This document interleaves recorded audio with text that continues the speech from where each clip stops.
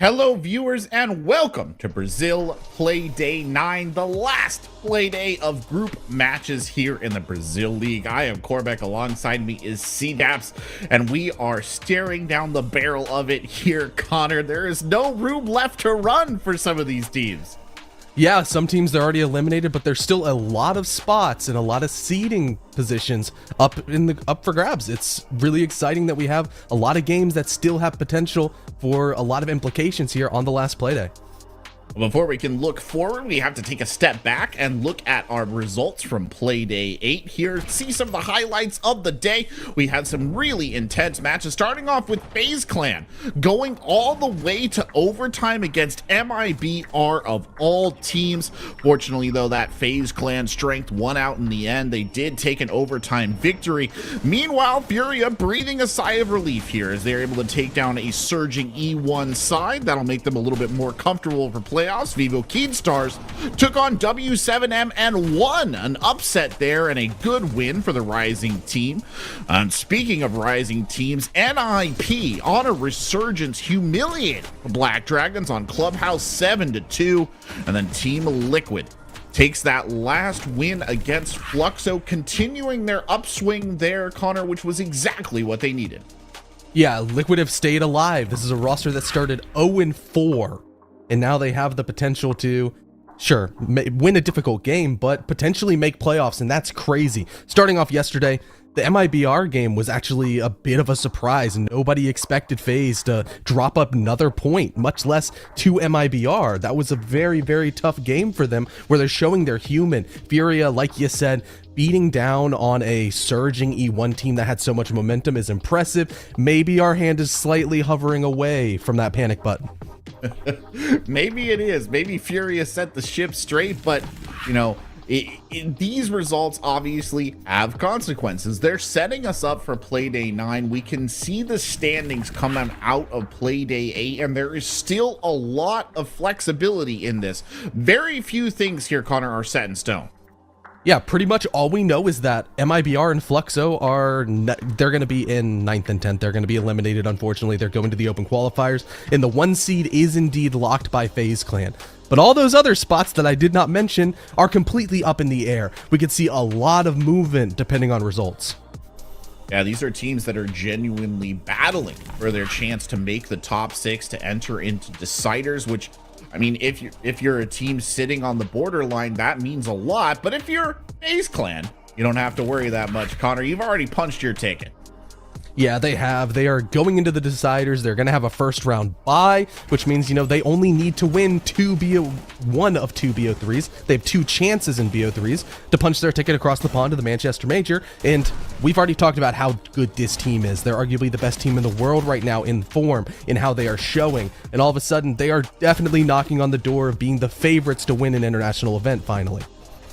Yeah, they have been absolutely outstanding here in this stage. Just those 2 overtimes, that's about the only crack in an otherwise invincible facade here from this FaZe Clan side. Yeah, and it's against MIBR, which is a weaker game in comparison, but MIBR have been punching above their weight class just a little bit. And then also against Black Dragons, who we know have been such a good surprise. Those aren't necessarily the worst games in the world for you to quote-unquote drop, because you're only dropping 2 points from otherwise being flawless. Well, speaking of MIBR, we have to go from the highest highs to the lowest lows here. There are only 10 teams, Connor. Only 6 of them make the deciders. Somebody has to drop, and unfortunately for Fluxo and MIBR, that drop has happened.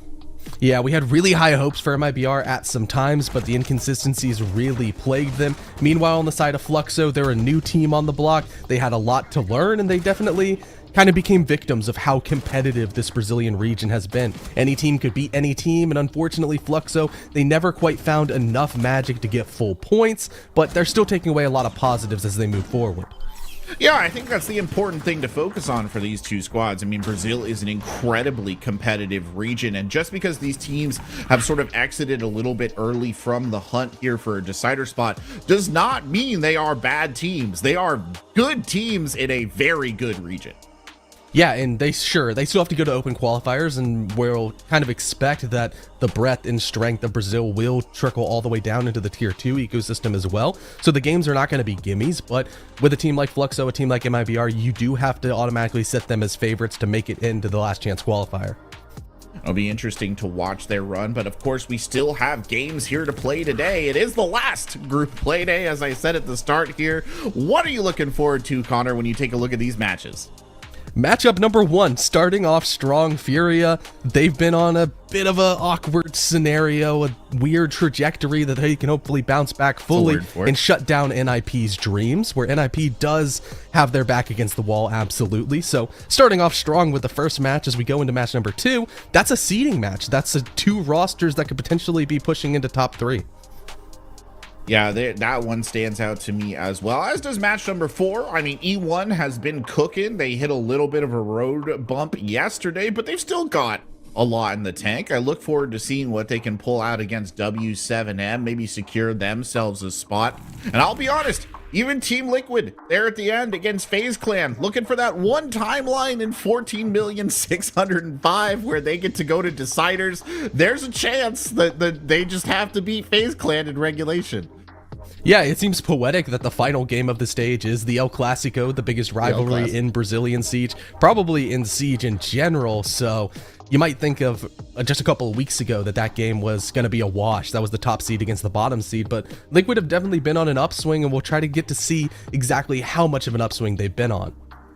Well, so much action here today. I'm so glad you could all join us. We have many exciting games coming up, but we've got to start with the one that Connor highlighted. It will be Furia versus NIP here right after this break.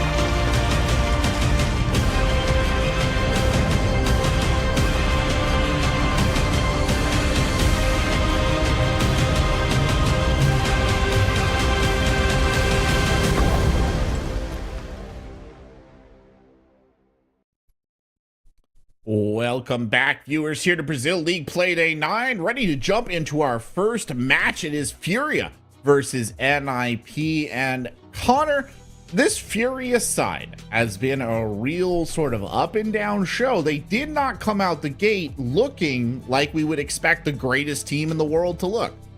Yeah, and It's been frustrating to watch at some points because you look at this roster, I feel like we say it every time. These are 5 of the best players in the entire world, where typically we say, you know, a team is more than just the sum of its parts, and with Furia, how well they play together, how organized they look, that was always the case. But right now, they just don't seem to be on the same page. It's also frustrating because we see the glimpses of what we expect out of this team. Sometimes their plans really do work, and they make teams look absolutely silly in rounds, but they haven't been able to string it together on a consistent basis like what we expect. You know, I think it's probably fair to say, Connor, that this has been a bit of a wake-up call here for them at this stage, right? They have been reminded quite roughly at times that they are mortal. Yeah, and with a roster like Furia, I'm kind of glad that they're getting it out now as opposed to in the playoff stage of a major where the stakes are a lot higher. They still have a really, really good chance to make the deciders here, try to punch their ticket into Manchester in the way that we've seen them do it multiple times, but it's still always a scary position because they're trying to protect a dynasty. They're trying to protect their legacy. They're trying to get back to an international event once again, and it's looking cloudier and cloudier.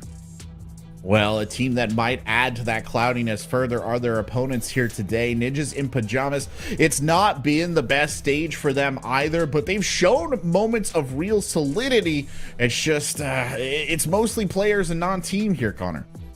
Yeah, it's been players stepping up on the side of NIP. You have somebody like Muzi, who has been consistent across the board as one of the highest rated players in the entire region, but it also requires for NIP to find any success that somebody else step up. And in the games that they've lost, the games that they've been embarrassed in, it's only really been a Muzi show. They don't have that oomph. They don't have that extra just punch to their just attacks, to their defenses, to any of their strategies. It's been uninspiring at times. And then as soon as we say that, they come out and look phenomenal against Black Dragons yesterday.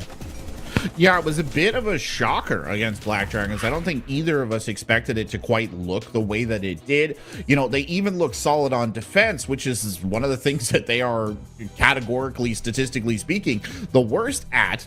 And you kind of wonder, going into today, play day 9, a lot of drama, a big deal. Are they looking to play spoiler here for Furia? There is the possibility. If we see the same NIP that showed up yesterday, then all of a sudden Furia could be looking at some not great results where they're going to have to be sitting in the venue just watching other teams and hoping that they choke in order to punch their ticket into the deciders. Well, it's going to be a critical map choice here for these two sides. And Bank Cafe Chalet, actually a little surprised to see Chalet go that early here. Yeah, Chalet has been a strong map for both of these teams, more on the historical side for NIP, where their map pool hasn't changed much. In stark opposition, I would expect a map like Oregon to be banned out as the hook on whoever kind of has to ban it being more in the driver's seat, and leaving up a border and a clubhouse after NIP takes down the Oregon means that, you know, Furia was actually kind of backed against a wall, in my opinion, of this map ban phase. They've shown weaknesses on both of these maps. Last time we saw Furia take this map of Clubhouse as the domain, it was an overtime victory against Fluxo. Fluxo not really getting many points here as the entirety of the stage. That's not necessarily a result you want to be super confident in, especially when we just saw NIP hit absolute flow state on this map with most of their players playing amazing just yesterday. Yeah, I was gonna say, that's actually a worrying map pick there for Furia. I must be honest, because NIP, they looked so good on this map against Black Dragons. There was a round where Muzi just walked into site and killed everybody. I mean, I don't know. I genuinely am worried for Furia now, seeing that map veto. Quite genuinely.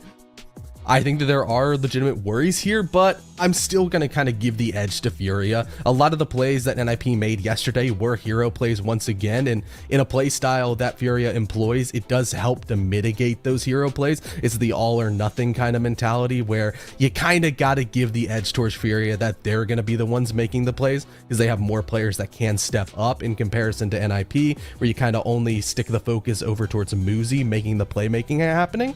And hopefully for Furia's sake, they can just wake up, they can close out this game, they don't make all of our playoff implications super complicated, and we can rest easy tonight. Well, to take us to this critical first game and to Clubhouse, to treat for your auditory senses two of the best casters in the business, their beauty, their grace, their Intero, and Pengu. Well, thank you so very much, and we are just as equally honored to be here as those of you who are apparently honored to listen to us talk about these matches, but this one in particular, to me, is in a lot of ways the match of the day. You've got the defending world champions, the team that has won every single trophy in the last calendar year that there is to win, both majors in Copenhagen and Atlanta, and now SI. In fact, dare I say it, this Furia team, formerly known as W7M, has won every single event in the Blast era of Rainbow Six. And yet, Nick, they are on the outside right now of the playoffs. Technically, they are in a playoff spot. They have not locked themselves in yet, but E1 tied with them. Team Liquid, who has suddenly looked a lot better than they did at the start, also in action today, albeit against FaZe Clan. That's going to be a tough one. Is there any doubt in your mind that Furia will fail to make it? Is there any doubt in your mind that Furia will make it? I suppose I should fix this. Or do you think Furia has a shot? Do you think they'll hold on? Do you think they'll prevail over NiP? Or do you think there is real danger for Furia to not make it into the playoffs? I mean, there's always a danger, right? Let's say you have an okay game, NIP, they're popping off like they did yesterday. You know, too bad.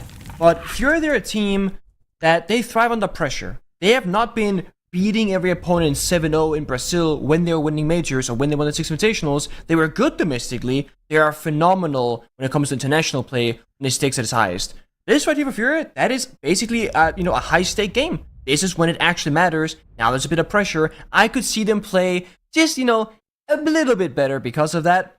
And being a championship level team, winning back-to-back majors, winning the Six Invitationals, playing these kinds of whatever matches domestically, best of ones, you don't necessarily care to the same level of before. So again, I do think that's going to play into their side more than anything else. But it's also Clubhouse for NIP. They're pretty good, so it comes down to performance, that's for sure. Operator bands coming in, and well, if you look solely at who gets removed, there isn't much of a big difference here between Brazil and every other region across the board. Ying leading the way in terms of attacker bans. I think there's a conversation that maybe not during the broadcast could be had, but at some point of, are we waiting on Ying nerfs? We've spent so much time talking about Fenrir and Solus and Zami nerfs and how strong the defenders are that in a way I don't think you need to touch Ying at the moment, especially if she's just a permaban. It basically acts like she doesn't exist. But I do think there is an argument to be had as to whether or not we've kind of overlooked the fact that Ying has escaped nerfs despite being overwhelmingly banned in every single region. Not too far off of the Ying is Monty and Dokkaebi. After that, it falls off quite dramatically. Grim has 3 bans so far. This will be number 4. As for the defenders, Azami and Fenrir are the most banned defenders. They will be unavailable in this matchup. Does it surprise you a little that Azami's ban rate is still so high despite the changes to her Kiba barriers? No, I'm not. I mean, what the change is now you can shoot the Kiba barriers. They have basically a health bar. It's a full magazine from a primary weapon, 31 bullets. But the issue is, you can't just spray 31 bullets into the barrier and then you're exposed in the middle of the room. So you gotta shoot half your mag, reload, half your mag, reload, then break the barrier, and then fight the enemy. So I do think the Q barriers, they have enough health to still make her a very strong operator, and she still gets 3 of them in pocket basically by the round start. So let's say you spawn because of Sami, you basically still have to be keep your barriers down. That's really good value even if you die early on. You don't have to stay alive the entire round. Now, the Maverick has been a struggle this season because of what Pino's doing right now with the C4. Yep. This has been such a big issue in every single region where you'll Maverick a wall, defender store C4, and you die. And we saw JV actually play around it. He Mavericked the top part, no worries. Started the bottom line, ran away expecting a C4. He thought, okay, I guess no C4 is coming. Go back to the wall, dies. Great read there from Pino, just waiting, holding for as long as he did. JV tried, but he ultimately failed. The Ying argument though is interesting because you're right, no one has talked about a Ying nerf whatsoever. Yet it's banned almost every single game, as it is here. Furia struggling on the entry, not a good start and not a good look. We spoke about pressure. Right now the pressure is on and they cannot get in the building. They're not getting that opening kill and time is taken away. Down goes Fellapox. This is not the start that Furia wanted. Ninjas in Pajamas could be a huge spoiler here. Nip, of course, will fight for their own lives. They sit at 9 points. A victory in regulation would actually push them up into a tie with Furia and E1. E1 is in action later today against W7M. As we mentioned before this first round began, Liquid's first and only game today will be against FaZe, who have clinched first overall. FaZe are playing for pretty much nothing at this point. Posterity maybe is the only thing you could argue. All of this is happening. Psycho with the second kill for his team. KZ has been dropped, will need to be retrieved. Bird spies the diffuser on main stairs, and every single player from Nip is still alive as we hit the final minute of the round. And this is a roam game from NIP where they didn't even fall back when getting the first kill or the second. Like, they got 2 kills and 2 injures, then they fell back. They didn't give the roam up because of the Fury are struggling, then they get to side, now they swing out. Again, Fury, they cannot buy a kill in this round. Literally, none. Literally a flawless start to this matchup by Ninjas in Pajamas. What do you even say there? I mean, that all these extensions that we see with the Nitro cells getting these leadoff kills should be something that teams almost wake up to at this point, right? It's happening so commonly that how do you really insulate yourself from it? I mean, the big question for me is the mentality side of things. You know, Fury, when they first joined international level of play, they were a very emotional team. And then they had Julia on the roster as a coach, and his big responsibility was, hey guys, like, we gotta learn to control our emotions and deal with the game in front of us and not worry about whether we're winning or losing or things are going well or not. And then they looked so strong emotionally for a very long time, and no team seemed to be able to like tilt them or throw them off their A game. And whatever's gone wrong or happened so far in this stage of Brazil, it just seems like they can't exactly figure it out themselves. I mean, we look at Fury and one day they play really well, and then they kind of fall off the next week or next play day. And then, you know, they kind of, you know, back and forth. They lack consistency, which is funny because Furia has been the most consistent team for the last year and a half back in that W7M organization. The same players. And we have to always kind of bring up, maybe it's the meta changes, the scope changes, the way that they played the game back when they were the best in the world. Well, that playstyle is altered a little bit now. The game has slowed down maybe 10, 15, 20% with the scope change and everything else. And we see it here. Yeah, I mean, Nate was ready for it, I would say, right? He was holding the angle, but he loses the gunfight. This is certainly not the start that I had expected from Furia, but this is also not the stage that I expected from Furia. I could argue the same about Ninjas in Pajamas. So much ink has been spilt in this region for teams like Team Liquid, Furia, the new ascendant W7M, who the organization, whether they couldn't afford the players or didn't agree with their value when contracts came up for renegotiating, Furia decided to take on this W7M team.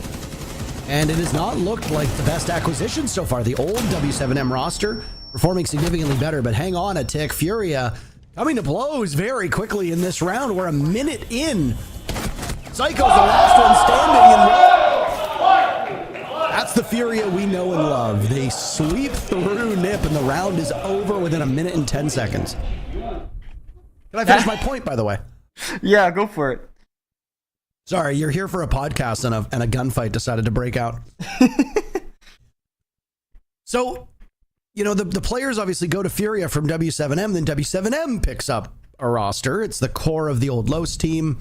They bring back Volps, who was on Team Liquid, who was on that W7M roster back when they played in the SI Grand Finals of last year, not this year, the final SI that we had in Montreal.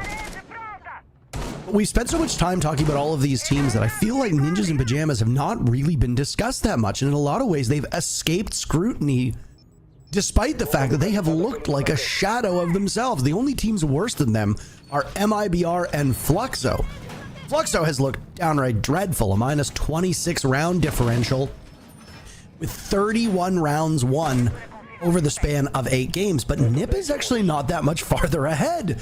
Nip has won 35 rounds through 8 games. So a very small difference. Obviously, the big difference here is that while Nip might not be winning a lot of rounds, they have also given up 10 fewer rounds than Fluxo. So when Nip is losing, they're at least keeping it somewhat close. But this Ninjas in Pajamas team has shown some very serious structural issues. And in their matchup yesterday, felt like every single round that Nip won was because of a hero play and multi-kills coming out from Pino, Musi, Psycho, etc. It's not really sustainable, and at some point Nip will have to diagnose this issue, but they've had a strong start. They killed JV92 in this round, and yet again, Nip will find themselves with an advantage. Very early deaths, all 3 rounds. Not just the fact that NP, they're getting a kill, they're getting it within the first, like, 20, 30 seconds or so. We saw Fury last round, they just, like, stormed the building, though, and got... Wizard? Wizard just impact grenaded himself to death. I'm not sure what he was aiming for. It was, like, breach deny possibility, or the mirror window maybe, or something like that, but that's not good. It's a site, by the way, they're in. KZ, that is not KZ, that is Musi. For some reason, we were stuck on the one-player cam. There's KZ walking in now. It's the same as the last time, exact same pace, but Pino on red stairs is trying to keep it close, doesn't do a good enough job. Both rounds, Furia seemed like they had a decent start, and then things just got completely flipped on their heads. I believe it was a 4-1 in the previous round, a 3-1 there, as Pino did eventually get the kill on red stairs before getting traded off, but 70 seconds into live action, Furia has just won 2 rounds in the time it usually takes for a single round to play out. I mean, the only way to describe those last 2 rounds is Fury, they're playing with no clip. Like, they're outside the building, and out of nowhere, they're just in the middle of the bomb site. And, like, they don't take... Hold on. You can't just say no clip and expect the audience to know exactly what that means. Wait, is that not, like, a commonly known phrase these days? If you are terminally online and you are a gamer, yes, you will understand it. If you are a casual viewer who just watches for the pew pew... Maybe, yeah. Alright. Would you like to explain it? No clip is a setting that allows you, in a lot of video games, to simply walk through walls. Like, you don't have the normal boundaries of the game, so you can just kind of float up, down, left, right, no matter what obstacles in your path. So, Fury are outside the building, seemingly with no way in, and then all of a sudden, you're just on the bomb site. It's like they're a ghost, you know? Just going through walls. That's what no clip is. Thank you. Would you agree with my assessment there? Is that what it is? Yeah, you just fly around the map. Okay. Turn off physics and you can just fly around like a genie. Like a genie. Yep, that's the one. Granting wishes, that wish being that your opponents die early. And that you that was a wish that was granted, by the way, by Furia for 2 rounds now in a row, Nick. Certainly. I mean, there's no denying it, and it's been so quick. You are correct. Like, 2 rounds play out in the same speed of a normal, regularly paced round, despite Furia losing the early members. But now Wizard is down for the count. Doesn't even seem to know where from, actually. I think it was KZ from Dirt Tunnel, yeah. Yeah, he popped the door, got the injure, and just ran away. They buy that revival, 20 HP in Wizard now, and Pino's like, what actually happened? A blue window, maybe? Even defenders don't have a real idea as to what actually occurred there. Yeah, there's a revive. That's still an advantage, right? Now Wizard will down to a single bullet. Also, you know, still has a Valcam in pocket, so that has to go on the side. You can't really go on the roam now. It's too late in the round. So, small losses for NIP. It's okay. No Deimos on the board for Furia. So there will at least be some reprieve from being hunted down. We hit 1 minute and 45 seconds left into this round, which means that it has been a longer round than both rounds 2 and 3. But I guess in a way, unless you see a rush directly into the bomb site, that's how this Church Arsenal site will end up playing out. Musi will tempt fate on Blue Hatch as the Capitao of Herds holds over top of it. And with the fact that Wizard took so much damage earlier on and that there's fire arrows on the board, guns with good rates of fire, Wizard could be punished quite easily, and the disadvantage would be for Nip. Just about a minute left to go, and Furia has still assumed this position. We're watching Herds, but there's action elsewhere. Yeah, waiting for the fire, I guess. Like, lock down the blue player, get out that fire once the breach goes through the hatches. And because the thing is, Fury still have time to play with. They want to make sure that they get everything opened up. They just spent their last exothermic charge, and now they can start going. But again, they lose the initial gunfight early on. It's another 4v5 for the attack. And this time, they are indeed not just appearing in the bomb site. They gotta actually walk in, and we're all gonna see it happen. There goes Psycho, so Furia putting in some work. Wizard's still upright. They are just so good at finding these openings. Last one trapped in the corner, and it's a fight for cons. 3 rounds in a row from Furia. That one wasn't quite so quick, but it was just as decisive as the previous 3. I wouldn't be surprised if Nip calls a timeout within the next round or two. I figured it might come here. You're playing Clubhouse. This is right now a middle of the pack in terms of pick rate. It sits at 4 plays, which ties it with Skyscraper. It just trails Cafe to sit on that 5th most picked spot of the 9 maps. And it is, like we've seen in a couple other regions, Nick, it is a coin flip map. Clubhouse is not the bastion for defenders that it used to be. 52% of all rounds played on Clubhouse in Brazil have been won by the defenders. That means 48% for the attackers. That's so close. Every single round can go either way. And in terms of bomb sites, the only defender-sided bomb site is Church Arsenal with a 63% win rate for the defenders. Jim and Cash CCTV are both favoring the attackers. So, in that sense, if you just look at those numbers by themselves, you'd actually think that a defending team would probably lose 2-4. We are currently on track for that number, but instead of going back downstairs, Nip will rotate out to a bomb site that they were unsuccessful on before. Will Furia keep up that quick pace to get in and break the backs of Nip as they did the last time they attacked here? They might try for it, but with Cons playing the Clash in defense, it's certainly going to slow them down on a possible bomb site rush or execute. Also, the Clash perfectly counters Monty from Philippox. So wherever Monty goes, Cons on the Clash should try and follow that 1-to-1 type scenario. Also, the big thing is, because you play the Clash, you can see how many guns will be behind the Monty player. You can see if that's like an actual threat, more like a bait position. EMP's being spent, wall getting opened up. Good progress here from Furia. They need this. It's been some slow executes last round, for example, but they do it very precisely. NIP, they look good when they're swinging out. Now that base bumps that they're playing corners. Furia, they're gonna go for a rush again. I mean, it's been paying off so well, right? Telepox in maybe a bit too early. Herds now amidst the smoke. What is going on? This is chaos inside the site. Teams trading back and forth. Clash of Cons being hunted down, but playing against nades so effectively. Musy's not too far off. He now needs to come up to join the fun. Playing behind the Clash. No! Oh my, he got the down. He secures Herds. Nade should be successful to Diffuser. He doesn't even get there. JV92 and Herds the final 2 kills with sloppiness from Nip. Oh boy, this doesn't even necessarily look like vintage Furia. This looks like a Nip team that has kind of lost the plot on this map. I agree with you. I mean, I think NIP, they actually looked really good in the first round, and that's easy to say. Like, it was a flawless for them, right? But what they were doing is that they started base and bomb site, they were actively playing on the roam game, and despite getting those kills, they didn't just fall back and play in, safe corners on the side. They were still actively roaming.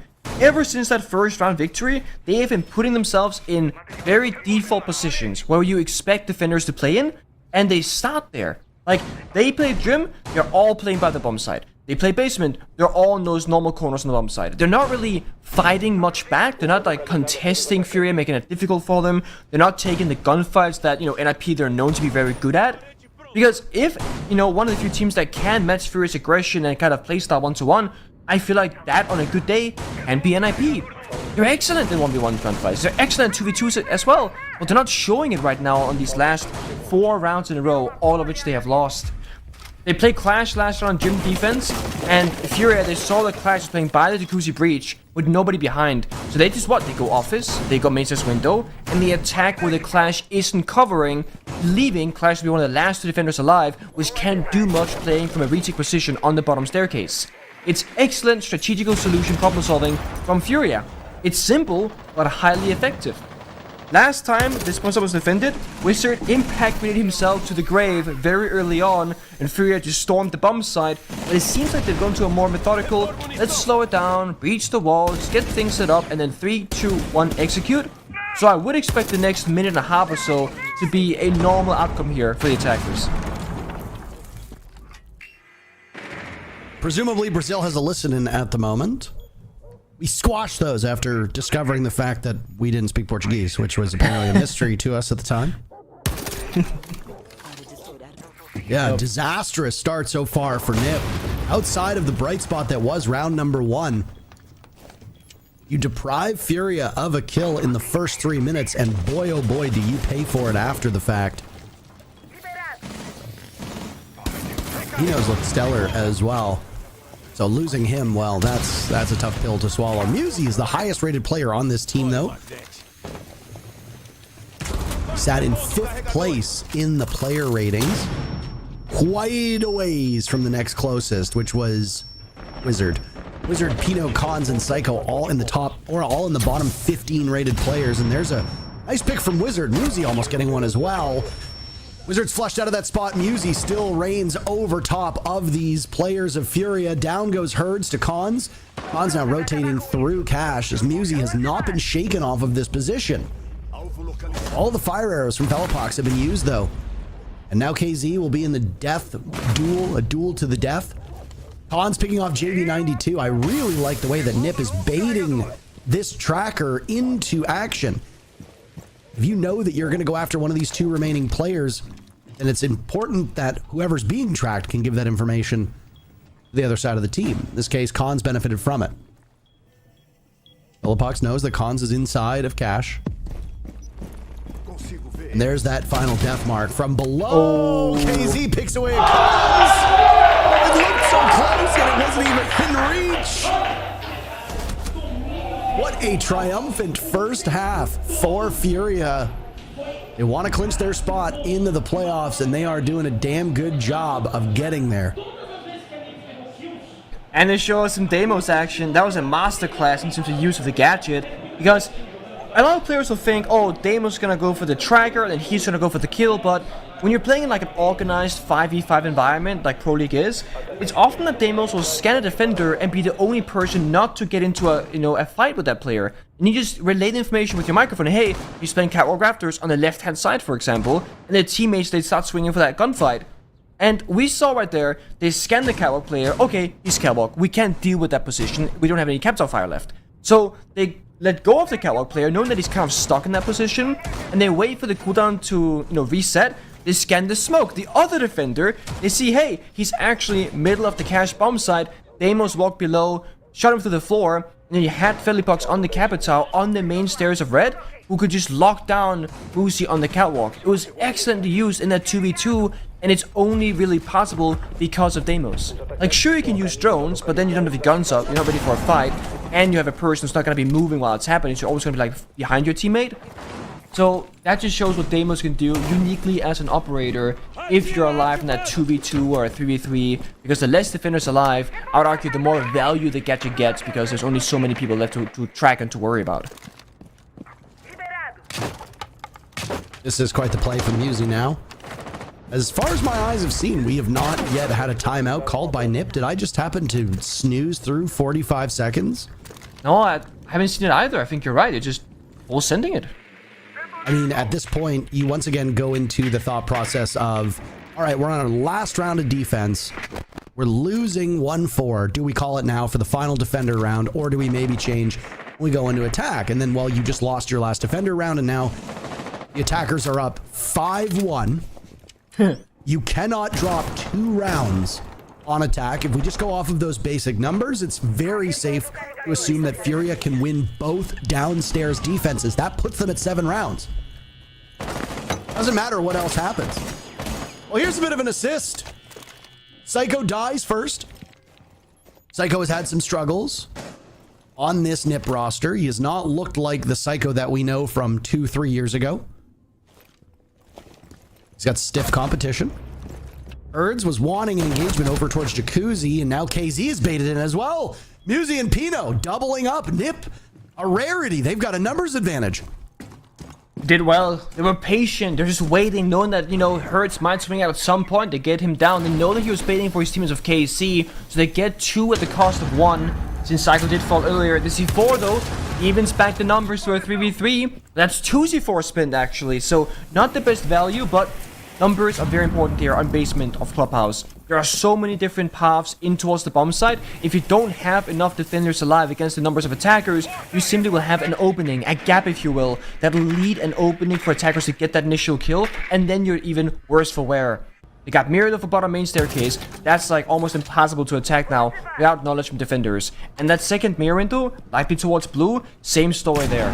So NIP, they're limited in what they can do. I would say dropping down blue hatch, kitchen hatch might be the best bet. However, Cons, the final Skyros might clear off this mirror window, which weakens the position of Church. So now they got more options.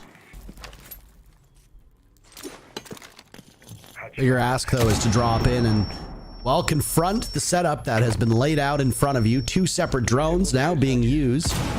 Try and figure out what's inside of Church. A nice play by Musi, who's been quite good so far. But again, the key to victory for NiP are these multi-kills. Well, they've already got one on the board. The final 2 players now need to... Oh, engage. No. JV92 got a bit sloppy. Team leader himself, a fellow Pox, will need to get the job done, but it's a multi-kill from Musi. What's that? 3 kills, 4 kills from Musi when all was said and done. Excellent kill participation. Advantage for Furia remains and will remain for quite some time, but that is at least a promising start to the second half for Ninjas in Pajamas. It is promising start, but it's very close. I think the one big saving grace is the tactical timeout, right? They didn't take it, and there's a very big cost if they were to lose that round. Because they win, they can now start building those rounds, hold on to their tactical timeout, and if NIP win this upcoming round or the next one as well, Furia will likely be the team to call for the tactical timeout instead, also giving NIP the chance to talk to their coaching staff, of course. So, a bit of a mental game is possible here, but I would say it's a gamble from NIP's side, because if they had lost this round, or if they lose this upcoming one, they pretty much have to take a timeout, or just, you know, go through the entire match without one, because then it's match point, you can just lose the following one, and it's over. Furia, they, you know, things didn't go well for them. They had the roam, yeah, they got 1 pick, but then they lost 2. C4 took it back to a 3 versus 3, but it's again NIP that opened things up almost every single round, win or lose. They drop down a hatch, they clear out Church to go for a Church plant. They drop down blue, they die, but it doesn't matter because they're going for a Church plant. So NIP are happy to sacrifice players in weak positions as long as it strengthens the overall, I guess, plan of the round. So again, losing a player blue means the plant goes down. That's the better play to make than the Church guy dies and the blue guy survives because they can no longer plant. So, this upcoming round, we gotta keep watching NIP's kind of pace, their aggression, and especially watching those opening duels, because if Furia gets opening kill, very often they will convert it into a round victory.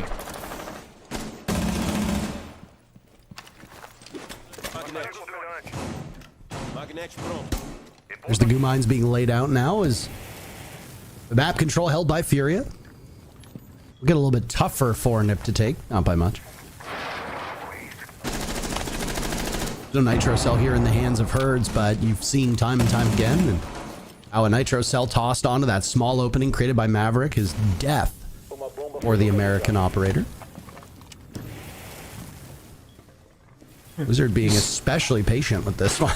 He's so cautious, and I respect it. I mean, it takes a lot of time, but again, they get the 5v5, the wall eventually will get opened up or softened at least, and now they can rotate over, I guess, a Flourish drone?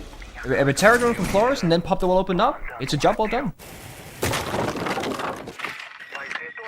Yep. You ever think that we could do just a completely silent round and just let the action do the talking? I know there's always requests for us to shut up, so. On skills, Fellapox, by the way, as this will not be a silent round from us, nor a silent round from Ninjas in Pajamas. Fellapox leading the team with 9 kills. That is an unusual spot for him to be in.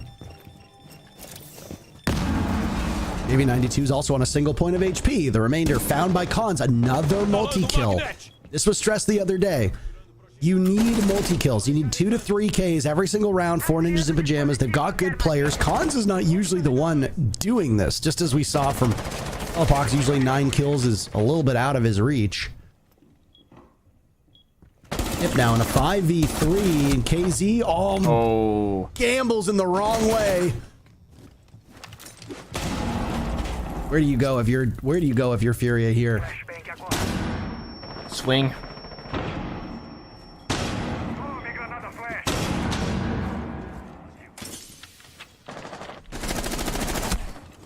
Bullets being shot back and forth now, and this is like a waiting game. Yep. A relatively routine round. Not a lot to talk about there. Ninjas in Pajamas. Ninjas in Pajamas. Like a camel. Ninjas in Pajamas out-muscling Furia early on. The 2 off-site players picked apart, and then in a desperate attempt to try to keep numbers close, Furia swings and they lose. And at that point, A 2v5, when you've lost control of breach, you've lost control of windows, you're basically at that point in your own coffin, just waiting to be lowered into the ground. And, well, Nip doesn't do it gently. Just throw the coffin over the cliff. So 2 rounds in a row for Ninjas in Pajamas. They're smarter than us. That's why they haven't called this timeout. Furia will fight to hang on to this lead. And now we'll go to the bomb site that favors the defenders. The 2 upstairs bomb sites do not usually work out for the defenders, at least so far through Brazil. Furia will now test these numbers downstairs. And honestly, through those 2 rounds, what has Furia done wrong? And more importantly, what has Nip done right? Furia's making the same mistakes that they have been so far on the stage, where there's a bit of a lack of team play and coordination. In that previous round, every single defender died without a trade, without any play happening elsewhere on the map. It's one player dying alone, 20 seconds go by, another player dies alone, 20 seconds goes by, and the same thing happens again. So, we're lacking that coordination. For NIP, they do have it, right? They breach open the wall, which forces Furia to run back towards the bomb site, and guess what? Cons is holding the rotation. So they're forcing Furia to move into the guns of NIP, and all they gotta do is hold left click on their mouse, and it's almost a free kill. Of course, you can hit a crazy shot of your Furia and deny that person holding them stock, but more often than not, it will be NIP or the attack inside in this case, coming out on top. You said it yourself, Khan's not supposed to get those multi-kills, but when you're just holding an angle and teammates are doing all the work for you, you will be the guy to get it. So, NIP are doing a great job at simply understanding the role of every single player. This person's gonna breach, this person's gonna cover, and this third guy's gonna drone. Everyone knows what they're doing. Very, very simple mathematics there. Then for Furia, they haven't really been lashing out as a team. It's just like, okay, one guy gets quote-unquote bored, he's gonna go for a gunfight, he's gonna lose. And then the rest of the team goes, okay guys, now we're playing 4v5, now we others also gotta start going for those gunfights, but they gotta do it together. That's the big thing. I mean, look at this round. Furia, they're not even roaming. Last time, they had Hertz and Casey roaming top floor and Gym and Connector, and they got that 1-for-2 trade. Not the best outcome, but they're denying map control. Now, all 5 defenders are in the bomb site, they're not willing to take a fight. They want this to be an NIP, hey, you need to execute, you need to get down that diffuser, and that's kind of dangerous, I think, because NIP, they've been really good at this execute. They've been good at planting down that diffuser case as well. So, I'm curious to see the outcome here, because I feel like this favors NIP more than Furia. Just to really talk about stats for a second, Psycho is the lowest rated player on this team, and he has the fewest kills as well with 45. There's only, by my count, there's only 3 players in the league with fewer than 45 kills. One of them happens to be in this match, and it's Nade. As for the other side of the coin, Volps, by the way, so far and away the best fragger with 100 kills so far through this stage. Next closest, Hates at 90, and then Herds at 85. So depending on how Herds plays, he could break 100 kills as well, but he needs 15. So far, he's got 6. And with the round score looking the way it is, it's unlikely for him to hit that, but never count him out. As we say this, nobody has died just yet. Furia will unsheath some nitro cells. Explosives will go out too. It's in a vain attempt to keep that church wall open. Pino swings hatch. JD92 is a statue down below, and he's blown apart. Nip, though, only have 10 seconds, but Furia's gonna swing this. They will challenge these engagements, and Wizard finds an opening. Walking in, 2 kills for him. Alapox stopping it in its tracks. He will need to clutch out. Khan's getting the diffuser down. Pino will cover. Alapox has no idea where these players are. He sees the buck firing away, running low on bullets. He takes him down, and now it's Khan's inside of Church, who swings the door. And Nip wins the round. If you are Furia, you are now in trouble. You have lost a full site rotation. Nip inching ever closer. Furia is still with the lead, but this round, if it goes in Nip's favor, will tie the game. And there you see it, the 5v5, that execute plan scenario, NIP, they are the better team right now. Furia, they need to adapt. Stop them from being able to play the game that they want to play. NIP, they want the easy road. And I don't want to say easy because it's hard to play 5 versus 5, but if NIP, they are a team that struggles with the roam clear more often than the execute, make them go for the roam clear. Don't play into their favorable position. And NIP holding that tactical timeout for as long as they have, look at this. Furia, they will be the first team taking the tactical timeout despite going into the half 5-1. This is excellent from NIP. They could not have been done any better. As you said, full bomb site rotation has been lost now as well. What do you do if you're Furia? Well, you don't know. Your coach has to now tell you, restructure the plan, reorganize, reset mentally, and just like play this as if it was round 0. Or round 1. Isn't round... Yeah, how does that go, you know? Operator ban phase? Yeah, I mean, you can't go that far back, right? Scratch that. Round 1, kind of reset here, new approach. Vigil Doc, that's new approach. It's not what I was expecting, to be fair, but Vigil can roam. That's good.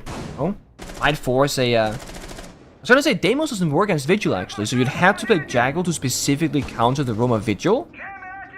We saw something like this from NAL, actually, the other day, where you'll play heavily towards the catwalk staircase and roam on master bedroom side, often because attackers, unless you play Capital Monty, will always go for master bedroom. But again, let's counter strat this, right? If you're NIP and you want to play that 5v5 execute style, you're not gonna want to roam to Jacuzzi, into master bedroom, into office, into connector. You want to go for an easy garage take. So you breach the main wall of CCTV, you breach open garage first floor, like right here where JV standing, that's what they do. Then you go capital into garage, fire the rafters, take the bomb site. That's what I would do if I was playing the playstyle of NIP. This entire roaming setup from Furia could be entirely circumvented. They're just simply NIP choosing not to go for it.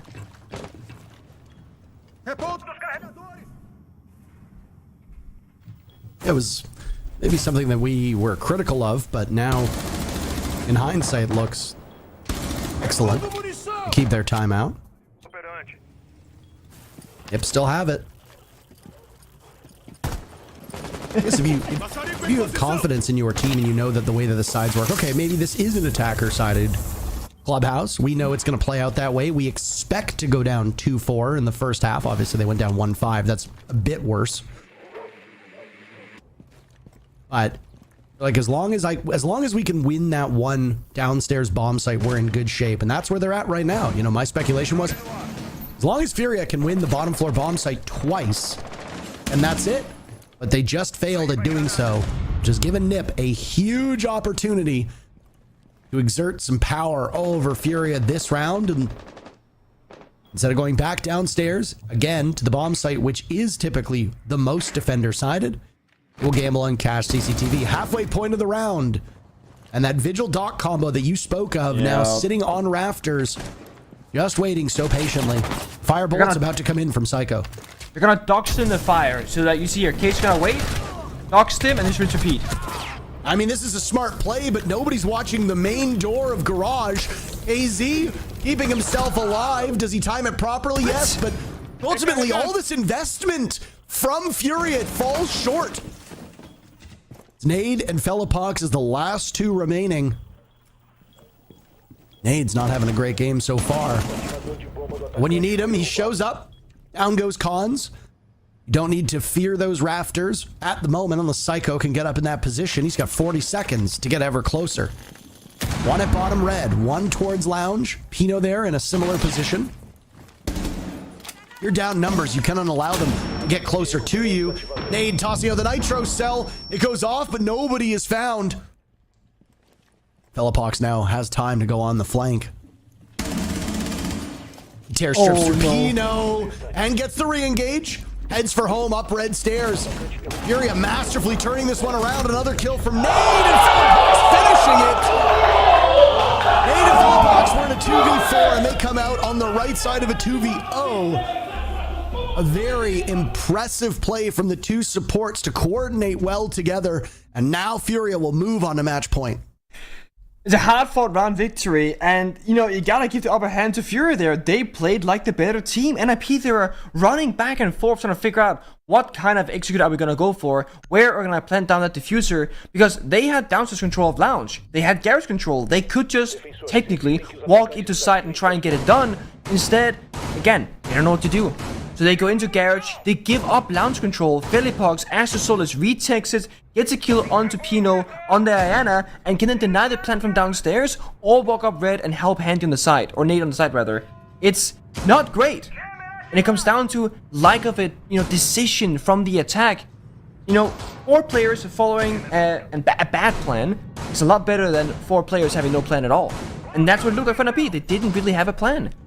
Furia, they did that Vigil Dog combo where Vigil is impossible to drone, you don't know exactly where he is on that catwalk rafters, and then when the catwalk goes to the fire, you can guarantee only one of the 2 defenders will die to it. Because by dog stimming yourself 3 times, you will survive the catwalk fire no matter what. The only thing is, Vigil jumped over the railing and just gave up catwalk control, trying to go for that aggressive kill, and then Doc sat there stimming himself, jumped into the window to bomb site, and then died for nothing. So, small errors from the side of Furia, not really playing fully to the strat, but still, they have that clutch factor.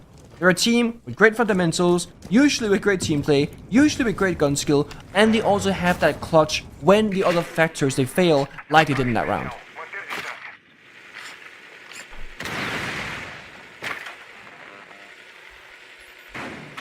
Mute jammers abound as, again, Furia will go upstairs to what shouldn't be the preferable bomb site for the defenders, and yet is.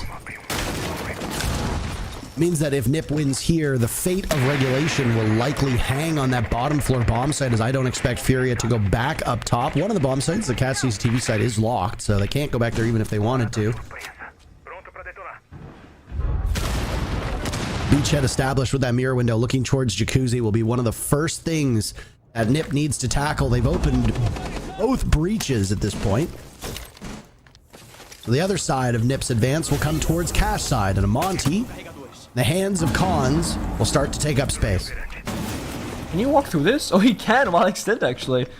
It's a rotate made by defense, but hey, it works for Cons as well. Fury with a good read, they fall back early in that round before it's too late. Now, the big win condition for the attack of NIP, it's all on Cons on the Monty. He has to walk in, get information, get those entries, or support the guns behind him. One of the only things that I don't like about this is that when you have Cons being a tied top frag with 9 kills with Pino, he's now the Monty player who might not get a single kill in this round because he's playing a shield operator. Not a huge fan. You have someone like Psycho 3 and 8. But to be fair, Psycho's playing Flores, also in that more supportive kind of role. Cons, if he doesn't check this corner, could be critical, but no, he does. Davey sticks it. It's an awkward spot, but the C4 downstairs. Fury, the problem solved perfectly. The Monty's down for the count. So well coordinated to pull this one off. And they're going to keep going with the blows here. NIP on the wrong side of this. Furia looking to lock in a spot in the playoffs. They're only 2 kills away. It would have been unthinkable for the defending world champions to ultimately be absent from the Manchester Major. They might still not qualify, but all that separates them from making it to playoffs is that final kill. Furia will get it done. An impressive comeback from Ninjas in Pajamas, though. That wasn't exactly the result that I expected. I did not expect NIP to win that first round flawlessly. I certainly didn't expect Furia to win the next 3 rounds in what, probably a combined 6 minutes, which is crazy. That's supposed to be 2 rounds or close to. So Furia wins. They pick up 3 points as they win in regulation. They will jump over Vivo Keydstars and will be tied in 3rd place with Black Dragons. Black Dragons will have the positive round differential, and that's the first deciding factor for tiebreak. So BD will still sit in 3rd. But all told, no matter what happens in the playoffs, Furia have shown some very obvious problems with the team. Yeah. And these are problems that will need to be fixed, because if this Furia team goes to Manchester playing this way, this is not a top 8 performance, Nick. This is a team that, I agree with you. Even if they make it to LAN, even if they make it to the Major, they're going to have a really tough fight on their hands, but they got to get there first. As for Ninjas in Pajamas, womp womp. They will have to fight through the last chance qualifiers. Yeah, I mean, NIP on the defense, they really live up to the expectations that we need. And like, if you win the first round flawlessly and it's the only round that you win, something is clearly wrong, right? Lack of adaptation, lack of like the level of performance. So fix your defense, NIP. Come on. Well, they've got work to be done. Both teams will go back and have some serious work to do. One of them, though, will be competing in the playoffs against the other top dogs of the region. And with such, most of these positions now locked in. Where will they finish? We've got 4 more matches to determine the standings heading into the playoffs. So let's waste no time. We'll be right back as Brazil rolls on.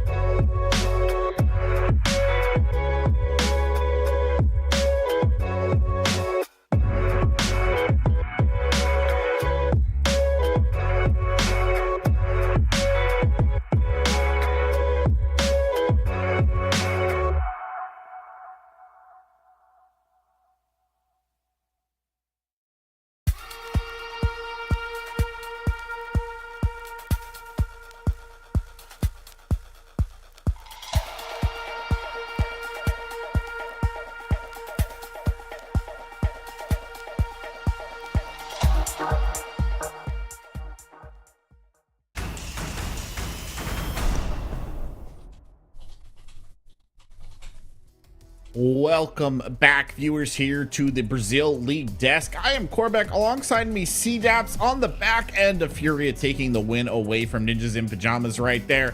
And I'll be honest with you, Connor, that was sloppier than I think we would expect from Team Furia, considering who they are, what they are. Yeah, especially when you get a 5-1 attacking half, this game should have been over so much faster than it was, and it was almost infuriating to watch. I'll let you hang on that for a second, because you were saying that as we were watching it. I just said there was a lot of dark muttering coming from Connor's corner. And you know, Furia obviously you mentioned the 5-1 half. They lit up with some very impressive up-tempo attacking halves to start, and I think we thought it was going to be a quick thing. Yeah, because Furia looked like their old selves. They were getting into the bomb site fast. They were exploiting the weaknesses in the NIP defenses where they left such massive gaps to let somebody like Herds, let somebody like KZ just walk in the bomb site and take 3 gunfights with people not looking at them. That's what we expected to see out of Furia. But as you're transitioned onto the defensive side for Furia, they just looked as lost as NIP. Yeah, NIP had some really slow attacks, but Furia just wasn't capitalizing on that. I mean, round 9 was an interesting one. I think it was one that we all kind of highlighted here behind the scenes because it just felt so off, Connor. It was so odd in terms of the way both teams paced themselves and the eventual conclusion. Yeah, there was no roamers for the side of Furia. So this weird. is 5 men on the bomb site doing nothing. Just waiting for NIP to try to execute, forcing NIP to try to execute. And it did happen. For NIP, I would have expected to see them read properly and be like, hey, there's no resistance.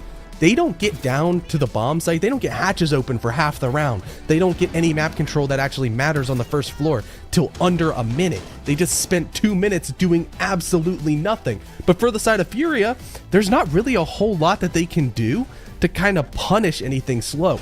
Look at the plant denial. All you have is 2 nitro cells. On all of the defensive sides of Furia, smoke was not played a single time. And when the execute's going down with less than 10 seconds, everybody's looking the wrong way. It just seems so incredibly off. Velopox getting that kill should have been huge, but then he backs away. And just the team isn't trading properly, and it looks so off. It's so confusing. And NIP should never have had any chance to win this round. But they did. They did, right. And that was one where we all agreed. We were just kind of scratching our heads trying to figure out how exactly they won that. And, you know, the funny thing is when Furia gave them opportunities like they did in round 10, right? NIP then didn't capitalize on those opportunities. It was like some weird backwards world logic where you would expect them to win this round and then they couldn't close on it. Yeah, it's a really weird Rafters play, which I understood and respected the play that they were going for. They knew that, hey, the dock is going to get cleared with the Capital bolts. When the Capital bolts are getting shot, let's just send the Vigil down because he can't get droned. They don't know he's here. And sure, that play does work, but it's traded immediately. And we also see KZ with the stims in his back pocket. He's going to survive this fire, but instead he just kind of clears himself, jumps out and dies. And if you looked at the timestamp there was about a minute, and it's a 4v2 situation, and NIP do nothing for the next 50 seconds and lose on time like they should have in the round before. Exactly, like they should have in the round before going into the 5-man turtle. Instead, Furia clears Raptors of their own accord, and somehow NIP just can't get that one in the bag, even though obviously they really needed it. I mean, look, end of the day, Connor, Furia is going to sleep easier having won this. We're going to sleep easier. It's less chaotic, right? It makes things less chaotic for us. But I don't think it was the best ending for the group matches for the world champions. Yeah, it definitely isn't. And Parker, as well as Nick, did touch on this, that if they go to the major with this sort of performance, they're going to get smoked. They are going to get wiped. It is not good enough. Well, our first game in the books, our second one coming down the pipe right after this break.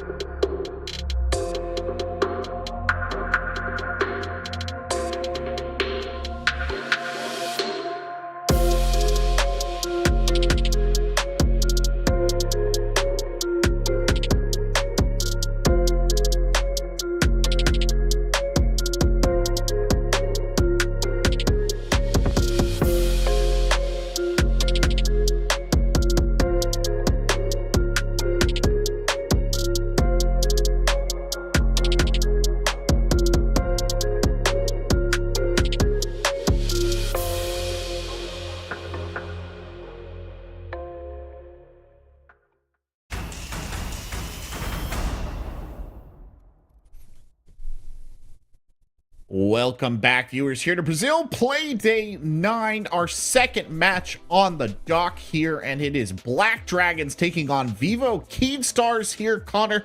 A matchup that I think both of us are pretty excited for because these are some rising teams, right? They want to take their spot with the big dogs at the top of the table here in Brazil, and one of them is going to walk away with that spot after this match.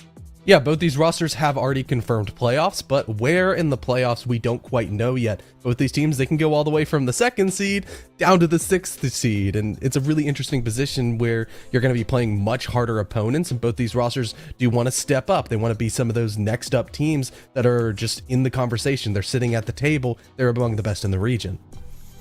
Right, and of course, the Black Dragons shocked us all a little bit this stage by being much better than expected for a rebuild team, but it hasn't been all sunshine and roses, Connor. They've had a couple of setbacks here along the road. Yeah, they've shocked us most playdays, including the wrong kind of shocking us yesterday, where they made NIP look like one of the most poised and collected and fast-paced attacking teams that I've ever seen in my life. And that's a really rough position to be in when you're Black Dragons, where they've had some really great wins. They've had some really great games against like the FaZe, yeah. And then you go up against NIP, you lose also against MIBR. These are two rosters that are eliminated in playoffs. They're not positions that you want to be setting yourself up for because it means you have definite flaws. And sure, for a rebuild team, for a team that seems a lot ahead of schedule, it is still nice to see that they have these big positives, but the negatives really, really scare me. Yeah, I mean, there's room for improvement on the Black Dragons roster. I don't think there's any doubt about that. But in general, it has been a good, positive stage for them. And I think the big takeaway, right, Connor, is that they have way overperformed expectations and have earned a rightful spot in the consideration of the stronger teams here on the Brazil side. Yeah, definitely so. They have some up-and-coming young guns that I really like the look of, as well as Loira and Ass kind of revitalizing themselves and having a nice comeback from being kind of mid last time we saw them. Of course, their opponents are in the same sort of conversation, right? Vivo Keystars have been around for longer than the surprise Black Dragon roster. They have been knocking on the door of greatness here in Brazil for some time, and I think they're finally on the threshold of it here, Connor. Yeah, with the win against W7M yesterday, it was massive for Vivo Keystars because they've thrown themselves into a position that they had hard games coming into this final weekend, but they're performing really well. Last stage, they were probably the biggest heartbreaking story I've ever seen, where they had 3 different chances to make it to the major, and they were so incredibly close in every single one of those times, just barely falling short. Had to just be so difficult for them. Yeah, but you called them a team that was looking to collect Infinity Stones. They wanted good performances for each of their players, and when they had all of those players performing well together, they would be a well-oiled machine. And well, the Infinity Stones were collected, Connor.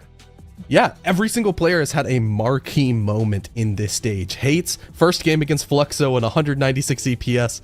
That was mind-blowing. That was insane. Stemp, he put on the backpack as they moved against Furia and kept that game close. Linda is the reason that they brought FaZe so close as well to max regulation. The E1 game, Hornet, he stepped up, and that's how they got that win. As well with Daffodil, dropping a 147 against NIP. He was massive on Bank and a big reason why that game swung the way of Vivo Keystars. But now that we've seen all these players step up, there's not really a weakness on this roster. We can put them kind of in the same comparison to a roster like FaZe, where everybody can just step up overall and games are never finished.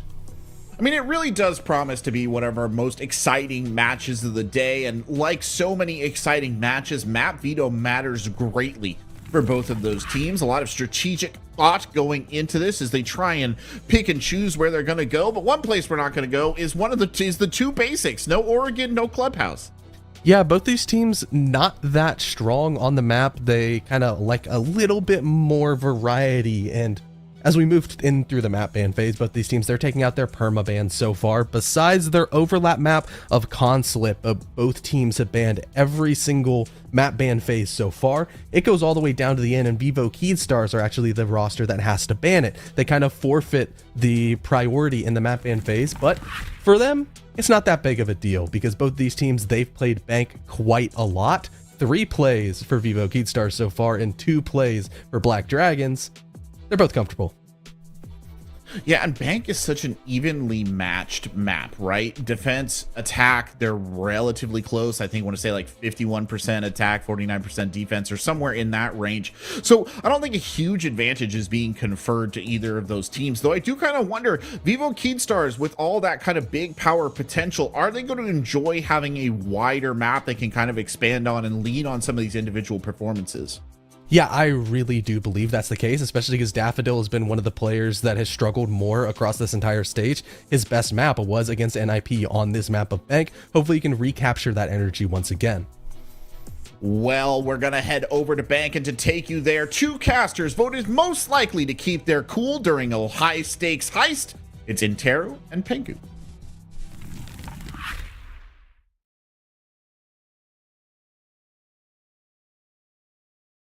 Nick. So here we are with our second match of the day, and 2 teams that have taken us by a bit of surprise here. They find themselves in both 3rd and 4th place to start the day. Obviously, the results of the first match have changed things. But to you, which team has been the bigger surprise? Has it been Black Dragons or has it been Vivo Keystars?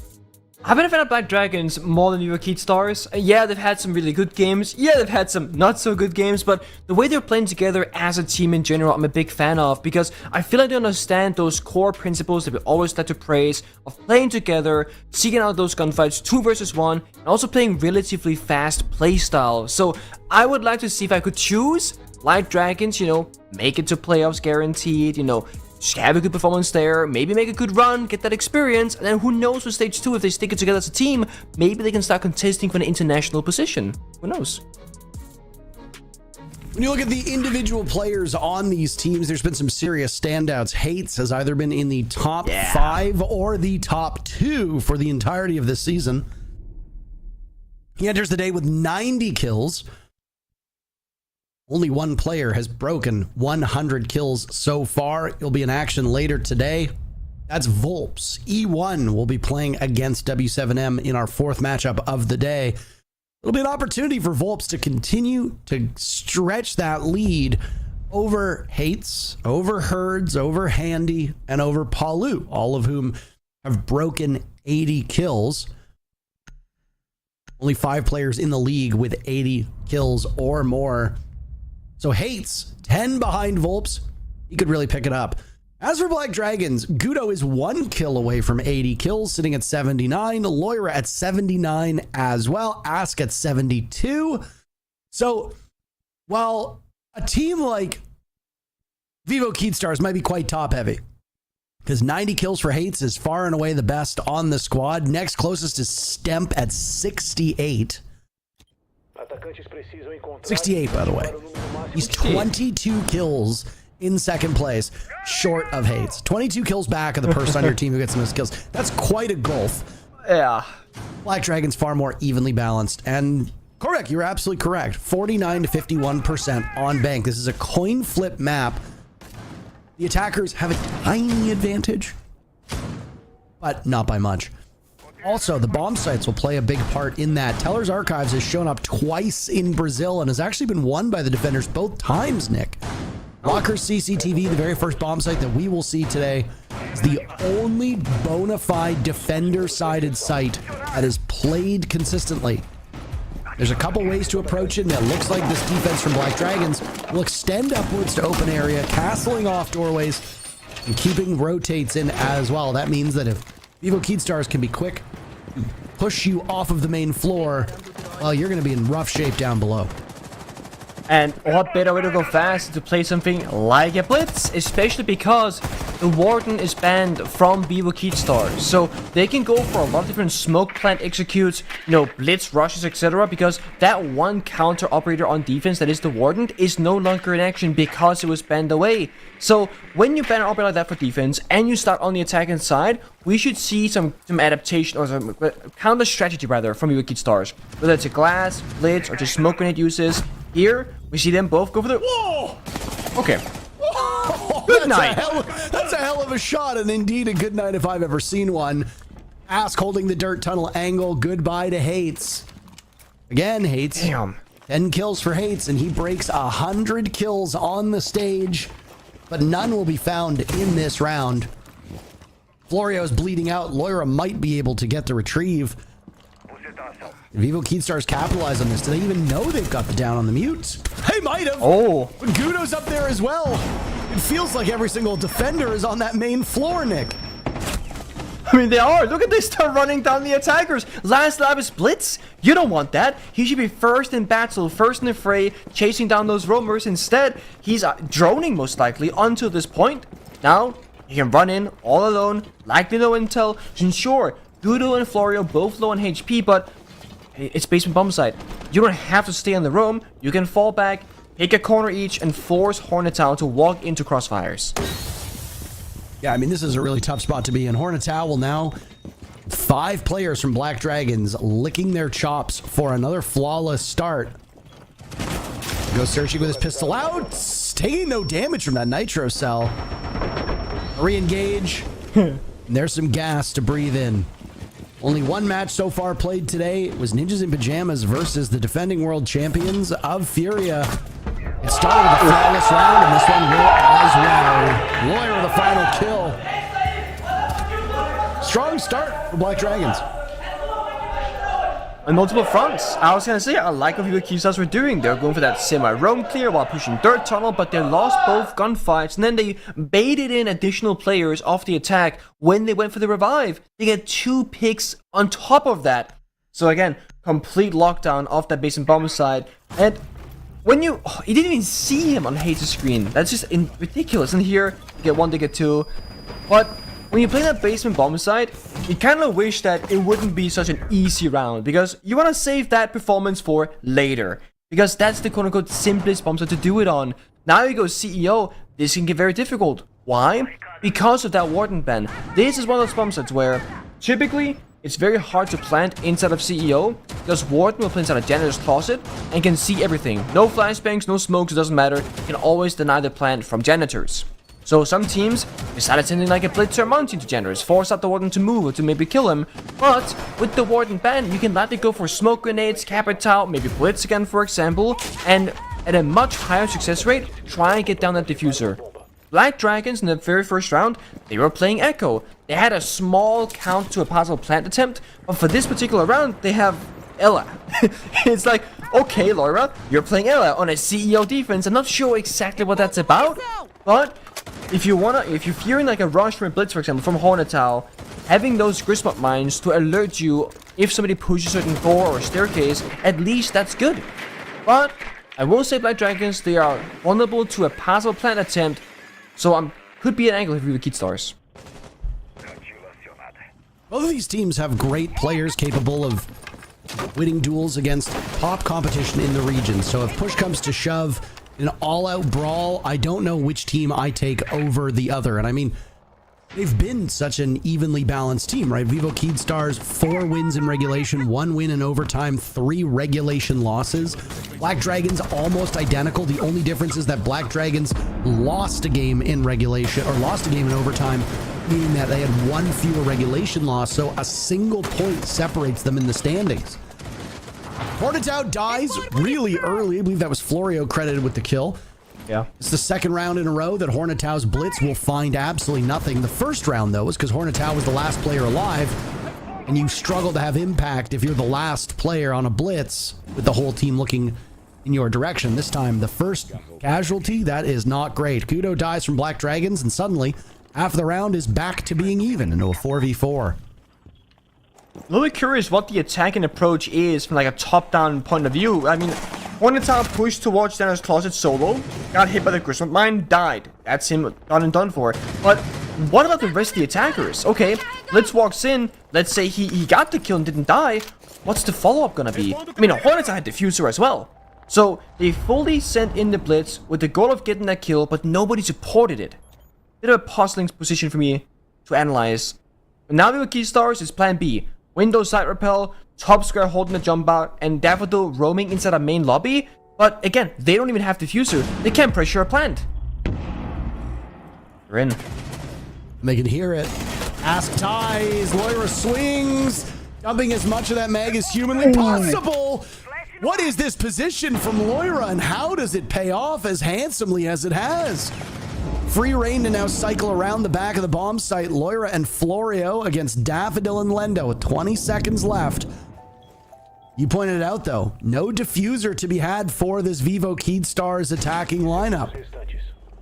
You've got to go for kills, which means you have to navigate that timer so effectively. Loira reads into Lendo's position, and Florio has the cross as the run towards square stairs is picked apart. Black Dragons 2-0. I never thought I would see Ella being played top 4 CEO and say Ella kind of won them the round. Every single Grismot mine resulted in a kill for Laura, or at least for a team member of Black Dragons. The first one was, of course, we saw the Blitz. Then the rappel on in, the wallbang onto the ace, I believe it was. That was the second kill, and in that 2 versus 1, the third Grismot popped off right before Florio got the kill. So every single Grismot mine found good value. And the Ella, Laura, despite having a very weak gun of the Scorpion of Ella, got, what, 3 kills? It's really good position as well from Black Dragons. And going into this, the reason why I gave them that slight favoritism from my position at least is that they have really good team play. They have good fundamentals, on defense at least so far here on Bank. And it's what you need in the current meta of Siege. You cannot play these isolated, alone positions where you cannot either help your teammates or get help from them. You need to play together. And it's something that Black Dragons so far in the first 2 rounds, they've done to the highest level of play. Vivo Keat Stars, they banned the Ying, they banned the Warden, and we haven't really seen anything yet where I'll go, that made sense. I mean, last round, Blitz rushed Janitor's Closet. They know that there's no Warden in there, but again, the entire team of Vivo Keat Stars didn't help the Blitz, so he died for nothing. That doesn't go, they thought about this. You know, this is a strategy that they fine-tuned with the Warden ban. So, either they did not fully prepare for this. Maybe their strategy just failed massively before they got to like showcase what they wanted to do. Because now they've gone off it. They have no smoke grenades or either on the attacking lineup. It's actually 5 sets of flashbangs. Even on Dokkaebi Stemp. And they got an armor room. They want to get in top floor. They want to go semi-fast. They want to break down that soft floor, close the bomb site, or at very least for the primary floor, then do vertical destruction. But Black Dragons, they're posted upstairs. They're holding it almost as if it was the CEO bomb site again, but it's not. So they have a big roaming presence. Well, if you want to hang against this tough competition, which I would argue Black Dragons certainly are, matching up against Vivo Keystars, you need a big round from Hates. Not just one player, there he is. Gets on the board with the shotgun in hand. Stem technically got the very first kill. The team's trading back. Another from Hates. And very quickly, Black Dragons have watched 3 of their players depart this round. Nuxka and Florio. That's who you rely on. Nuxka yet to find a kill. Florio and Loira were great in the previous round, but it was a much different set of circumstances. Now the numbers so favoring Vivo Keystars, and this bomb site is not going to work to the favor of Black Dragons the way that the previous one did. Vivo Keystars still searching for their first round victory, and they've got themselves in a very pretty position. Black Dragons need, I would say, one more kill here. Try and get it to a 2v3, then bomb site is going to feel okay. But 2v4, it's too much manpower on the attacking side. It's too many different positions, angles they can attack and shoot you from. I like Noxka right now, kind of assessing what's going to happen, activating and deactivating their correct mines from the Grist mods. But there we go, Flora finds one pick, Haze with a mob, and there it is, he just swings everybody. It's back to a 2v2 now, it's winnable for Black Dragons. And they can retake the site as well. Daffodil and Lendo last 2 alive. Daffodil had a life game the other day, but Florio squares himself. He's expecting the drop. He hears the buck from above. Daffodil has to rely on this buck to get into the site, and there's Daffodil to take matters into his own hands. Open area goes in favor of the attackers. No 3-0 start for Black Dragons. But it's very close. I mean, the injury was so good for Vivo Keystars. It's armor in the window, gets the shotgun kill, second hair comes out, gets through the barricade, wallbang, essentially headshot onto that second defender, and that's top floor pretty much, done and dusted. But despite Vivo Keystars winning the round, they call a tactical timeout, which I think this does speak to like the strategical element of the game. Unless it's, oh, okay, there it is. It is the Vivo Keystars. I thought it was gonna, reset there for a second. This might be a coaching thing where they go, guys, we came into this with a plan of ban the Warden, and now we're going back to like the other way of playing the game, not playing smoke grenades, not kind of punishing the fact that Warden's no longer in play. Because if you win the round like that, with a really good start to the roam clear, I don't see why you would take a tactical timeout unless it's about like the bigger picture and the rounds to come, which often leads to strategy over performance. I also really like that we've started to take a page out of traditional sports where you cover your mouth so that your opponents can't lip read. It's not even just your opponents immediately. It's if you go back and rewatch the footage, I don't know if you could potentially lip read to some extent. Do I think it might be an unnecessary precaution? Yeah, a little bit. Yeah, a little bit. This is not the Super Bowl.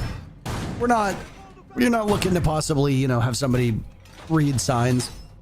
This isn't baseball where a team literally steals signs and then gets punished for it. Astros. Sorry, I had something caught in my throat right there. Yeah. Okay. But either way, I think it's nice, and I think that the more that we start to emulate traditional sports in esports, the better some things will become, while also acknowledging that part of what makes esports so great is that it is a bit more casual and that it is a bit more community oriented, accessible, I think you would say, right? It's an accessible thing. Is a great way of putting it. The fact that people can communicate with pros and casters and content creators and stuff, whereas in the real world with real athletes and real celebrities, you cannot do that. I think it's part of what makes this so special. Big thumbs up for me as well. I see it the same way. I mean, I was a big fan of esports before I became a player or a commentator. So I was like small guy, like I just wanted to talk to my favorite pro players and like pick their brains in the game, or maybe see them at the LAN event. And it feels realistic, it feels possible. If you go to a major, the upcoming one, Manchester in May, you can likely speak, see, handshake your favorite pro player if they're, of course, if they qualify. Signing sessions. Again, all of these things are very possible if you attend as a fan. And if you watch their streams, you might even be friends with them to a degree, or play with them sometimes on vacation. But this round, it was a slow one to start things off. Esports Stars, they have gone back to that same lineup as before after the tactical timeout. You're hovering the OSA for a little bit, now Hornetal back on Blitz instead. So yes, I do really believe that tactical timeout was strategical, saying, guys, remember, this was a specific game prep for Black Dragons on Bank. We need to play the specifics and not play our usual standard version. And likely what came afterwards was the coach saying, this is why it failed. This is what we gotta do better. This is what you have to fix. For this base and bomb site, a Blitz not the strongest operator per se, and Monty on OSAT likely better to plant, but Monty's banned by Black Dragons. So you have to find that kind of reserve operator for the same job. That's why OSA or the Blitz comes into action. They pop the staircase, but guess what? There's no defenders here. They didn't even drone it. They just assumed that there was going to be a player, but because Warden is banned, no one is playing in that position. Again, the Blitz not finding full value. They don't find that free pick. This is likely also Black Dragons seeing, hey, if they're going to rush a Blitz, we're not going to play in those isolated positions. We're going to play 5 guys deep on the bomb site and not allow Blitz to thrive. Well, 2 rounds where Hornetal's Blitz not being a factor has left us wondering what the initial plan was. I think we're about to see it. 45 seconds left in the round, and the Blitz sitting just outside of the site. Mirror window is still up, by the way. I believe it's been opened. The other mirror window shattered over by red, so 2 pieces of gadgetry will not be particularly effective. See those Goyo canisters burning away. A smoke from the smoke, and now a smoke from the Blitz, as there goes Hates. First set of bullets from Black Dragons expended. They will find their mark. Florio has a drop through vault as well. Ask expecting one in open area. He sees the flashbangs, but he ego peeks the hatch in the wrong direction. A drop from the Hibana caught by Loira, who's found 7 kills, and 8 awaits him around the doorway. He gets it. Diffuser going down in the hands of Hornetal, but he's finished off. Loira, all the kills so far for Black Dragons. All he needs to do is find Stemp, wanting every single kill. The down, and now Loira will run to secure and get the ace for Black Dragons. Big an objective play as well, and pretty much the best way that you can play the post plant, Black Dragons will do. Loira, man, he is having a really good game so far. First, the air round on top floor, and now an ace on basement, despite the fact Esports Stars they got down the diffuser. And again, we saw things play out. The Blitz, okay, they didn't get that initial kill on Server Staircase because Black Dragons went into it, they fell back. So they don't get to play it exactly like they wanted, but, I mean, they got the diffuser down. I think, if anything, they might have overcommitted a little bit here. Every single member either dropped the hatch or pushed in towards the bomb site, besides Stem, who was still playing far back inside of servers. And Black Dragons, they thought the enemy wasn't planting. They had smoke grenades being caught by the smoke player. They had C4s flying across the sky. And they're like, okay, there's no way they're planting, right? They're gonna play for kills, so they get their guns up. No, they were indeed planting. So if one player, perhaps from Esports Stars, didn't drop that hatch just dying out of nowhere, they had a much stronger post-plant position. Timer ticks down. You can leverage that, of course, to advantage. Force defenders to go upstairs and clear the hatches. But no, it's just Stampa Maverick inside of servers, and he goes towards that dirt tunnel position, and he cannot see the diffuser from there. Tough luck. Black Dragons, I mean, they got the answers, let's put it that way. This seems like one of those rare cases where the attack inside will do, a very specific strategy. Again, here, ban the Warden. But the defenders of Black Dragons don't know exactly what that means. It's almost like they've practiced this before in scrims, or they have looked into the possibility of what a Warden ban could do to them, or what a Blitz could do to them. Because they have, before the round plays out, already positioned themselves correctly. They've picked strong operators to deal with any possibilities of an issue, and they have solutions before the problem even arrives. Loira, he's 10-1. That helps as well, Pretty good performance from him. But it is a team playing around Loira and a team enabling each other that puts Black Dragons up 3-1 currently. Loira now at 89 kills, so within striking distance of getting to 100, but we'll need 11 more, which would finish his tally for the day at 21 kills. That is unlikely to happen. Yeah. Gudo started the day at 79 kills, same as Loira. But as you can see, Gudo's only got 2. So in terms of that, quite a nice number, right? 100 kills in the stage. Very impressive numbers. The only player so far to break it is Volps. Hates is in position to also break it, sitting at 93 kills at the moment. These will be numbers that we focus on. Another number that was referenced by the desk is the win rate of attackers and defenders on Bank. It is a 50-50 map, which means that pretty much every round is going to be 50-50. What that means is a team can go up 6-0 because no bomb site is really truly favored in one direction. But hold on a second. Nuxka slaughtering Daffodil and Stemp. Ask taking some damage. Gudo eliminates Hornatow. Hornatow yet to find a single kill. He came in as the second best rated player on Vivo Keydstars. This is a terrible performance to start the day. Ask is picked back up, so Black Dragons finds themselves in a 5v2 with Hates and Lenda still on the board. These two players are good enough to be able to turn around, but the way that BD's been playing, I don't know if I like their chances. There's Hates with one. Another from Hates. Hates is dead to Ask, though, so it's all up to Lenda. Very conveniently is 148 bullets in that LMG. No reloads required to find these players. Takes down Nuxka, but Ask, after being retrieved, is the superstar of the round. 4-1 so far through the first half with one more round to go. Black Dragons out-muscling Vivo Keydstars all across this map. A lot of teams find it difficult to, find the right time to go for a swing in the round on defense. And you saw there, Noxka had the perfect read. He was just waiting, and then he swings out, gets the 2K, opens things up, denies the entries of Vivo Keydstars. If he doesn't swing or loses those engagements, that entire round will likely be a win for the attackers instead of the defenders. They have the read here for Black Dragons. Strategically and timing-wise, and they also have that individual performance just being one level above that of Vivo Keydstars. One awkward situation right now, the attack is Hornatow is 0-5. And, you can go, individual player, poor performance, bad. But it goes beyond just that. Hornatow has been the main driving force behind those pocket pits off the blitz. And if he's 0-5 and you're 1-4 in round count, that means that, the strategy from Vivo Keydstars has failed. The one round victory was when they went off the game plan. And they played Ram, they played Amaru, and they just roam cleared its open area bomb site. They got the opening picks, and then it came down to a 2v1. It was successful. Now we see them again, open area bomb site attack, final round after failing 2 times in a row. They just go off that game plan. No smokes besides the Ram being brought. Well, actually, that's a lie. Smoke's been brought from the Ram and the Twitch, but there's no OSA, there's no Blitz, there's no easy plant position. They want to play more comfortable guns. They want to just do that basic, 1, 2, 3 step. And of course, when they do that, they also find the opening kill. It's apparently that simple. They're in the building quickly, they get the first pick, now they gotta stabilize and just not fall apart. Well, being able to translate that first pick could be huge. Oh, no. Loira an 11th kill as Stemp runs up the stairs and is punished for it. Immediately, the Soulless can get out of the way.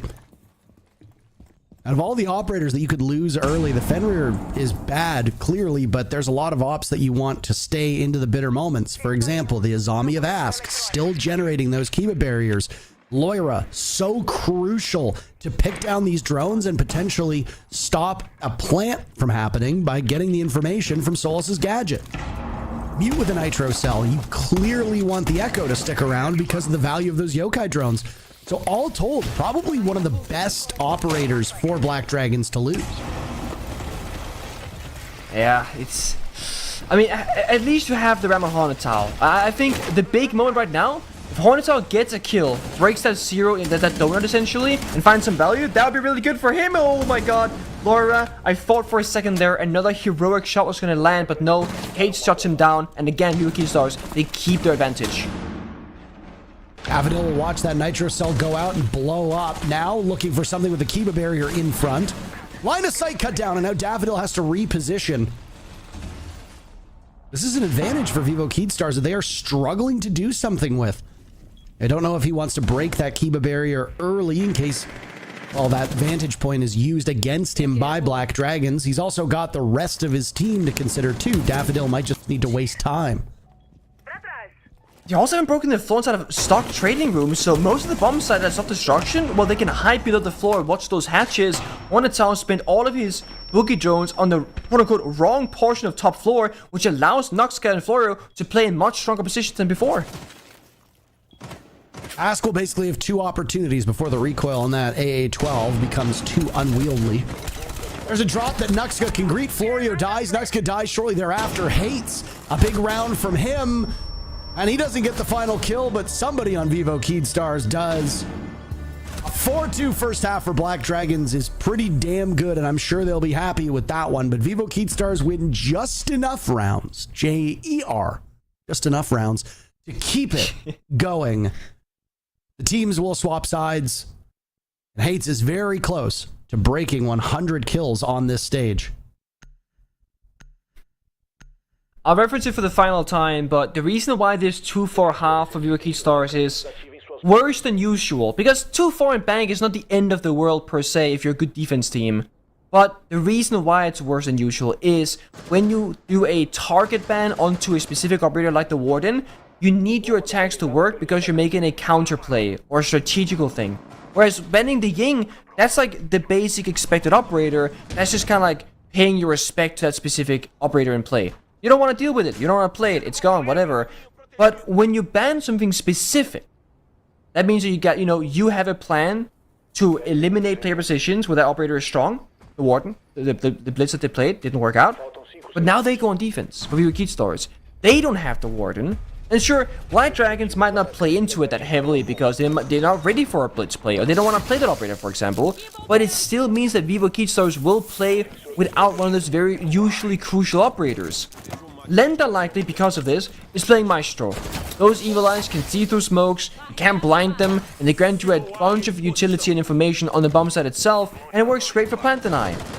So, there is still some good things to be had here on defense. But if you're also Black Dragons, you're very happy getting 4 rounds. You now have a bit of space to work with in terms of round count. Vivo Keystars, they already called their tactical timeout. You can effectively throw the following 2 rounds here for Black Dragons, and it's still tied 4-4. That's okay. It's based on bomb site. We know that all defenders are on the side itself, and we can also tell by their operator lineup itself. Asami, Goyo, Fenrir, Maestro, Mai, they want to deny the plant. When I play a very slow, strategical round on bomb side. So Black Dragons, what they can do to counter? Quick roam clear. Get in that building, pop those hatches, go server or garage, wherever they want to prefer, whatever they prefer, and then start clearing that utility on the bomb side itself. Those evil eyes, they have to be cleared. The Goyo canisters denying plant positions have to be popped as early as possible. And it's also why Vivo Keystars are playing a player on the server staircase to play that layer game of stalling time, making Black Dragons work for map space, map control. So far, Black Dragons have not been all that quick.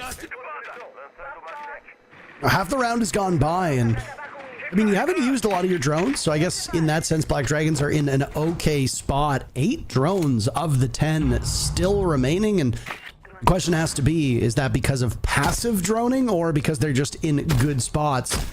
Additionally, as was noted, you got Twitch and Brava on the board, so not just drones that you can use in pocket, but additionally, gadgetry from both Florio and Gudo will work well to gain information while also doing the job that a Twitch and Brava drone should do. Gotta go quickly though. All this discovery will now lead to an execute as Loira dispatches Hates. Wait a moment. They are so close to the site, Nick. They are just asking for Vivo Keystars, and yeah, they're in. They're trading back and forth. Lenda and Hornetow last to go. Lenda dies. Hornetow with 1 kill so far, finally getting onto the board. Now 3 players from Black Dragons looking for their first victory on the other side of the coin.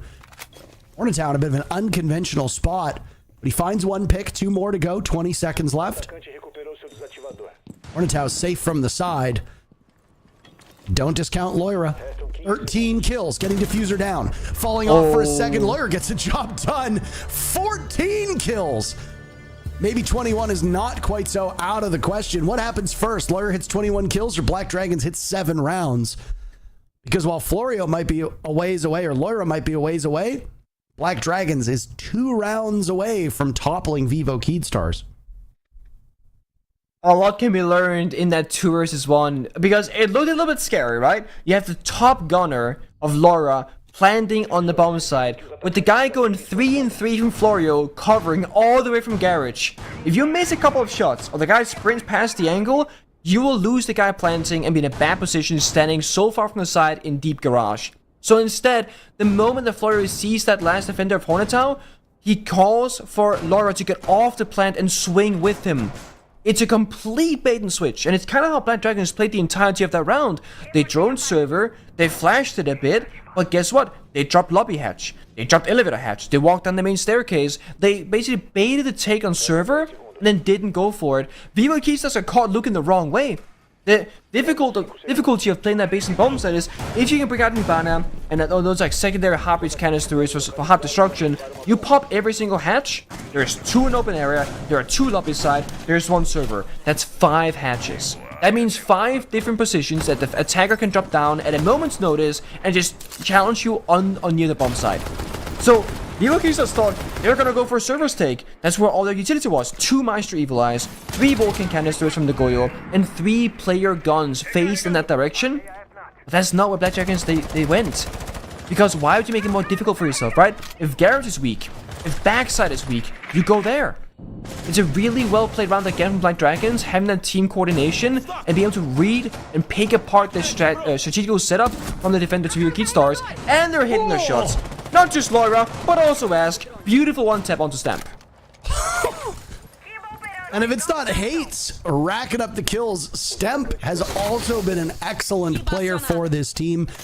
Maybe a little bit behind Hornetown, but the second most kills heading into today, trailing Hates. On Lamai, 3 and 8. That's not the result that you want from somebody who's supposed to be second killer on the team, if we want to call it that. I like that new term, the second killer. Well, Hates is the main killer. He's the first killer. Yeah, he's the first killer, but you've got a backup, right? Oh yeah. And it's Hates now using the Kiva barriers quite successfully, but they can be shot away at the DMR as well from the Dokkaebi. We'll be able to tear through that quite quickly. There's a DMR in the hands of Florio's Brava as well. Down goes Lenda to Florio. That's the DMR in question. Hates swings. Ask getting a kill of his own. Black Dragons need a single kill as this round is completely evaporated for Vivo Keydstars. No chance of victory whatsoever at the moment. But hold on, Hornetown's got a good read. Taking a lot of damage through the soft wall, and now the reload happens, and you are a sitting duck at that point. Gudo with the final kill. Black Dragons move to match point. I'm gonna say it. I'm a fan of Black Dragons. Like, the way they're playing the game, it's arguably relatively simple, but it's really precise. Right now, they're changing up their pace. They go fast, they go slow, they go fast, they go slow. And you can tell with Keydstars, they don't know when to expect the actual push to be coming, like where it's coming from or when it's coming. Hey, just walking around, swinging stock, swinging top heaven, thinking, okay, left, right, you know, because fire springs are going out, drones are going out, but Black Dragons, they aren't acting upon anything. They're waiting, holding angles, and they get 2 picks in the round from Ask on a window rappel, just holding the same position. 2 kills in Janitor's door from defenders swinging out, thinking that the executor is coming. And then when Hates finally gets into a gunfight, he dies. Because there are 2 players from Black Dragons that swing together, and 2v1 is not a place that you want to be in, no matter what player that you are. So, it's simple siege, it's effective siege, and it's keeping their opponent a bit confused here.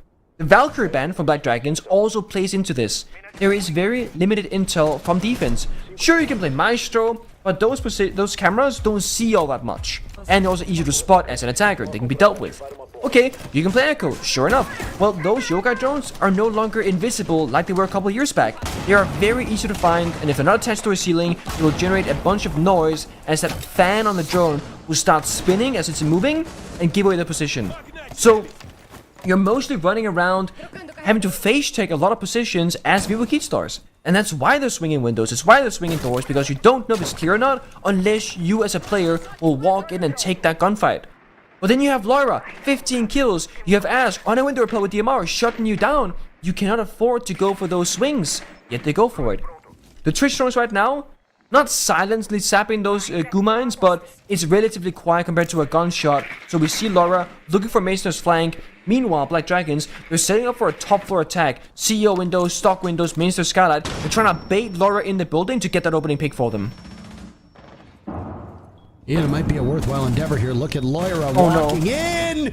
The No, kill the on recoil! for the Legion, just eluding him for the time being. This was so sloppy, so ugly. It works out.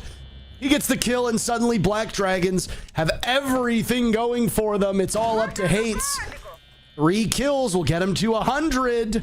Will he make it there in time? 1. 2 more to be found. Logic Bomb will keep him in place. Not the spot that he wants to find himself in. Naxia has the diffuser, which means that those 2 remaining kills to break 100 are within reach.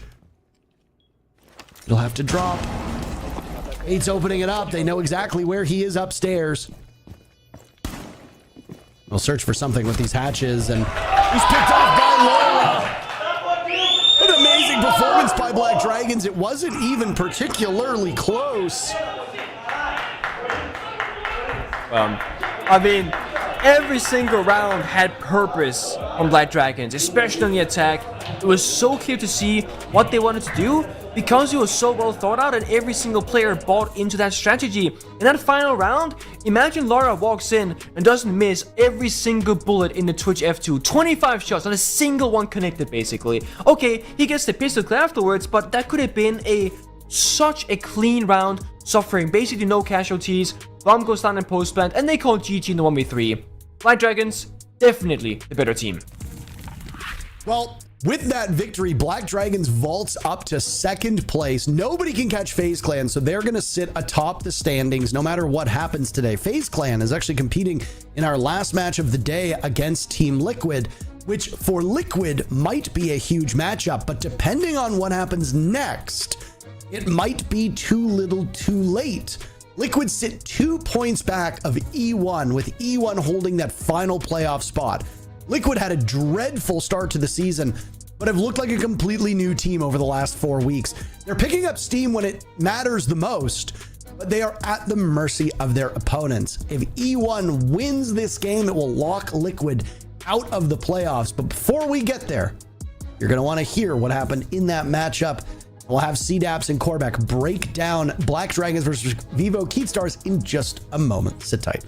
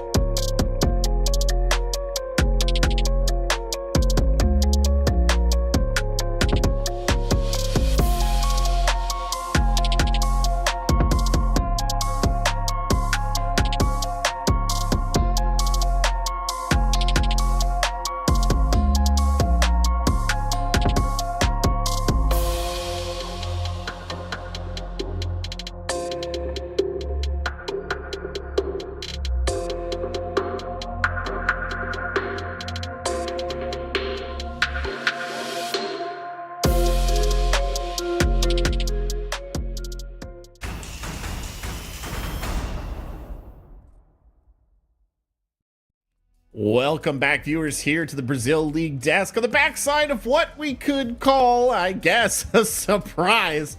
Black Dragons not just beating Vivo Keystars there, Connor, dominating Vivo Keystars on Bank. A brutal loss for VKS. Black Dragons closing the group stage out mighty strong. Yeah, and this game just doesn't make sense logically because Black Dragons looked so rough against NIP right after Vivo Keystars 7-0'd them. So a bit perplexing, but overall, Black Dragons definitely came to play. Nice to see them bounce back after a poor performance yesterday and really take the momentum in towards the deciders. And, you know, yesterday when they headed into that NIP loss, we talked about how Loira was the backbone of this team. And Loira was more than the backbone of this team here today. He was the backbone, he was the heart, he was the lungs, he was the whole skeleton. He kept them in this and made it such a dominant win. Yeah, more importantly, he was also the soul of the team because you could make the soul as S-O-L-E, kind of the only one stepping up at times where he would absolutely pop off and just take rounds for his team, especially on that defensive side. We've seen Black Dragons be very momentum based, especially on this map of Bank, where if they can't get some defensive rounds, all of a sudden they struggle on the attack swap. And guess what? They didn't struggle on the attack swap because they still had Loira on Ashe popping off for multiple multi-kills.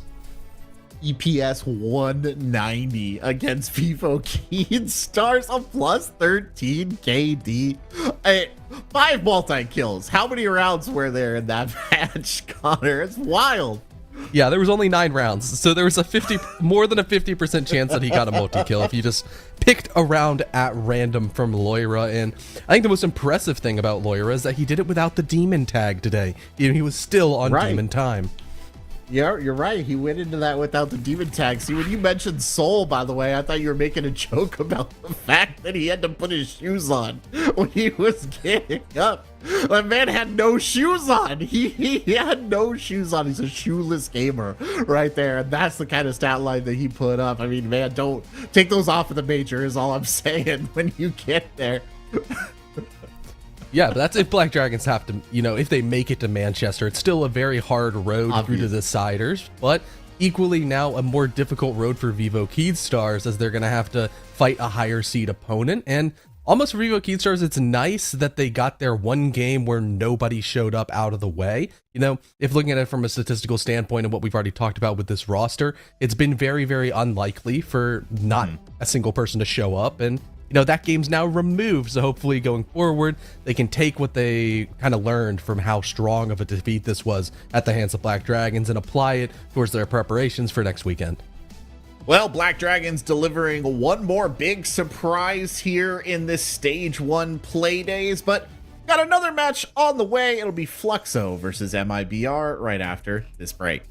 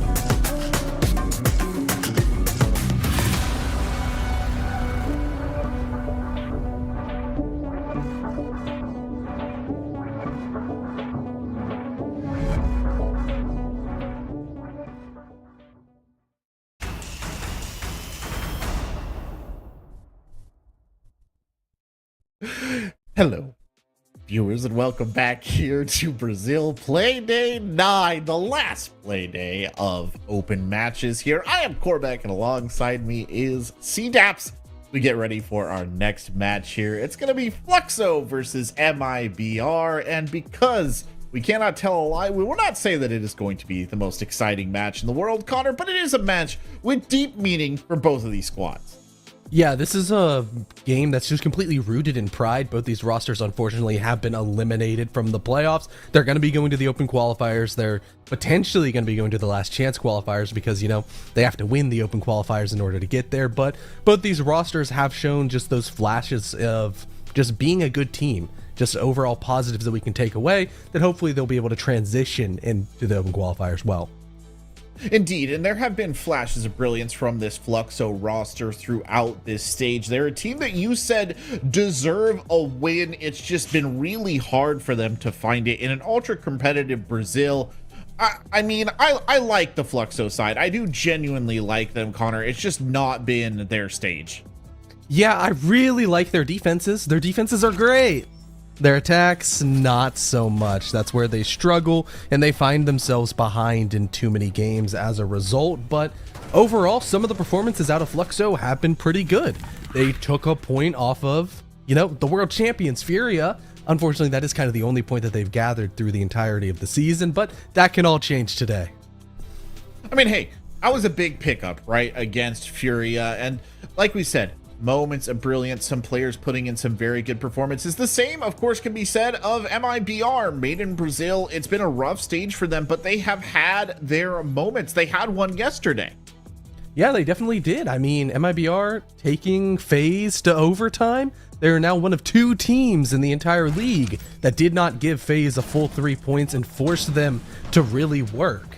And on the map of Oregon, there was a lot of really good fundamental play coming out of MIBR, where it's just an awkward position that they've had such good games. They beat Black Dragons, who we know are a very good and competent team. They took a point off FaZe, but then in some of the games that they really should have won, they just floundered. They didn't look that good, and that's the difference right now with how competitive the region is between a team that makes playoffs and a team that has to go to open qualifiers. Yeah, and I mean, I feel like MIBR were always a team that was just on the bubble, right? Kind of like Ninjas in Pajamas. They were always just sort of operating in that region. And there, but for, you know, a few rounds here and there, would have been NIP in this same place. And so I like to think of them as a team that has potential, right? Looking forward to the next stage. Actually, you know what? It applies to both these squads, doesn't it, Connor? Looking forward to the next stage. These are 2 teams that, given the experience they've gained here, are on track to become some serious competitors, just as serious as anybody else in this league.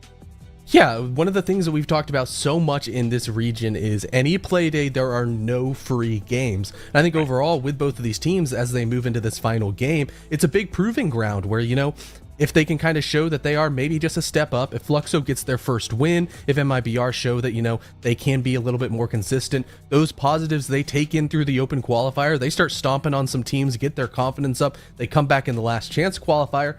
They're not necessarily teams that I would want to have to draw in that bracket. No, and I think that's true, and I really think you put them in a lot of other regions and they would be teams that were dominant. It's just here in Brazil, it's hard to be the dominant team in any given way, shape, or form. It's what makes FaZe Clan's performance in general so impressive. But to bring it back to Fluxo and MIBR, obviously they're going to have to go to a map, and where will they go? I am interested to see that Clubhouse is already gone, because I feel like this is a team that these teams would maybe benefit from a trip back to the more basics. Cafe also gone as well, Connor. Yeah, both these teams, their map pools, they haven't been that great. They're not that strong. They've struggled definitely across a multitude of battlegrounds. And it does mean that in my eyes, I want to go towards more of a default map. But like you said, Oregon, it hovers around. It's almost there. But instead, Fluxo, we're going to opt to go in towards Bank, which both these rosters have, or pardon me, MIBR has found success on this map against Black Dragon. It's definitely a good pick for them. Meanwhile, Fluxo, the opponents have banned it every single map ban phase so far. So them not having to waste a ban on it means that, you know, it is probably in their pool. They're going to be comfortable on this map, but I don't know how much that's going to stack up against some just raw empirical data of MIBR being good here. Yeah, that's fair. I think MIOBR probably does have that advantage, though. You know, we would obviously love to see Fluxo get a win that we feel like, you know, they have earned by their performance here. You know, I will say, Connor, little disappointed that they didn't go to Labs or Consulate because they could. I mean, they didn't technically qualify for Deciders. They should have just gone whole hog on one of those. Would have been pretty entertaining, but, you know, wishes were fishes, the sea would be full. Yeah, you know, I think they're going to hold out for the LCQ for that. You know, they're going to keep it in their back pocket as a little surprise card. And so we're going to be going to Bank. Once again, I think MIBR beating Black Dragons on this map is aging very, very well, especially what we just saw about 15 minutes ago, where Black Dragons looked so good against a solid Vivo Keyed roster, who would also have been good on this map. So MIBR, they have just a overall stronger stage. They've been more consistent with those sort of consistency issues as their only major flaw. I think this is a really great opportunity for them to, especially on the attacking side, take advantage of a potential Fluxo over aggression, just kind of steamroll in this game and take all that momentum through the qualifiers. Well, it's back to Bank for two big spenders that are going to spend a little time with you. That's right, it's Intero and Pengu. Thank you so much. I would love to know how long you spend on those quips and those throws. Do you have them planned out in advance, or is it just something that comes up organically, almost like you're improv or ad-libbing? But either way, this matchup doesn't really have a lot of stakes. And I think it's important that we're honest with the viewers in regards to what we're looking at with this game. Fluxo have been in the basement of this region since the first play day. Only a single point through stage 1 is... well, it's not exactly, I think, the entrance that an organization such as Fluxo, as large as they are, was hoping for. The stakes for MIBR, though, are a little bit higher. At this point, it doesn't matter what Fluxo does. They can win 7-0. It doesn't change a damn thing. But MIBR are basement dwellers as well, currently sitting in 9th place. And while the playoffs are out of reach, Nick, they can actually vault over every other team ahead of them to finish in 7th, which obviously would then have implications potentially for LCQs and for Six Invitational and other stuff that we don't really need to get into on the broadcast. And with the way the teams have played, you got to imagine whether the stakes are there for MIBR or not, they are indisputably the better of the two teams coming into this match. Yeah, I mean, that's for certain. And one thing right now, I think, for both teams here is they want to finish strong in the season. That's what they're fighting for, right? Bit of confidence, look a little bit better, standings, small implications, like you mentioned, for MIBR. But again, for both teams, just look good. Just like show improvement and show that you can actually play well as a team, because when you're in the basement like both these two squads are, it's because you're lacking those basic things, right? Both hitting your shots, the fundamentals, droning, teamwork, etc. So coming out looking like the better team is not a prize worth much, but it is a prize. We also got the game day reps that we've talked about when we cast NA. Yeah, game day reps. Haven't really spoken about it that much here in Brazil. Brazil's T2 scene, as far as I've heard, is a little bit more fleshed out than what you see from North America's. And because of that, you're able to constantly be bringing up newer players, but there's also scrims to be had for these Brazilian teams. Now, you can talk about the caliber of the scrims if you want, and as to how good they are for preparing Brazil, not just for interregional clashes, but also beyond. It's also worth noting that while NA has NA, you've still got all the LATAM teams as well that are playing down in South America. Yeah, you know, your Chilean, your Argentinian teams might not necessarily be even close to the same level as you see Brazil, but it's still practice where you can try things out and not do it against other active competitors. You know, if MIBR is scrimming against Team Liquid every single day, what's going to happen when they actually have to play into their matchup? It's one thing that Sonics has done for a while, which is they tend to avoid scrimming and playing against other tier 1 teams in NA so that they are not revealing their strats.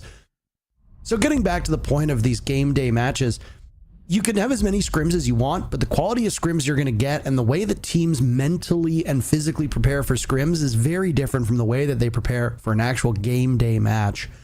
So yeah, if you're Fluxo, you literally need all the help you can get. Ninjas in Pajamas, after their matchup earlier today, now find themselves at a negative 15 round differential. That means they've lost 15 more rounds than they've won.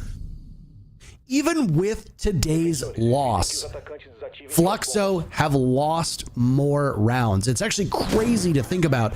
Fluxo have lost 57 rounds. Now, if I can just talk for a couple more seconds about this before I toss over to you.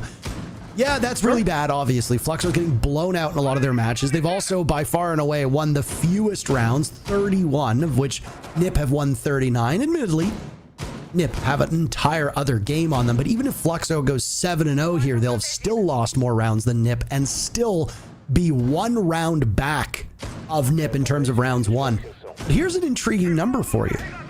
While Fluxo have lost 57 rounds, Ninjas in Pajamas are next, having lost 54.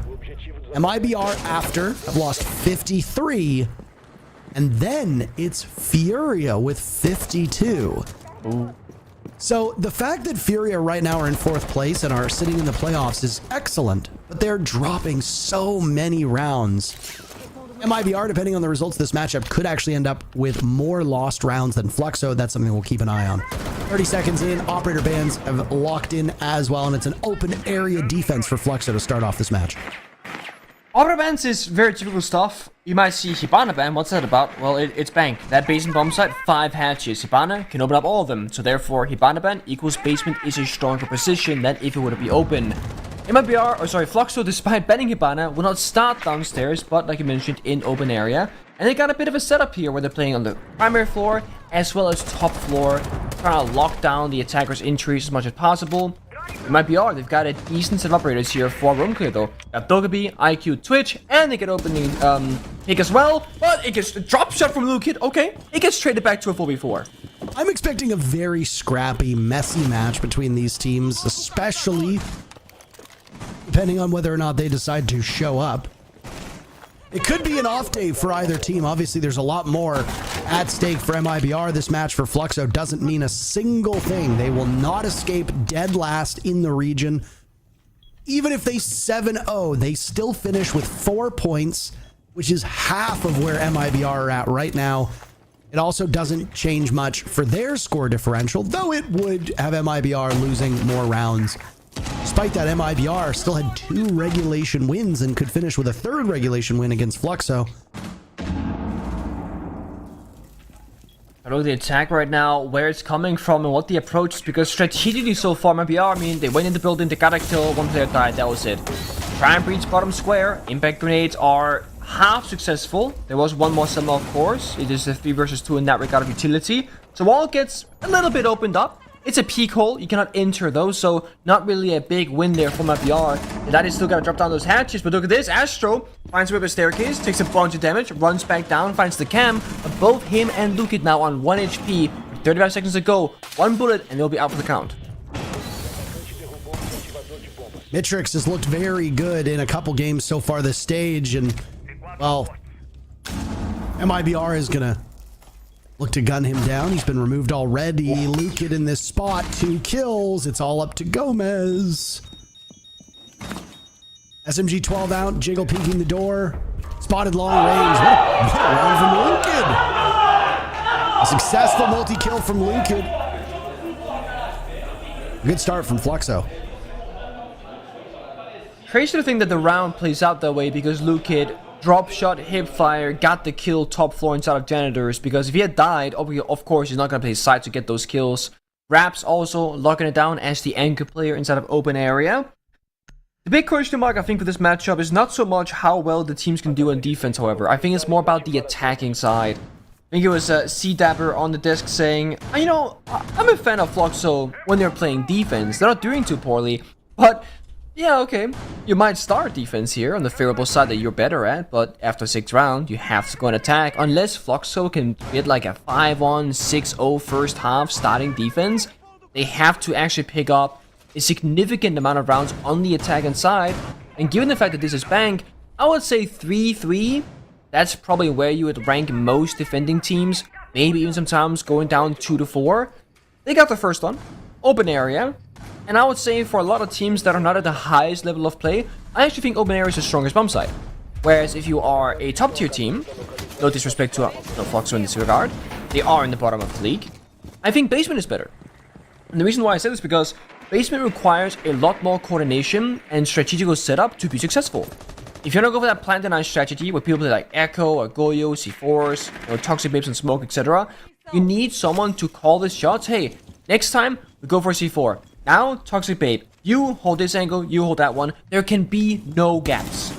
Open area, it's a bit more scrappy. You roam top floor, you take gunfights, you fall back, you roam basement, you play first floor, you deny the plant, you go for kills, etc. It's a lot easier that I find for worse teams to do. So, Bloxo starting open area, I like it. They go basement, now Hibana Bank comes into play.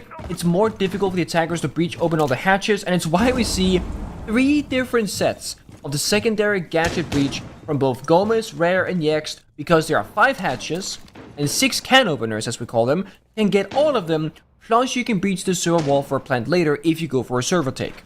So they got what they need, but they really had to be very picky about their upper lineup because they needed that much hard destruction. Oh, well put here. As you can assert yourself on that main floor, but there's no roamers holding that part of the map, then not really much you're going to be able to accomplish other than just opening up hatches and beginning to pinpoint where these players from Fluxo are sitting. And there go the drones. As the lowest rated player in the league heading into today is Raps, and it is not particularly close. It has been a really rough stage for Raps so far, but starting off 2-0, pretty good. Playing smoke, so you expect Raps to live till close to the end of the round, though he will be pressured in red. Looks like he's playing on a rotate, leading in the lockers as well. Bullet there with the DMR. That's 2 to 3 shots, depending on where he hits, that could kill the smoke. Raps is burning these gases relatively early. Astro and Ego peek, and he wins it against Bullet. A head scratcher as to why he overstayed his welcomes, but it works out. There go the smokes as well, as Yex can now walk in. Potential pre-fire to stop a nitro cell or smoke canister or anybody who might be lined up in that direction. Now it's Luca to take some damage. As Raps hurt from the hatch. This was the same hatch he'd been watching before. He has no toxic canisters remaining. He'll watch Rare get a 2-piece from that position before calling Astro in to help. He's got another read as well onto the Grim of Gomez. Raps has so much information. He sees both Yex and Gomez from this position, but he doesn't need to fight it. The other mirror window being watched by Lucan. An easy pick for Raps, as now Gomez realizes with only 10 seconds left, he's got to go. How about a 4K for Raps? 2 players in defense standing behind 2 separate mirror windows, facing 2 attackers stuck inside the bomb site. If the attackers had just one more smoke grenade in pocket to use, they could very simply go for a plant. There was no more plant deny, toxic babes, C4s, etc. from Fluxo, but they're successful. They sit back, they recognize, hey, we're in a comfortable position right now. We don't gotta go for a play, we don't gotta go for a swing. And the Grim Bees also, from MIBR, they just slightly missed their mark.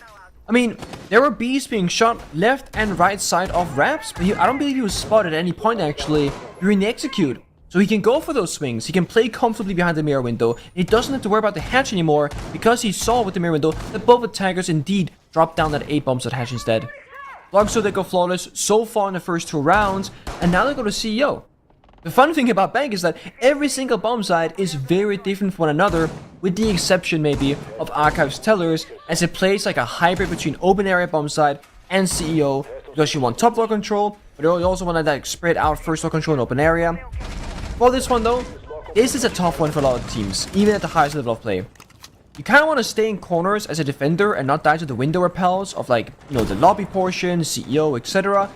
But by standing stuck in corners, you're prone to, like, grenades, soft destruction downstairs, capitals on fire, grim bees, etc. So you kind of also want to not stand still. But if you move too much, again, you will die to the window repels. So it's a fine line of this, like, dancing back and forth. One big point of advantage that Fluxo they bring in this round, however, the castle barricades and the mirror windows to create safety nets around the side of strong playable positions, and it forces the counterplay. Ash being brought out by my BR of Semper. The Ash breaching rounds, those 2 in pocket, have to be saved and focused for the mirror windows. Direct impact on the mirror window will shatter it, like when you punch it, that's gonna deny the mirror. But then, what's gonna destroy the castle barricades? Well, probably Rare on the floors. That's the only other real soft destruction on this attacking lineup, so they're again very limited in what they can do and who they need to deal with certain aspects. Fluxo, strategically in a stronger position, but it's an FPS game. It comes down to gunfights and execution. You got something like an armor on next, this could get messy really quickly. Yeah, the one thing that I was going to say was that it feels like this is MIBR trying to half-ass one particular style of strategy. That's fair. And at the end of the day, you're bringing some soft destruction, but maybe not enough. And you're bringing those irritating operators like Dokkaebi, like Grim, and even the Amaru can easily be put into that same category. But again, it's like you're not really building the rest of the team around that, right? Like, there's no Lion on the board. You don't see a Zofia on the board. You know, obviously Ying is banned. But I mean, hey, it works out early. He doesn't even need to slingshot his way up. X will take some damage. Doesn't have any idea where he's getting shot from, by the way.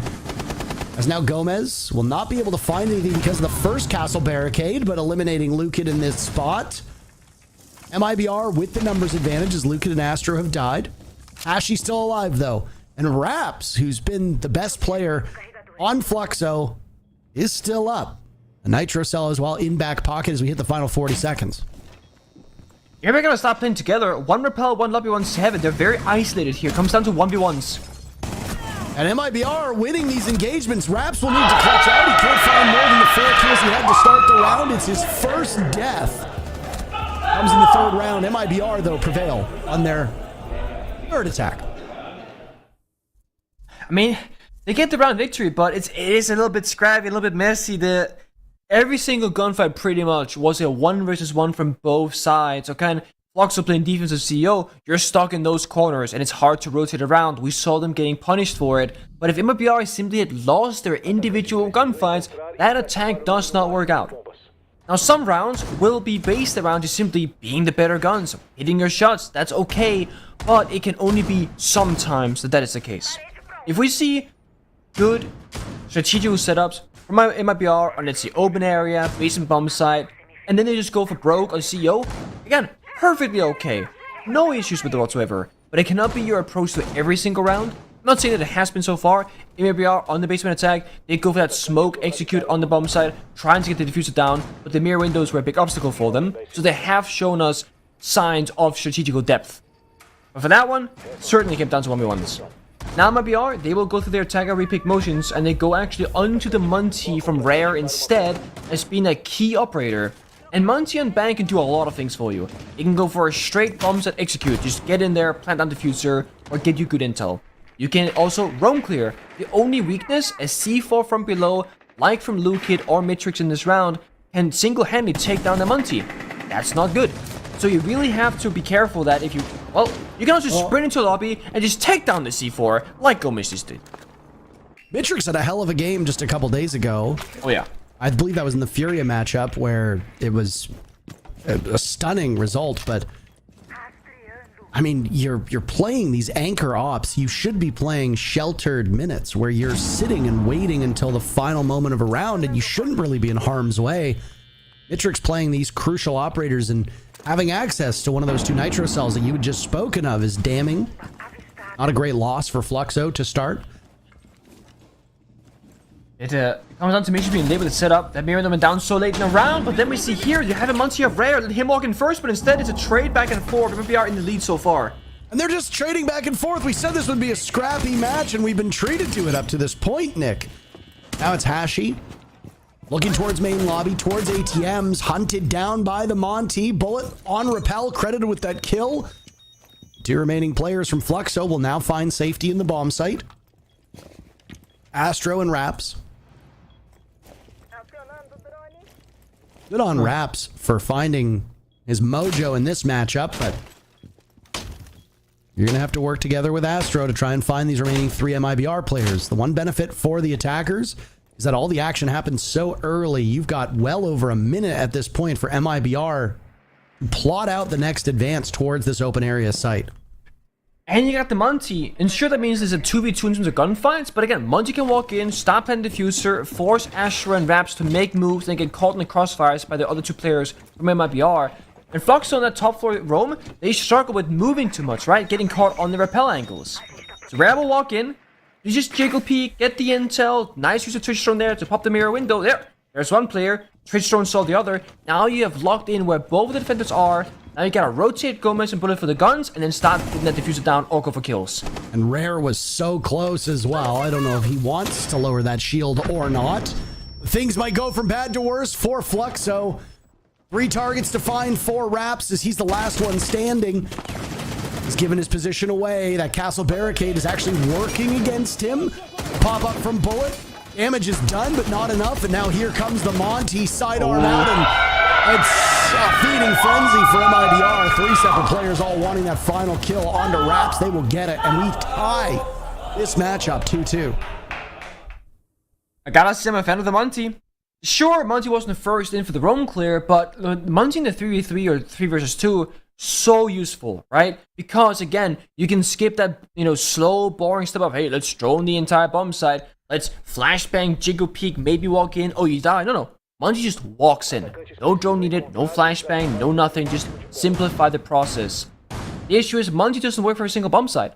It's great for top floor CEO, it's okay for open area, and it's not the greatest here on the basement because it comes down to you'll just become a planter if you play Monty. And you might die to C4, Toxic Babe, etc. Whether you're a Monty or a normal operator, you'll die all the same. It doesn't really impact the round all that much. So for MIBR, they might need a different way to win this round. The big question you have as an attacker is, are there going to be any roamers on defense? Will they roam? Will they turtle? Because those are the 2 most common ways of playing out this bomb site. Turtle is what we saw last time from Fluxo. 5 players in the basement, just behind mirror windows, sitting still, waiting for the attackers to plant. Roaming game, like we see right now, rotations, soft hatches, you can drop down to the bomb site if you get a kill or stall enough time, and you also play with different operators. Fenrir, Tuberau, and Mussy, Castle, all built for the roam game. Raps, of course, still playing smoke. If a bomb site rush were to appear from MIBR, you can throw out those Toxic Babes, stall it out, so that those roamers can fall back to the bomb site and assist Raps to hold it down. But it looks like it'll be contest here in the roam because we see Gomez on Deimos. When you play Deimos, you want to take down the roamers. It's that simple. You consider roamers to be the term probably correctly used if there's 1 or 2 players left right before an execute is occurring, or even in a post plant, because we've actually seen a couple instances where a Deimos will save 1 to 2 of those death marks to then use once the plant goes down or as the plant is going down, and the defenders find themselves at unfavorable numbers. So I wouldn't call them roamers personally, but in that sense, there you go. Gomez will use one immediately to hunt down a roamer, and it's Tuberau who's the first target. Gotta be careful though, right? You see what one player is, what are the other roamers around him. You can't just walk in here for free. You still need that supportive network of the drones, the crossfires, etc. Because there could be a defender around any of the other corners that you haven't tracked. Yeah, we actually talked about this on yesterday's broadcast, or 2 days ago's broadcast, where we said you tend to get tunnel vision almost. You're just hunting down that one player and you're not keeping mind of where everybody else might be. We've got 2 casualties so far in the round, as there's just a little bit over a minute to go. Semper, the IQ, gone. The Castle of Lukid, also gone. At one point, Raps was top frag on Fluxo. Lukid has since taken that title. But if you're going to lose an operator, I suppose the Castle's probably the best one to lose at this point. Far more valuable operators for Fluxo. There goes another death mark. It's actually the last one, all 3 used, as now the timer will run. Fluxo goes for the drop. Midtrix takes out Bullet. Gomez looking for one, but he's obscured, nearsighted, and oh my, Fluxo just crushes them. They anticipated the drop. Takes a while for them to get the kill, though. Astro, the final tally. Fluxo, 3-2 as we head into the final round. And what was it, a 3-3 was the prediction at the first half? Yeah, and it's looking very likely for a 3-3 here, indeed. And then comes the worry. Because if Fluxo are good on defense, but they're really not all that great on attack, you're gonna want more than the average expected outcome if you're Fluxo. Because you need to make up for the difference that you're not necessarily a great attacking team. So you want that 4-2 They're gonna go CEO. One of the few options, right? Very few teams play that Archives Telos bomb site. It's not preferred by most teams in most regions. Although it does pop up every once in a while. Last time I was in my BR, they went that like really messy, armor downstairs, up the hatch, 1v1 gunfights galore across the entire bomb site. We need to see a little bit more team play. That's when my BR they thrive. It's very simple. When they attacked open air with the Monty, it was all 3 players working together in that 3v2 to get the round victory. Last time top floor, it was every single member working alone, and while it can work, it is a very risky way and inconsistent way of playing Rainbow Six Siege.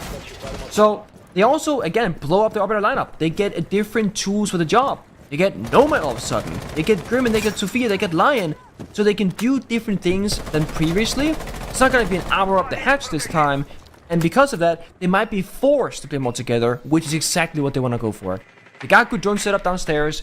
They have really good intel on the first floor. They could very well set down the block downstairs in some tellers or archives, hit a line scan, start blocking open the verticality, and then if the defender starts running, they will get spotted, maybe get killed by one of the members of the attack on the rappel, locking down those sides, cutting it in half.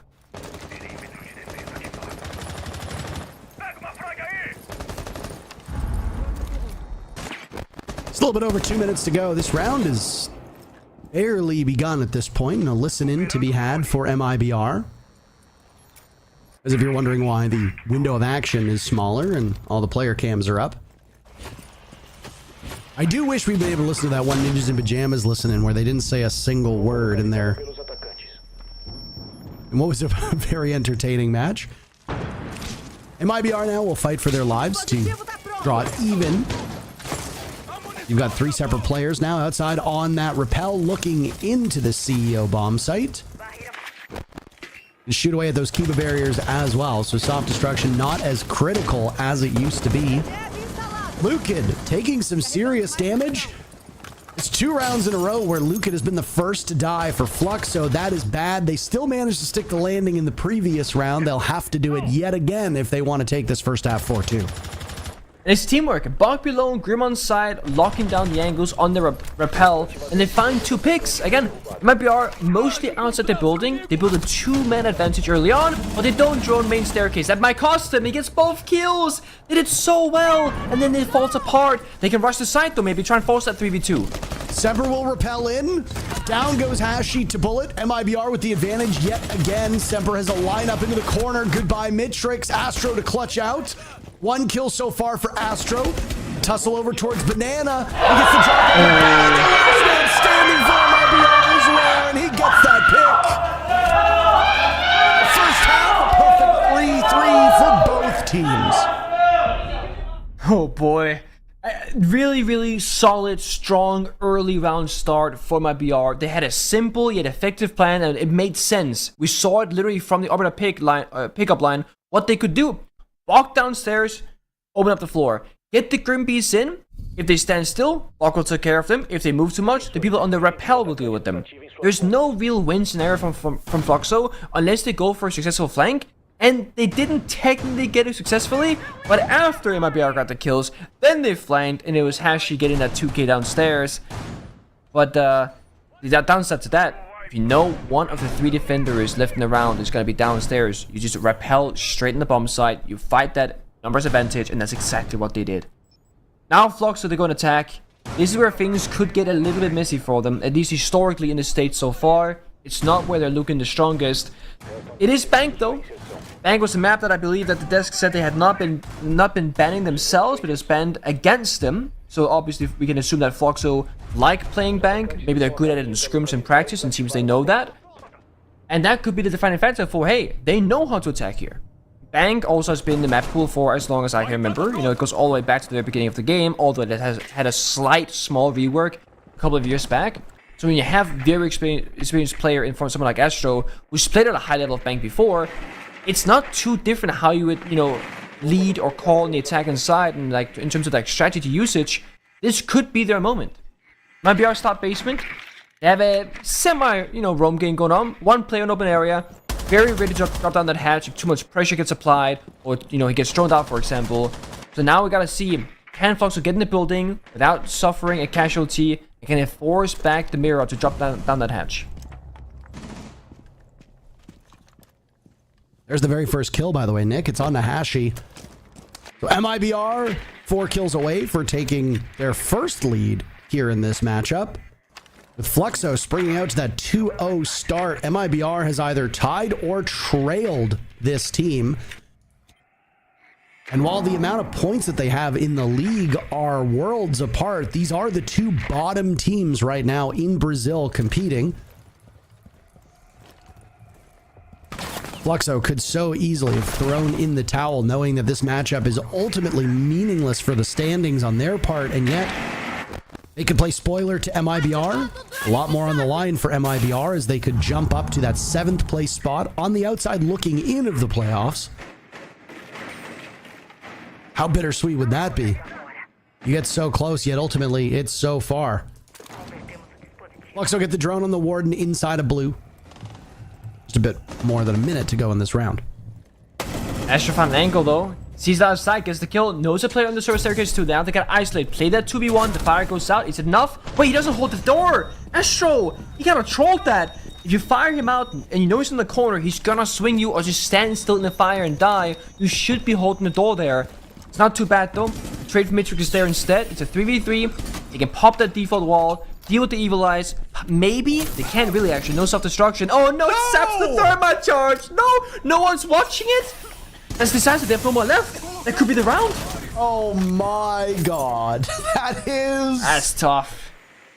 They had he a was Brava nearsighted. cam. He thought maybe he'd shot the cam.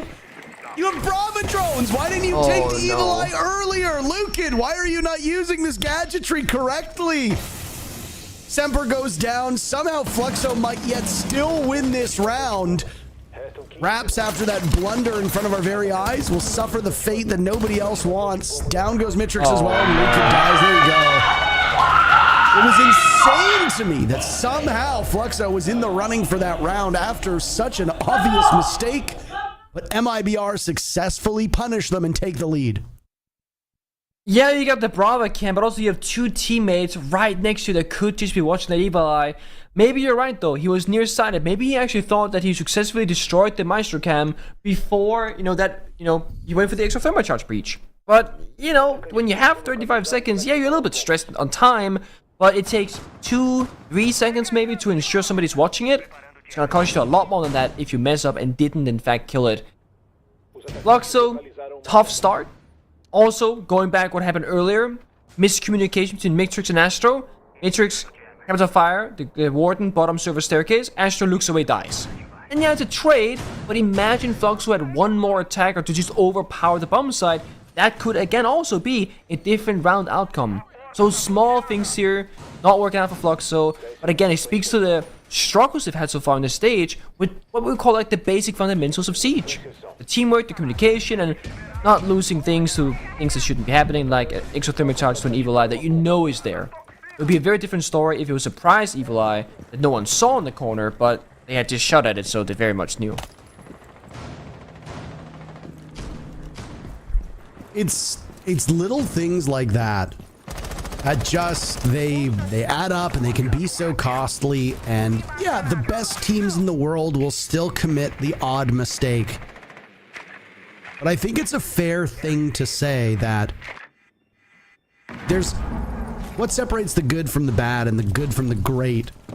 There's a lot, mechanical skill and stuff like that, but I honestly think how often you make mistakes is a huge deciding factor as to how far you can go as a team. Even if you're not the most mechanically gifted, or your cooperation and communication isn't the greatest, if you're committing very few mistakes, you are going to be a fearsome adversary for most teams, because your opponents will almost certainly be committing mistakes. Some are more obvious than others, and we can highlight what just happened in that previous round as, well, maybe part of the reason why this Fluxo team has had some struggles all stage long. They managed to survive a scare as Bullet goes for the kill onto Repel. And Fluxo avoids it for the time being. They could have found themselves in a bad spot. I started up there. The timing of Bullet's bad. They're gonna rush the side. I mean, why not? You think you've got it working? You're outnumbered now. Mitrix grabbing the diffuser, finding that he's all clear at this point. He'll flash main door, now get the diffuser down. Raps, the only other member from Fluxo, still upright. MIBR will scramble to get closer. Raps is miles away, by the way. There he goes. Mitrix with one on the Semper. It's all up to Raps. Through the doorway, trying to soften up Bullet. Where is Yex? On the diffuser. Raps out of time. Bullet one puts him on ice, and MIBR will have no problem with the objective. They go up 5-3. That might be a technical timeout action. I mean, this is a tilter. 2 rounds now in a row where you can argue Fluxo should have won, or at the very least just looked better in the late stages of those rounds. And frankly, I'm not entirely sure what happened. We're watching the roam game play out. All of a sudden, Flux are in, Matrix sprinting from main staircase, are getting kills, getting down that diffuser, but they don't have strong post-plant positions to do anything with it. And it doesn't matter all that much if the bomb goes down if you can't protect it afterwards. Fluxo will indeed call their tactical timeout to no surprise. This just makes too much sense. You need to solve this.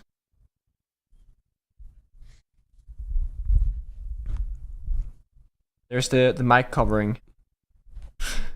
Every single time. Is this more like a Brazil thing than international thing, right? Do we see this at majors as well as frequently? I haven't really noticed it from other regions, to be completely frank. But I will also say that there was a period of time where we used to be able to do listen-ins during timeouts to give you a good idea of what the coaches were saying and what the coaches were adding to. I don't believe Brazil does listen-ins during timeouts. I think they just do listen-ins throughout a round. As we've already seen, there have been 2 listen-ins in this match alone. North America did the same thing, and we had listen-ins for timeouts. And frankly, I think that listen-ins during those timeouts are by far and away one of the best things that could happen to this esport. But I mean, if you're going to sit there and you're going to cover your mouth, are you doing it for the audience at home, or are you doing it because your opponents are sitting across from you? Yeah. If you're doing it for the audience at home and we also tape the listen-ins and play them, it seems a bit foolish because whether you're covering your mouth or not, we're literally hearing what you're saying. But I mean, again, I think there are ways that when we emulate traditional sports, I think it goes a long way in not only, you know, legitimizing esports, but also it goes a long way as something that familiarizes people with it and say, okay, well, you know, I see Bill Belichick standing on the sidelines with a placard in front of his face, piece of paper in front of his face, blocking his words. Oh my gosh, I'm seeing the same thing from the coaches in Rainbow Six. We're legit. We're legit. I know that. This has been a legit match, by the way. I had my own questions about whether or not this would be a serious affair because of what's at stake. Uh-oh. Uh-oh? You're spotted out from Rare, but... So this is the thing, right? Fluxo think there's a guy hiding in lobby. They drone it out, and he runs away. Nobody was on their rappel to punish that guy who was indeed hiding. So I was thinking, oh, because surely Rare should die here, but no. No, he's not. He's fine.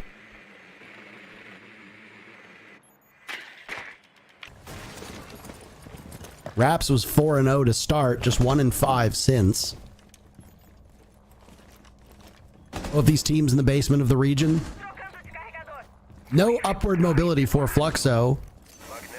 A single point for the entire stage could be the tally that they end up with, which would be one of the worst results from a tier 1 team in one of the main regions that we've seen in a long time. I think it was Supremacy who went without a single point, a single win through an EUL stage. Oh, yeah. Or at the time, I guess it would have been EU Pro League. Yeah. Usually teams are better than 1 to 2 points. But a disastrous start so far through this stage for Fluxo. There was a lot of fanfare when the organization that is quite large in Brazil picked up a team. And obviously they're not the same size as Loud, for example, but imagine Loud came into Rainbow Six and picked up a team and then they had a single point. It's very similar to where Fluxo finds themselves at, and I don't know if there will be roster moves or what, but something on this team is just not working. There will need to be changes.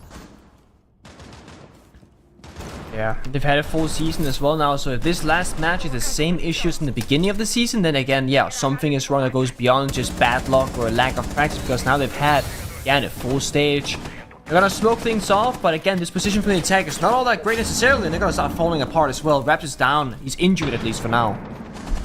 Your Thermite off the board. Retrieved now by Astro. Case will need to be picked up too, but hold on a second. Maybe a bit too eager MIBR to get into these Fluxo players. Fluxo rebuffs them so well. Now it's Rare in the line of sight. Diffuser goes down. Fluxo's not dropped a single player. Hashi now dead. Raps was downed earlier, but he's been picked back up. 2 players remain for MIBR. Now it's all up to Bullet 1 as Rare dies to Astro. Bullet on the opposite ends of the earth from his teammate. And he sees Mitrix. Maybe Bullet 1 just a bit too disconnected. Fluxo gets the final kill. A much needed round victory, but they still trail MIBR. So needed, but also very, very messy. I mean, it starts off with just like people rushing to the breach, Raps gets injured, they rappel on in, and it comes down to, unfortunately, just kind of gunfights. Strategically, I don't think Fluxo had like a really good approach to the attack and side of things. Besides using smoke grenades, it was just guns kind of blazing. So again, it comes to, yeah, 1v1s. Just not going the right way. Sure, they flashbang Rare really well, and they find that kill on the side, but, you know, that's really it. If one of those two defenders just shot down the initial push, that could be a very different look. And that's also CEO. That's tertiary bomb site choice from MIBR. That should be, by their choice, the weakest bomb site from them. It's only gonna get more difficult from this point forward. If you don't win your primary and or secondary priority attack right now, you will lose 7-4. So they gotta really step up right now. Like, this round matters more than anything else. The upcoming round after matters so much more as well. Last time on Basement, it was a little bit messy. It was that Evil Eye, denied the sap, round didn't really go anywhere from Fluxo. But the roam clear was efficient. They were quick, at least, to get inside the building, and time is what they will need, because they're up against the Goyo now from Yext. And if you're attacking against Goyo, you know, those canisters, 20 seconds a pop is what they stall for. That's how long the fire will be on the ground. Denying you the entry, denying you the plant. And if you stack multiple Goyo canisters on that same kind of bomb site position on the A bomb site, you can stall for 20, 40, sometimes 60 full seconds. And that can single-handedly win you the round. Fluxo, you want to see speed, you want to see some accuracy, you want to see that teamwork coming into play.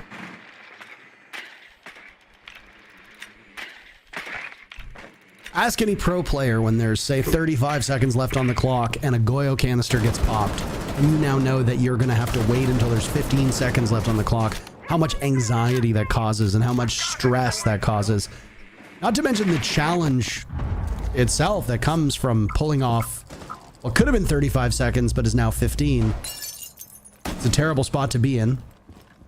I always use the word deceptive when talking about the Goyo canisters, because they do last for a deceptively long period of time.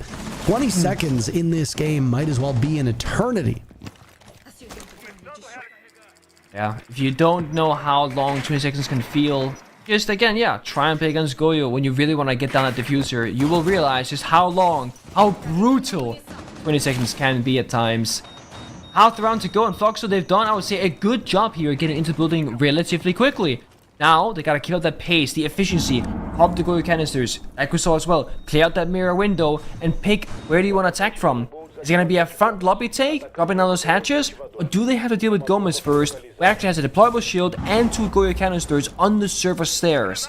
If they do not clear server first, they cannot just drop down at A hatch, so we can kind of tell what push to expect based off the pressure they apply.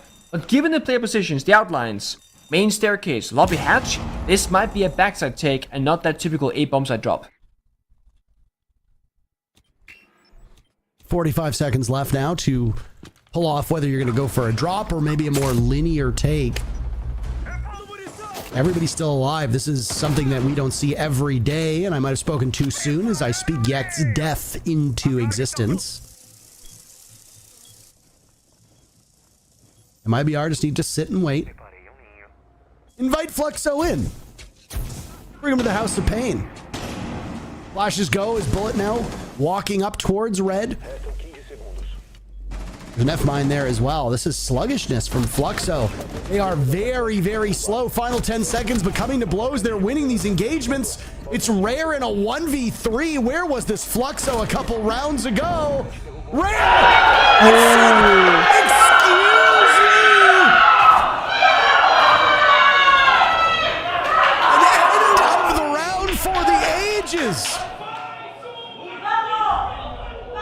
That sucks. That's tough. If you're on the attacking side, that is.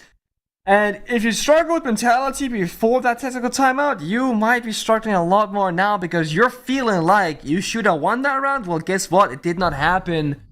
Fluxo, it was such an important round. If it's where it might be they feel the strongest and this is how you lose it, watch this. 3v1? 3 seconds left. Oh, and it comes down to losing the shotgun fight. Well, I mean, Astro was the one holding on to the defuse, and he was planting Locker's door, which is a bit of an odd place to do that. If he had planted in the other bomb site, high likelihood Fluxo wins that round, and we see a 5-5 scoreline. But I don't know, again, with a team like Fluxo, there's obviously communication issues with this team. There's no denying that. I don't speak Portuguese, but they often look like they are not working together. Whether that's because they're not talking about it or what they are talking about is missing the mark, I'm not sure, but either way, that's a communication issue. If you're going to plant in Locker's doorway, you think it's relatively safe, right? Because somebody needs to swing from an angle that can be watched either from big window, depending on the soft walls inside a vault, if they've been opened up. You can be swung from the other bomb site entirely. You can potentially be seen from garage as well. It's not a bad spot to plant because there's a lot of crossfires. When there's a player close range with a pump shotgun and there's only one player actually watching that spot, then things are going to go very poorly for you, as they did for Fluxo in that round. Again, small things, but if you are in the lower bracket of the stage so far, not having that many points, it's the small things that will haunt you. It's the small things that are the reason why rounds do not go your way. Whether it's decision making or communication, again, it can be so many different things, and it's why it's so hard to pick apart as a coach, as a support type, as a player sometimes. Guys, why are things not working? What is going wrong? And you might sit there and scratch it and go, I don't know, because it could be so many different things. Fluxo, of course, have a hard time in this game so far in this stage. Yex finds Mitrix again playing from behind on the attack. Losing to him early is not ideal. MIBR with that advantage, and if they can continue to have this snowball roll down the hill relatively unassisted, things could go well for them, but the advantage disappears now as it's both Yex and Semper in the ground. You just need to sit and wait in open area.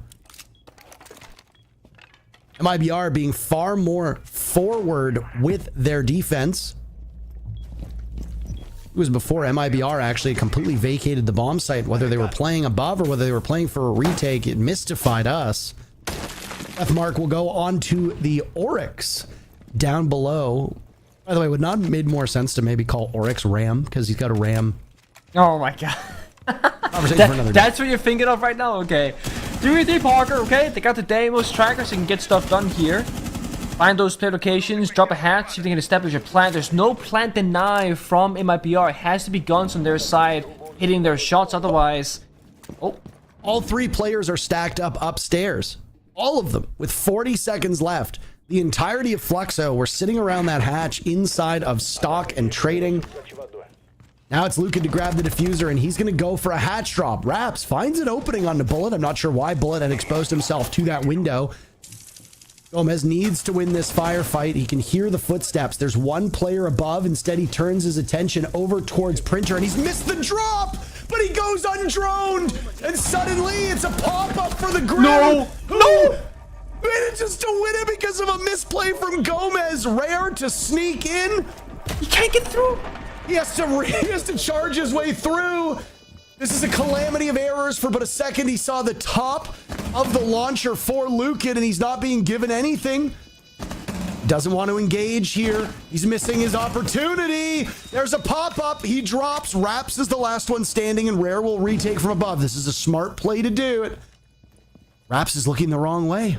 Raps is looking towards the wall. Rare's going to clear his corners the wrong way. Excuse me. Result as MIBR gets it in the clutch, and they prevail over Fluxo. All 3 points are theirs.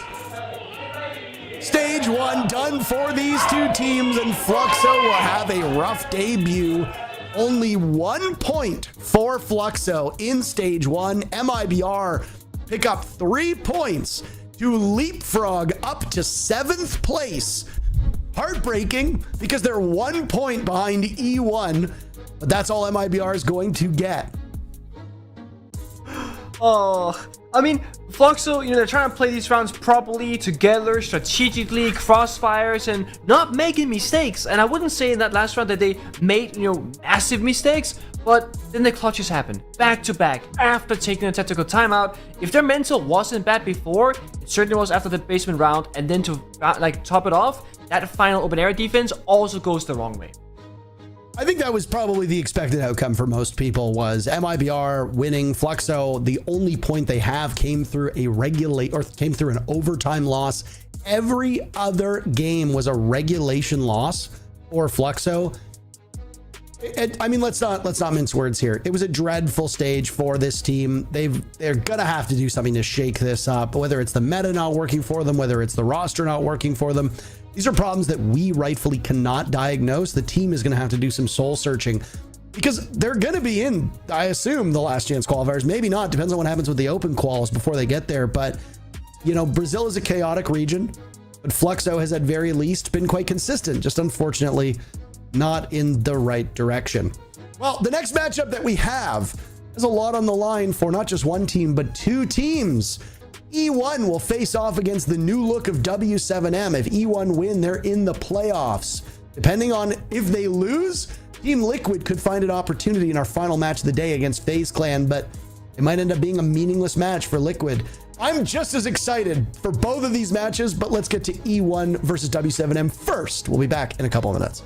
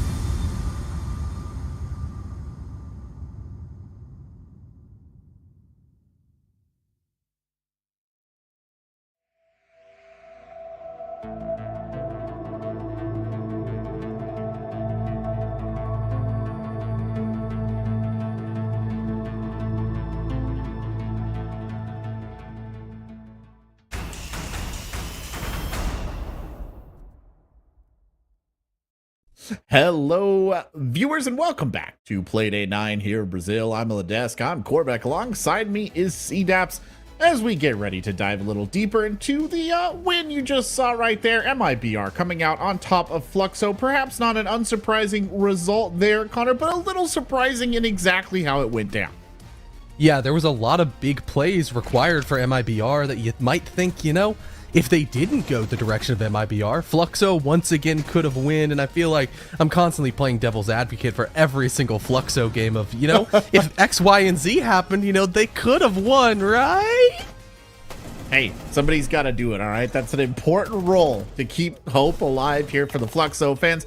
And I mean, you know, it's also the truth in this game. There were moments there, I think, where Fluxo was really shining through, but you highlighted that you had big concerns about the Fluxo attack, and those concerns proved true. They just did not look that effective. They looked a little clumsy on the attack, and they were suitably punished for it by MIBR, as we would expect.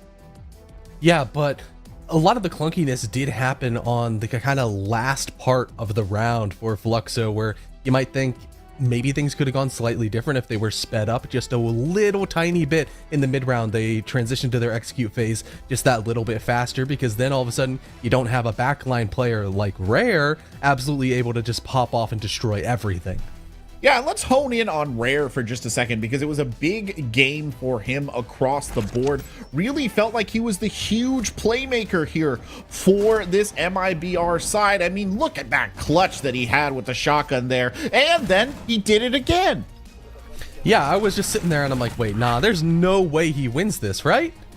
And then he did, and just did it over and over again. And it was just absolutely huge to see for the side of Rare, because we haven't necessarily seen him step up that often this stage for MIBR. They've had limited success here and there, but with a result like this, all of a sudden they leap from 9th place to potentially up to 7th, and that has some implications for later on in the year with SI points, as well as potentially getting some easier matches in the open qualifier that will help making them maybe back to the LCQ.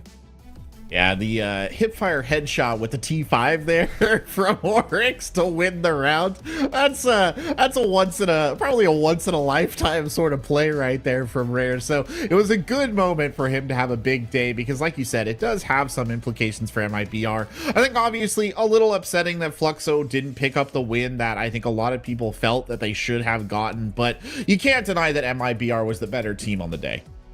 Yeah, MIBR just looked a lot better. They made less fundamental mistakes, and overall I think that the sort of future is a little bit more bright for this MIBR team, especially as they're going to go down and get a lot more game reps, a lot more experience in the open qualifier, maybe get their confidence up, beating up on some of the smaller teams, the teams that struggle just a little bit more. And they definitely have the potential to come back as one of the crazy Brazilian LCQ teams, which currently is a trend that somebody comes out of LCQ and looks so incredibly strong in the upcoming major. Los, 2nd place in stage 2 at Atlanta. They came from the LCQ, and NIP made it to the top 8 after having to go through the LCQ in stage 1. So MIBR might be filling that spot. It's slightly unlikely, but you know, it is there. Well, you've extended some bright light of hope there to Fluxo MIBR fans, but our next game has some serious implications for right here in Brazil League. Up next, E1 versus W7M. Don't go anywhere. We'll be right back after this break.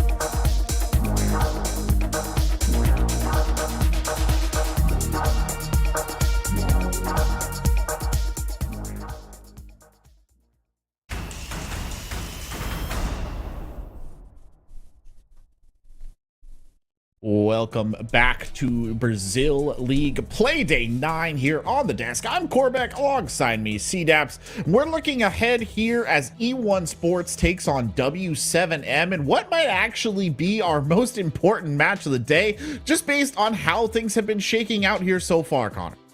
Yeah, there's a lot of playoff implications and a lot of seeding. You know, E1 can either be a hero for some rosters and an absolute villain for the others, and there's just so many different teams that are just involved in this game directly, and I'm sure in the crowd right now at the venue, like cheering on their team because they need a certain result.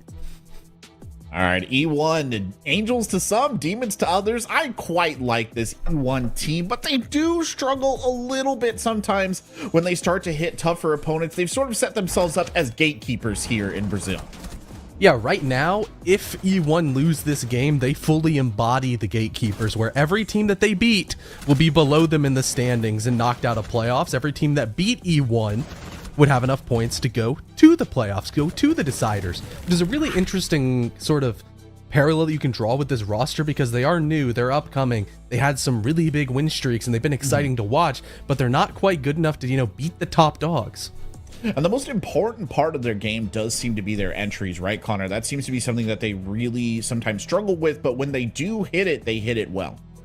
Yeah, their playstyle that these guys employ is very similar to what we see with Furia, that having the entry pick is really, really nice, especially when they're able to get the conversion properly, getting almost 90% of the rounds where they get that entry engagement on their win streak was absolutely huge. Meanwhile, on the side of their losses, those numbers do look significantly worse, and the correlation between them is strong enough to say, you know, if they get the open engagements, they're going to have a lot better of a time. If they're going up against a roster that hemorrhages opening picks, all of a sudden E1 are going to have a better chance. But I wouldn't necessarily say it's fully paramount to the success of E1 because they do have some nice resiliency. They have the ability to bounce back in the mid round with aggressive plays. But having the opening engagement is definitely something very nice for this team to have.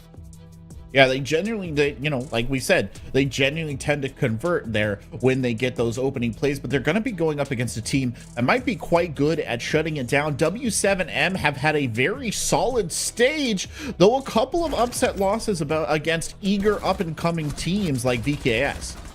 Yeah, Vivo Keystars looked really good yesterday against W7M, and W7M were a roster that we kind of figured were definitely going to be locking in that top seed. Pardon me, the second seed, because, you know, FaZe is all the way at the top, but that second seed definitely on lock for W7M. But right now, they do need a result here. They need a win, whether it be in overtime or regulation, in order to leap over Black Dragons, because we know that the bye phase in this overall bracket, getting the first round bye, is actually so incredibly important because it just magnifies your chance of making the major so much. And of course, Black Dragons does have that win over W7M in overtime, much like that VKS win. And I mean, there's the schedule 2-2. I mean, it's not the worst kind of downward trend, but it's one that W7M, given the caliber of the team, is probably not happy about. Yeah, they went from a team that was maybe knocking on the door of being neck and neck with FaZe, just definitely defined as the second seed. Now all of a sudden they might have the potential to be limping into playoffs, and that's not a position any team wants to be going for. If all of a sudden you're losing 3 of your last 5 games, it's definitely looking rough, and you're going to be having to go up against one of these rosters that you potentially did lose to in that streak, and that team's gathering more momentum. Well, E1 is definitely pushing forward here. This is their game to win and W7M's game to lose. And that means that map vetoes are going to be incredibly important here from a purely tactical perspective. Clubhouse going very early. E1 also taking Chalet off the board is an interesting choice to me, Connor. I don't think they like that one particularly. Yeah, they don't like that one, and W7M are definitely a strong roster on that map, currently sporting 2 wins, 0 losses. But as we kind of look towards the rest of this map ban phase, both these teams have a very defined map pool with a lot of bank ban from the side of W7M that we've seen, a lot of Clubhouse, a lot of Consulate. For E1, they really don't like Border. They also don't like Clubhouse, which means, you know, whoever bans Clubhouse, which in this case was W7M, probably end up getting a map that they don't necessarily like. And with a choice between Oregon and Cafe, E1, I think, make the correct choice here to go to Cafe. As even though they haven't played it, we have not seen E1 on this map, we definitely have for W7M. Yeah, I think E1 choosing Cafe there makes sense to me, right? Oregon, a very sort of staged, solid map, but you can expect W7M to show up particularly well on. Maybe on a Cafe attack, you can take them a little bit off guard if you're E1. We have seen some very explosive attacking rounds out of these guys. Yeah, we definitely have, and with Cafe being a map that, can definitely lean attacker sided, it does definitely favor E1 as well as W7M, finding not that much success here on this map of Cafe. They lost to Vivo Keystars, even though it was an overtime, it's still a loss, as well as the other time they played it, it was a 4-7 defeat at the hand of FaZe Clan. Sure, they were competitive in both of those games against highly competitive rosters in the region, but hopefully for W7M, they're going to be kind of using this as a bounce back game to show, we are good on Cafe, and hopefully they, knowing that there's so much on the line for them, the difference between having to play a quarterfinal match versus being immediately plugged into the semis is weighing on them, and they can just come through and finally get a win on Cafe. I mean, for E1, if you had to pick one thing for them to focus on here going into this important match on Cafe, what would it be? I think it's just trying to hamper down the aggression of W7M. That's something Vivo Keystars did phenomenally yesterday. They didn't let the roams happen on the defensive side, and on their own defensive side, they were able to just bounce through and play the mid round really well. E1 needs to get aggressive at the right moments in order to shut down W7Ms. Well, as we head over to Cafe Dostoevsky, we'll turn you over to two wordsmiths whose verbose vocabulary and dynamic diction would make even the great Russian author himself weep. I speak, of course, of Intero and Pengu. I still don't have an answer as to whether or not he practices these. That must have been rehearsed, right? Like, that was so good. He's not gonna tell us. You asked the question and he just keeps going. He gotta let us know. How does he do it? The people want to know. Just as the people want to know. We want to know. What's at stake in this game? Well, here's an interesting tidbit for you.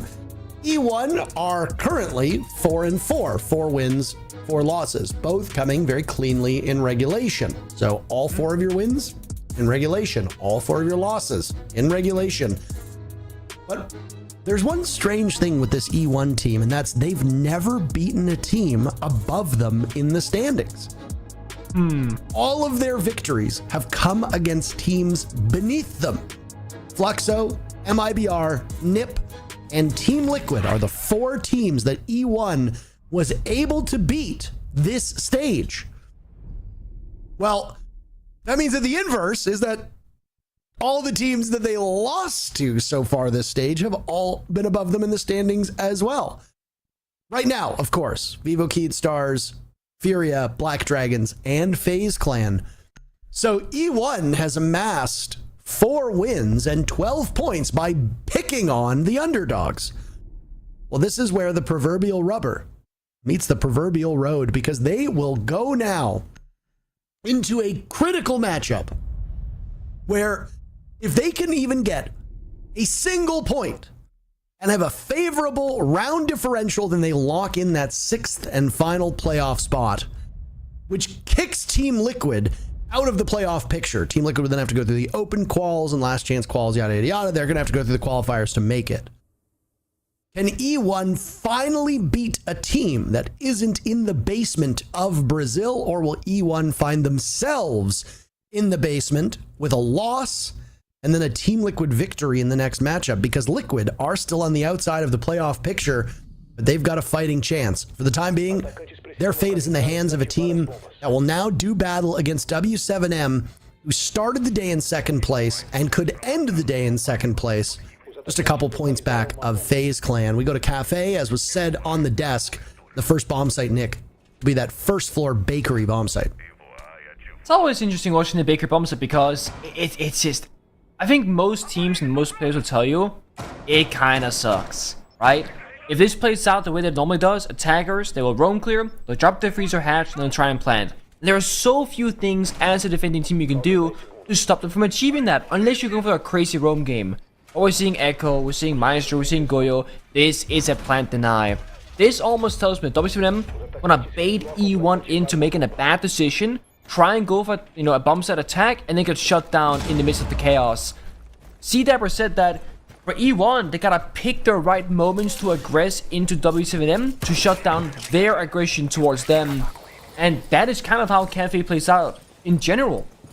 Especially when you're on defense, that is. Of course, when you're on your attack, you gotta try and set the pace, set the tone. You don't want to strike first, usually, unless the defender jumps out a window or just plays, really overly aggressive. So, see what they can get done.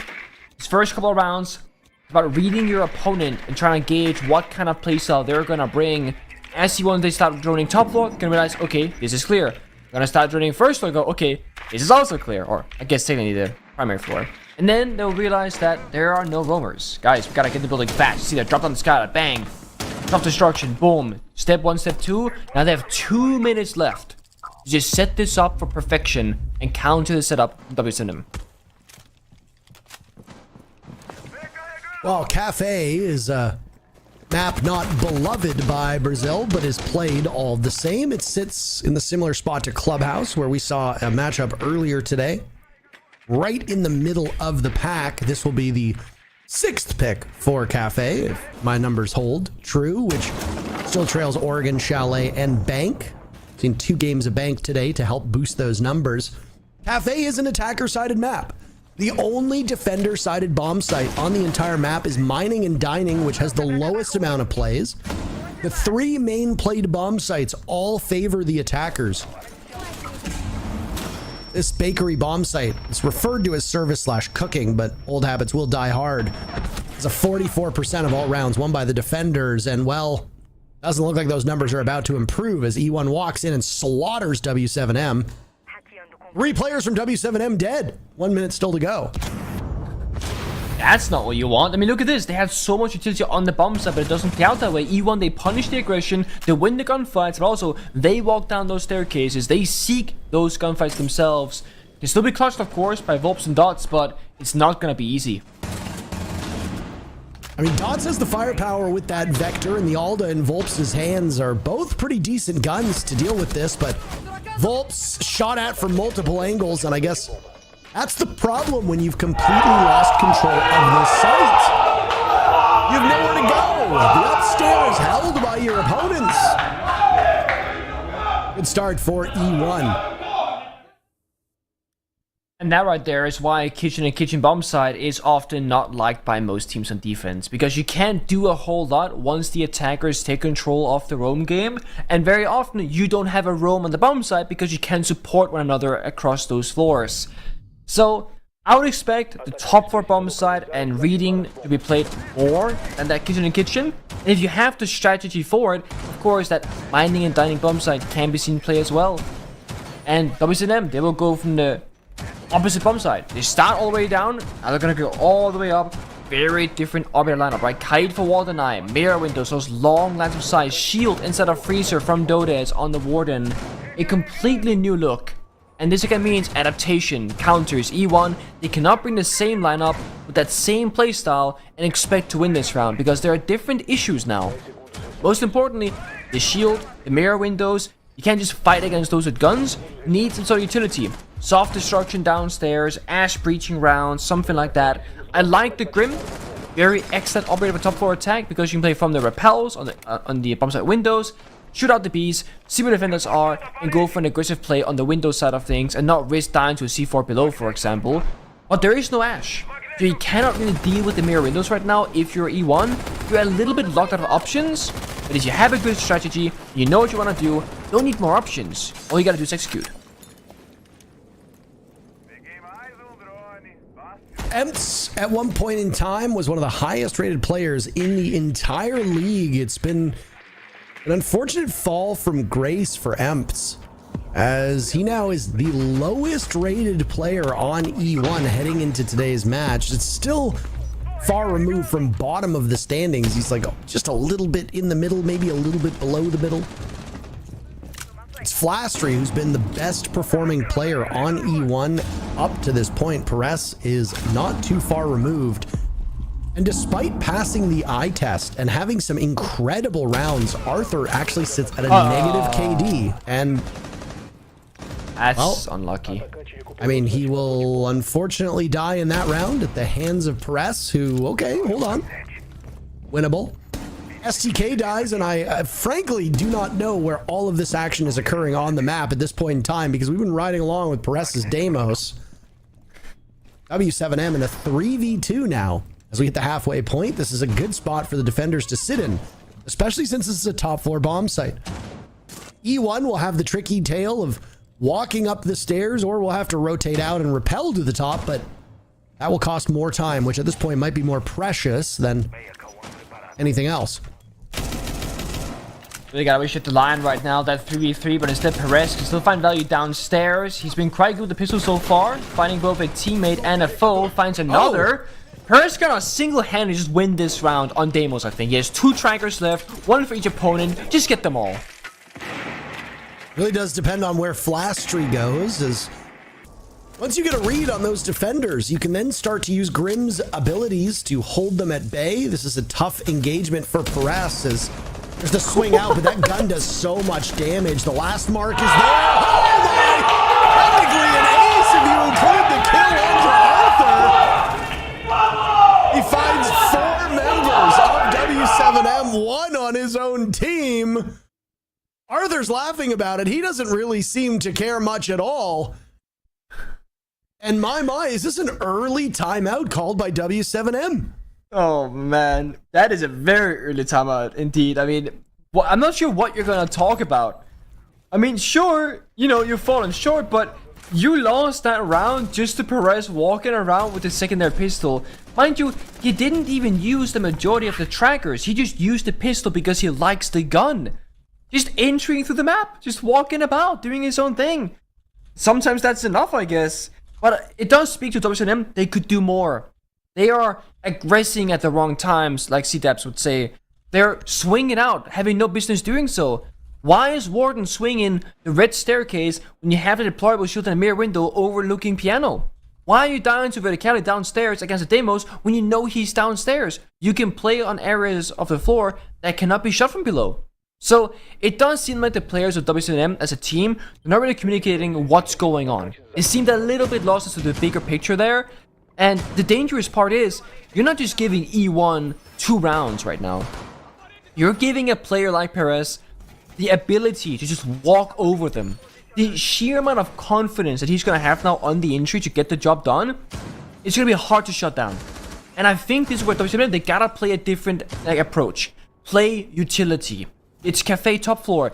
You can play like they are right now, Aruni.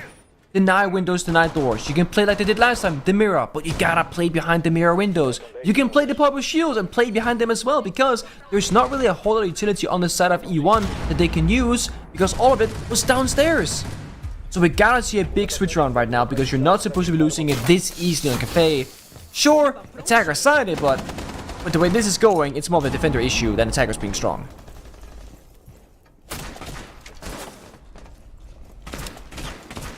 Does he pull this off? Spawn peek alert. Wolf's frozen in place before getting chased off of this spot. He heard the rappel coming. STK upside down. I don't know if that Kiba barrier was thrown in haste or if that was intentional. Out. I doubt it was supposed to be done that way. Loban, jump out. Jump out, Loban. Do it. Do it. Do it. Well. See, now they don't want to aggress. They did it last time, doesn't work out. And I was like, now they arguably should have aggressed, but I don't want to say scared, because I don't think they are, but they've talked about the strategical changes. They're not going to do it anymore. But now you're kind of putting yourself on a leash as a player, not playing to your instincts because you got punished so hard the last previous 2 rounds. Loban is allowed to exist in this spot inside a piano for a puzzlingly long time, Nick. Just sits there, waits, buys time. Oh, Perez after that triumphant round previously. Deimos will show no effect this time as he's outdueled. A much slower round than we saw previously. W7M holding with the advantage. Waiting for the vault in. Down goes Arthur to Loban. Again, you go unpunished. You go undroned in this spot. You can do so much damage. Loban doesn't have any Kiba barriers left, though, so this is just playing with the existing utility and the existing setup in that part of the map. This is Interesting choice of engagement, but if Emps just stays here, I mean, this is a terrible waste of your time. What is this? This is some Giga Brain stuff. Got his one, I guess. I got mine. W7M poised to win their very first round. Time doesn't really favor either squad, but the numbers certainly favoring W7M as now Lobin swings towards White Stairs. Migrated all the way from piano down to that second floor, got the pick, W7M get on the board. You saw a big switch up there from the defense, right? They made their opponents of E1 work for it. No one's aggressing into poor positions. Everyone's basically sitting in a strong corner of the map and just waiting for the attack to come to them. They had 3 players in that round from E1 on window rappels, just holding passive angles, not able to progress. Hibano then jumps to Red Hatch, dies. Paris walked up the brown staircase, also died. The only 2 people who actually entered the building didn't really get anything done at all. And the last 3 players, I mean, I don't want to say they're baiting for kills, but it's more like no one can help them get the kill and force the player movement, and they didn't have grenades in the right position either. If you have only grenades on Deimos and he's entering from the kitchen going up a staircase, you need grenades in a better spot. So Perez either has to go into the right position or give up that quote-unquote fun operator to someone else so he can play that like sole kind of lurk flank kind of role in the attack inside. So now we gotta see E1 mix it up. I think they recognize that, hey, these guys are not gonna just fight us any longer. We're gonna have to like work for it. So they too will play utility, right? Play Flourish, play Brava. That's gonna deal with most issues that is gadgetry that is being put down. But we know from the defending lineup, there's not all that much value to be had here from either of those two. I mean, sure, Castle Barricades can be popped with the Flourish drones. It's always a factor. But Brava, there is a single bulletproof camera that you can hack. And then the default cams. That's like your only real value gadgets that you can find. No Maestro, no Yokais, etc. So, not the highest value play, but a lot of intel for sure on the attacking lineup. Downstairs, Lobin was lurking by the window. He could have had that pick. Ash still searching for his very first kill. He had a line of sight onto the open hatch. New hatch. New balk. Whatever you'd like to call it. This is top floor control at the moment for E1. A long way to go to get to the bottom, but they can take the necessary steps. Lobin's going to play without a shield in that VIP spot. That can be tough to do when you're not aided with some level of protection. It's tough luck. He wants to C4. He's going to pay the price. Could be a mistake, of course, as well, but I doubt it at this level of play. And C4 is also good in the spot. You can C4 vertically, clear out the garage portion, the white staircase, maybe a hatch trap later on. But the big question mark is, again, now WCM playing this like keep away strat where they want E1 to come to them. The issue is, this bomb set of kitchen is a lot weaker on the side than top floor. So this is not necessarily gonna get them the same result of success. Because look at this, I mean, Loba has to win a gunfight. If he doesn't, he's dead. Okay, he won the gunfight. He won the gunfight. He won the gunfight! That's good for him. He's got another gunfight to win as well as Flastry right now on brown stairs. Has Lobin in his crosshairs. Metaphorical crosshairs, of course. The big issue for E1 at this point is just not getting bogged down. You've got a job to be done. You can't be fighting these shadows. E1 gets on the board, though. 2 very quick picks. There's Dash getting onto the board himself. That leaves just Volps as the last player searching for a kill. Press dies by Volps' hand, so hey! Your reverse caster cursed it. Flastry now to break into the site. A desperate attempt. He finishes off Dash, securing the kill. That's information that W7M will not have. Through the doorway, Volps will get another pick. A sensational round from the anchor players on W7M to prevent E1 from getting close to the objective. It's a good lockdown. A little bit curious why they didn't just go for the plant earlier on. They were kind of stalling out on the attack. It felt like the cover was there for quite some time. And then they just kind of, they stalled out. Not sure what the communication was. If they thought that there was maybe a defender flanking them above. They got advanced at the bomb side. But the real hero, I think, despite only getting 1 kill early on, was Lobin. Not only did he survive the entire round as one of the last 2 defenders alive, but he lashed out, shot down that white staircase position, and somehow makes it back to the bomb site to establish a crossfire. And again, early man advantage for the defense on a weak bomb site strategically puts them in a very solid position. And now E1, they kind of showed us that they are struggling with the fundamentals, and those kind of old habits are coming back to bite them. When they don't outright just win their gunfights or have someone like Perez walk through the building getting a bunch of kills, they do look a little bit weaker here on the fundamentals. Considering they're flexing their bomb site rotation and their adaptability, going to that, lesser played mining and dining bomb site, and they're gonna again force problem solving skills here from E1. Now, you haven't seen this one before in this matchup. Gotta adapt on the fly. What are you gonna do? And E1, they will show us Ayana, Brava, Gridlock, and I'm sitting there going, what is this for? What do they have in mind with this? Okay, fair enough. Brava against the Echo, you can get the Yokais. I'm always a fan of that. But the Gridlock, is it just to lock down the staircases, make it harder to flank instead of going for a Nomad? Is it because you want grenades, for example, who don't want to play the demos? You want like secondary shotgun self-destruction? I'm not entirely sure. But they are droning. They are cooking something up here. Whether it's gonna be a good meal or a bad one, we'll find out in about 1 minute and 30 seconds from now. So far, it's gonna be a piano rappel, red hatch, look who's there's Lobin, and that same good spot on piano, just waiting for either a jump out or a hatch drop. Look like both of those Brava drones from Arthur had been used. I don't know if they've been destroyed or not, but they were spotted for the time being. There's Emps dying down below. Dots taking some damage after getting that pick. You do not want to be gambling your fate with that ITA secondary shotgun. It's a wet noodle. Arthur was attempting the defuse plant.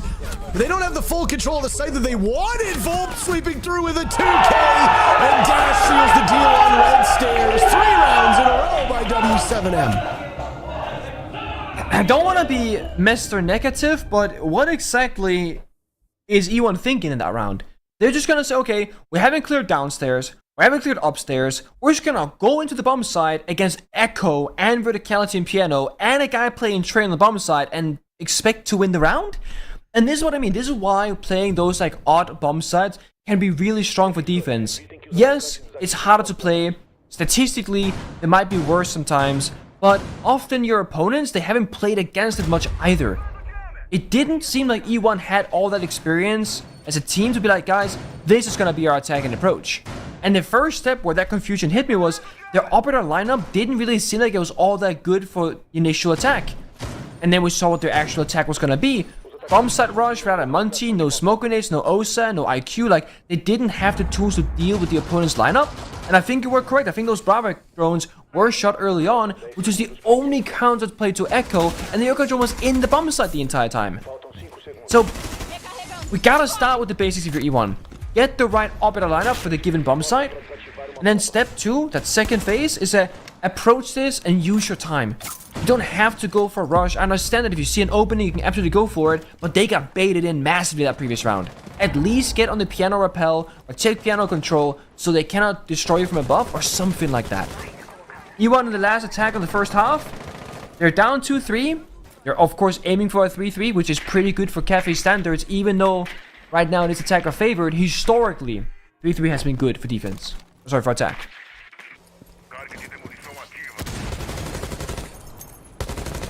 It's the best you can hope for at this point for E1, though. With the way the last couple rounds have played out, I'm not on the W7M train at the moment, but the train will shortly be leaving that station, and whether or not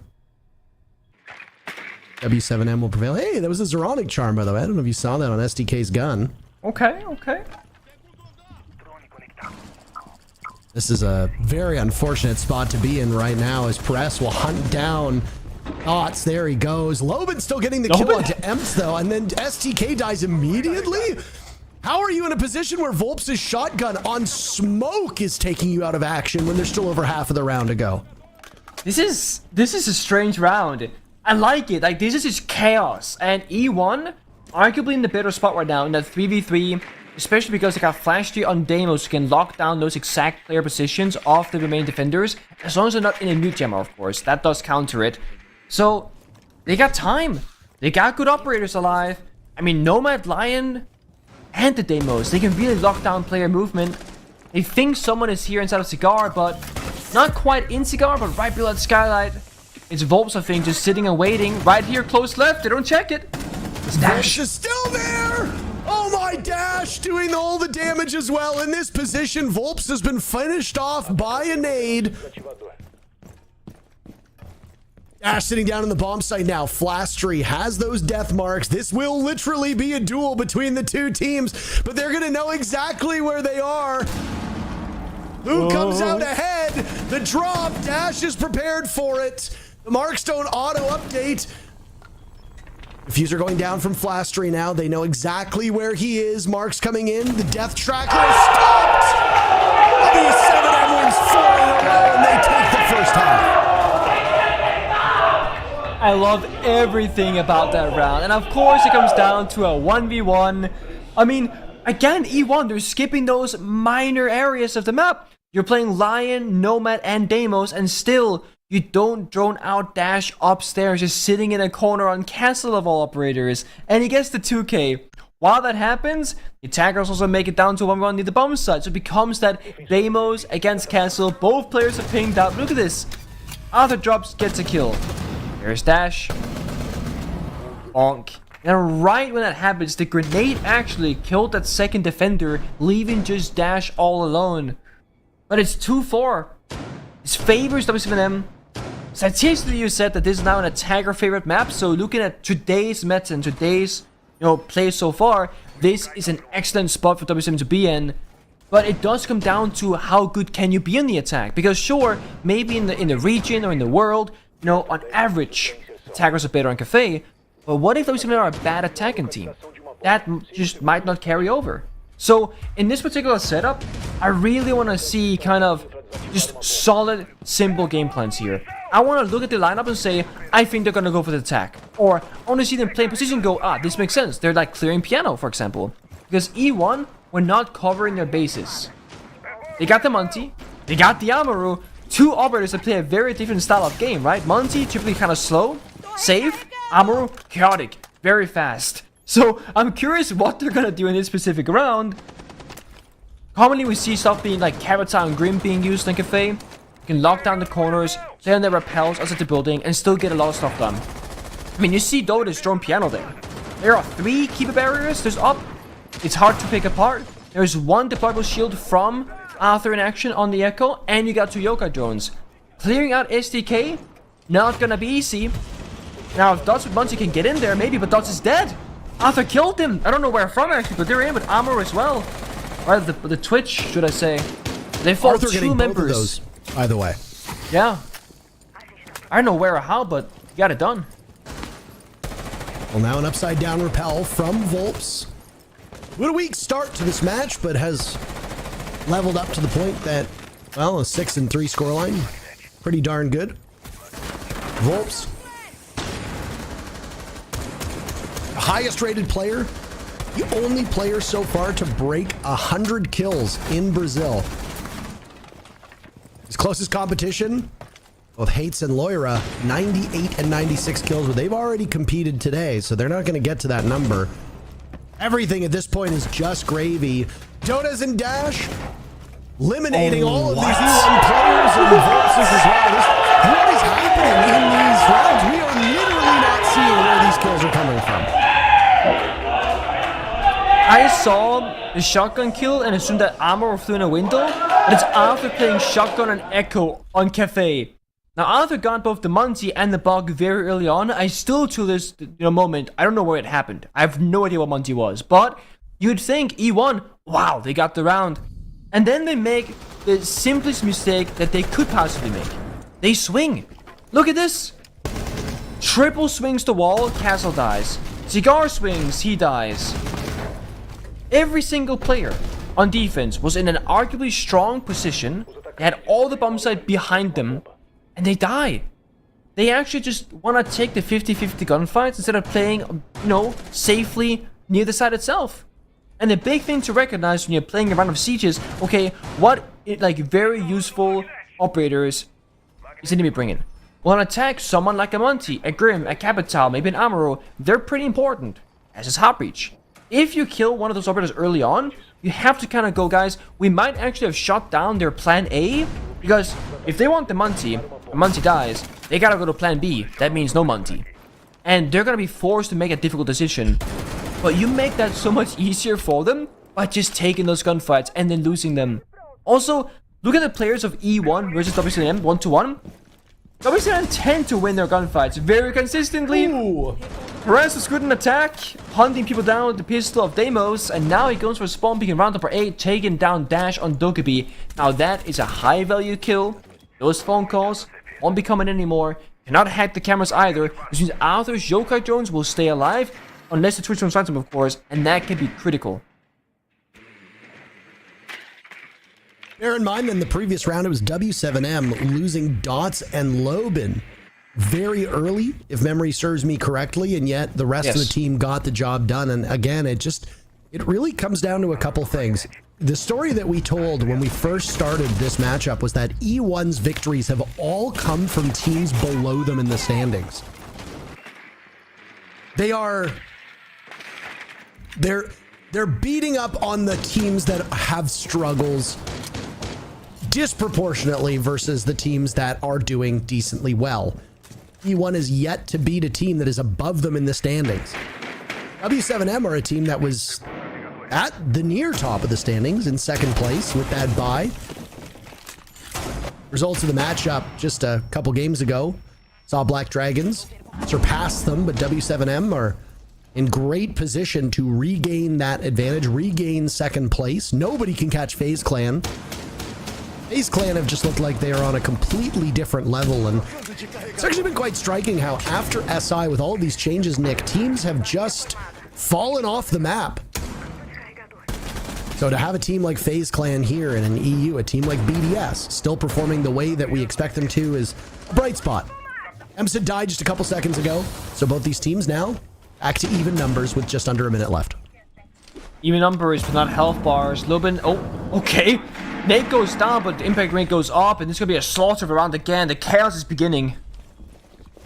Down goes STK. W7M firing up.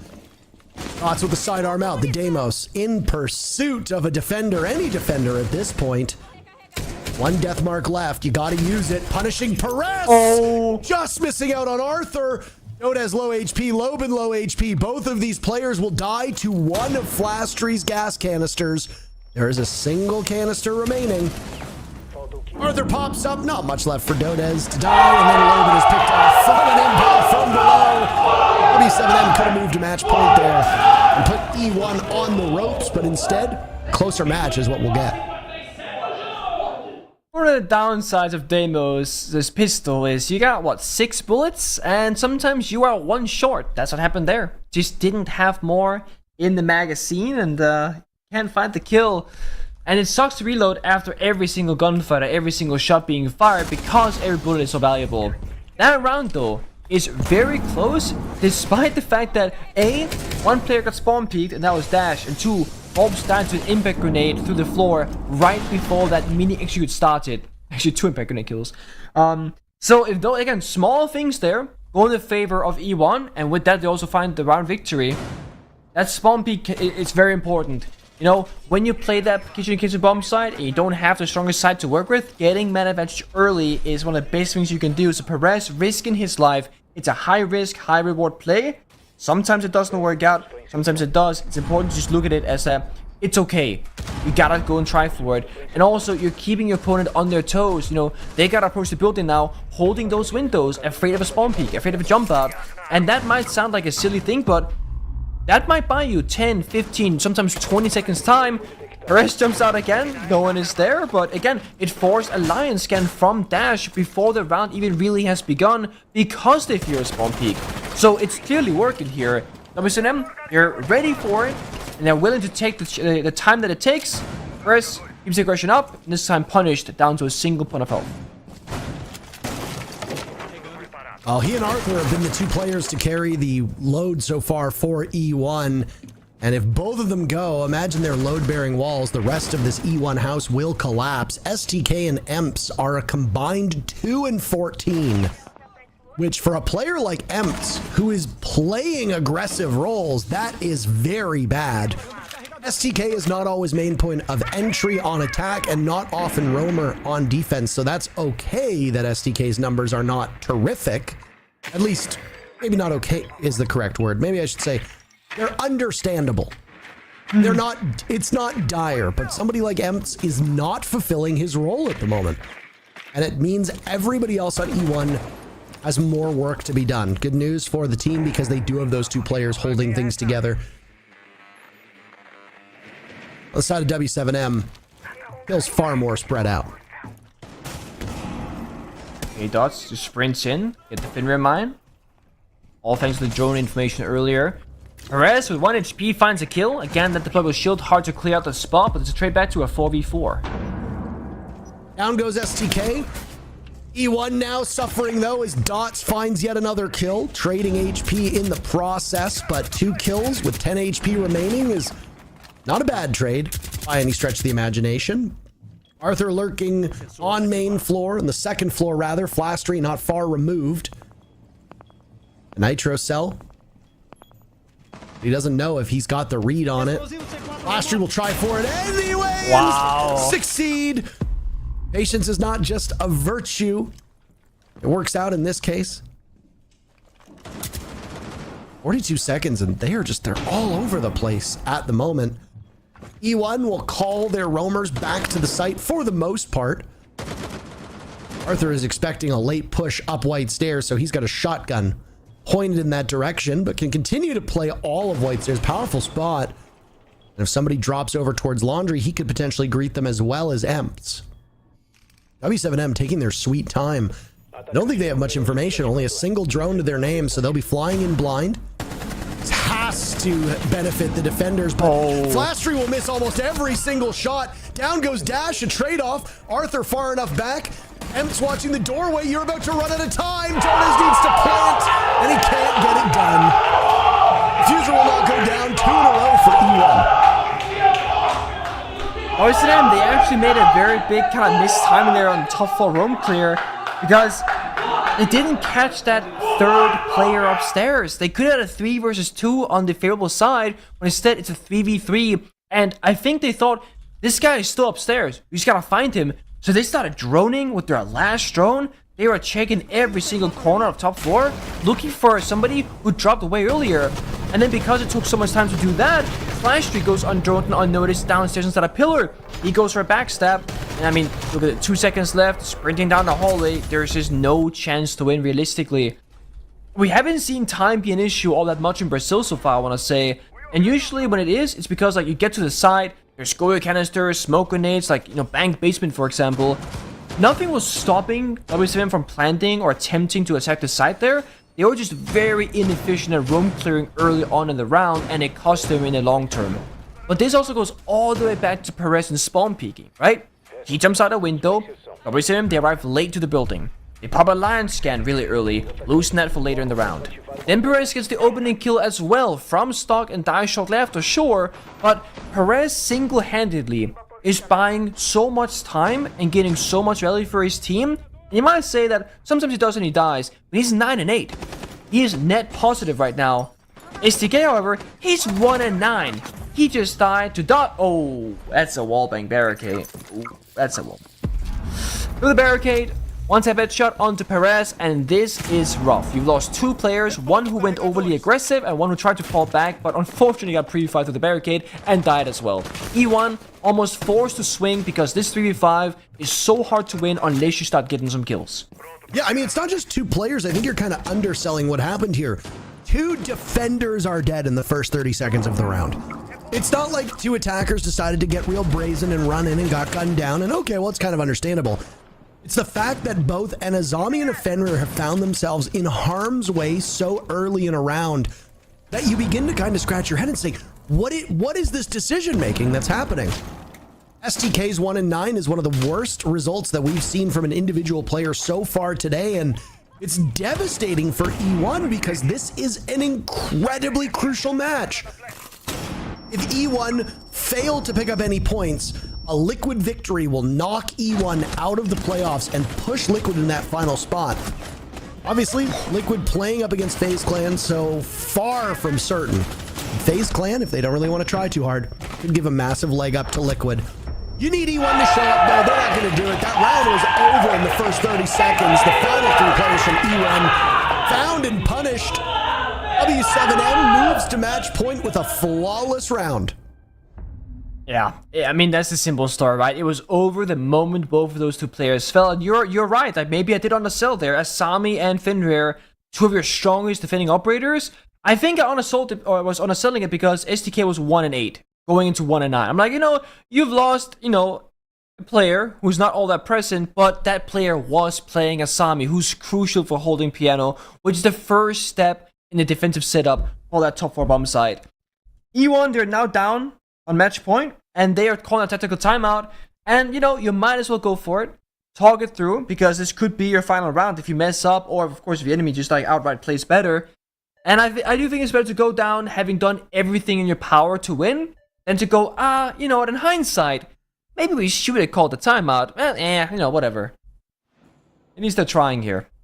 This game matters a lot for them. It's an important match, even if their performance so far haven't really shown that, so to speak. Well, if you go back and you look at these matchups again, I will repeat it. E1's 4 victories all came from the bottom 4 teams. Team Liquid, NiP, MIBR, and Fluxo. And those teams are losing a lot. So it's not just E1 who's beating them, it's most of the league.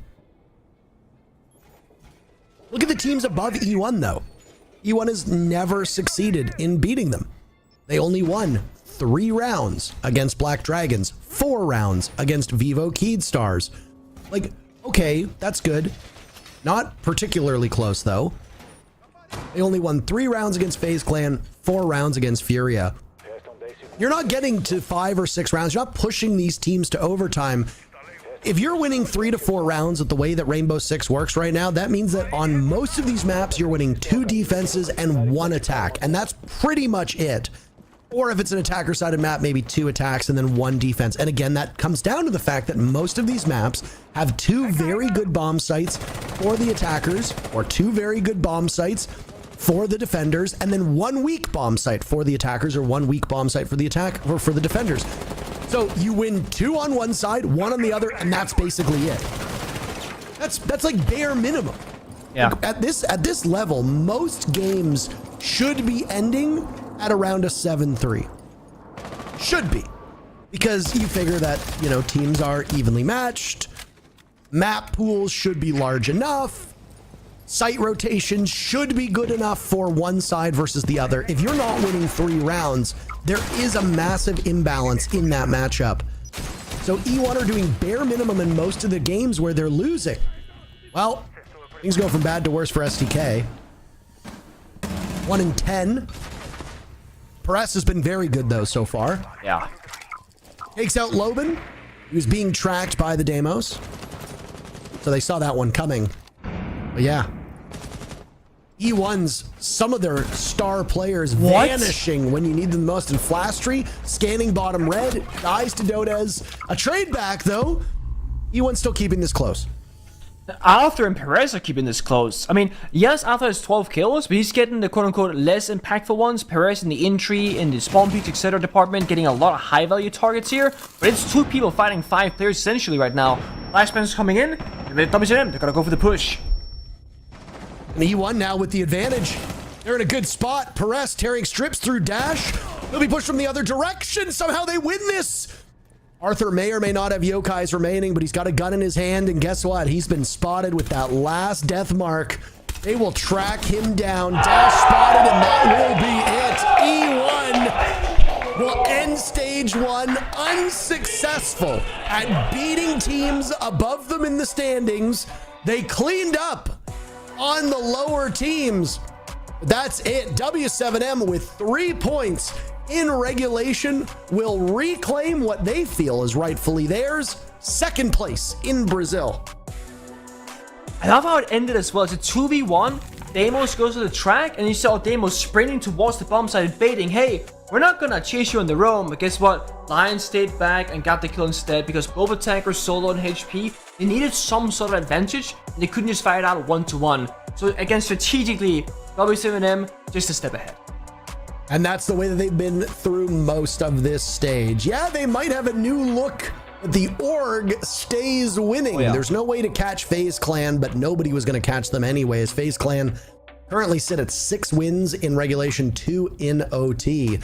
Will FaZe Clan go undefeated this stage, or will a surprise upset at the hands of Team Liquid be enough for Liquid to clinch that final playoff spot? We'll find out in our last match of the day, coming up in just a few minutes.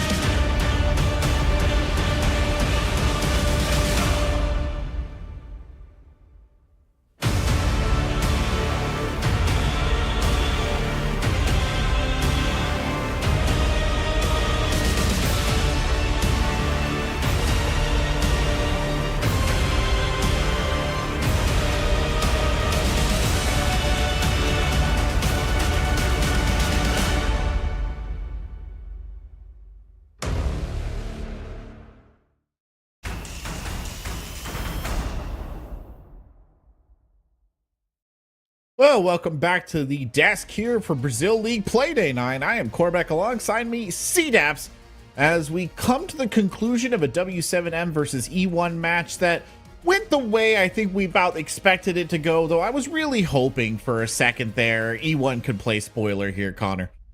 Yeah, it could have been really interesting, but instead W7M came out, they put their best foot forward, they looked clean. Sure, there were a lot of rounds in that game that were silly, to say the least. They were a little bit wacky, but overall, with how W7M just had on fundamentals, it was just the better team that won today. Sure, you had players like Perez absolutely pop off and all of a sudden just go crazy with the Deimos, but even with any momentum that E1 were able to get on the first two attacking rounds, W7M took a nice deep breath. They were able to bounce back and take away the advantages of E1's attacking side. Yeah, and I feel like E1, there were a couple of mistakes. You just saw a miss drone there in the highlights not that long ago. That was pretty impactful up there towards Shiko. I mean, you saw perhaps why they are in that borderline position, right, as a gatekeeper, compared to a team that has been pretty consistently solid most of this season in W7M. Yeah, W7M did just confirm the second seed. They will be having a first round bye going in towards the deciders. Unfortunately, Black Dragons, who were just sitting up in the rafters, hoping and praying that E1 were able to do something. Unfortunately, they are going to be having to play in the quarterfinals, but we still don't quite know who they're going to be playing against. And of course, we can't talk about this without pointing out that Team Liquid still has a lifeline here thanks to this win by W7M, which means they should be thankful for one player in particular. And who might that be, Connor? Maybe it's the secret agent that they sent over to this W7M team, being Volps, who had a phenomenal game once again, has had a great stage, all stage long, almost every single map, has been one of the top performers here in Brazil. And right now, when W7M needed him the most, he still did step up. He had a good game, getting multi-kills, being able to stop a lot of the aggression that E1 were bringing when W7M were on their defensive side. A lot of that did come down to Volps. The fake defection. That's an ancient tactic right there. They sent him over to W7M in anticipation that this moment might arrive. But honestly, can't take it away from W7M. They have played very good this entire stage. As I said at the top, a little disappointed that E1 couldn't make it, but I feel like everyone today so far has kind of ended up where they deserve to be. Yeah, it's a really good position for W7M to be. Like we already said, that first round bye is so incredibly important. It is a huge, massive benefit that hopefully W7M are going to be able to just pull through and be able to make it to Manchester, getting back onto the international stage once again for this roster, kind of the core of the roster, plus a couple of new players. Well, we mentioned Team Liquid has one potential way forward, and that way is right through the undefeated FaZe Clan. That match coming up to you right after this break.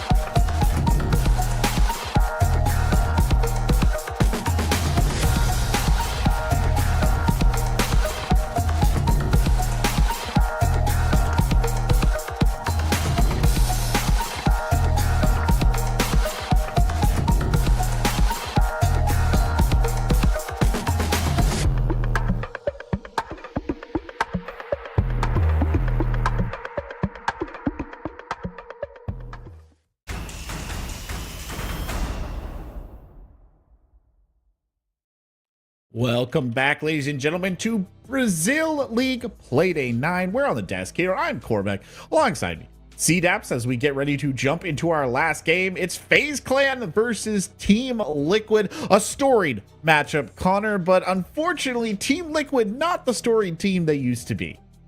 Yeah, this used to be the rivalry in Brazilian Siege. You would see it bleed over into international events. It was El Clasico. These were the two biggest orgs in the region, two of the best teams in the region, two of the best teams in the world that always seemed to draw each other and have to fight constantly. We'll start with the team that's on top of the world, FaZe Clan, arguably the best team in the world right now because they are at the top, undefeated in the world's best region.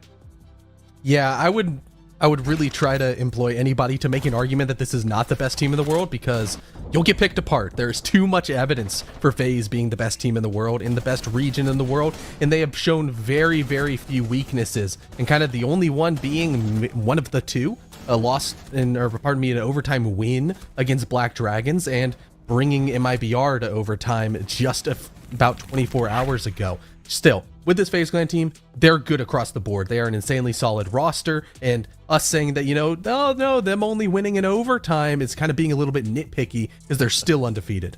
They're undefeated. It's the truth. They're undefeated, and they're locked in for deciders, right? This does not really, this matters from a point of pride and for wanting to maintain the undefeated record, but they could absolutely flop here today, and it would not be a big deal for them in the grand scheme of things. Yeah, it would not matter at all, except maybe for the pride aspect. This is a FaZe Liquid rivalry. If there's any sort of game that's going to come out that bring them, defend them being undefeated in the top region, they've already confirmed the 1 seed, but let's knock Liquid out of playoffs. Let's just destroy our rivals. And speaking of their rivals, Team Liquid, it has been an up and down season for them, or more accurately, a down then up season. They have made a comeback here, Connor, and they have the potential to make it a comeback of all comebacks here today.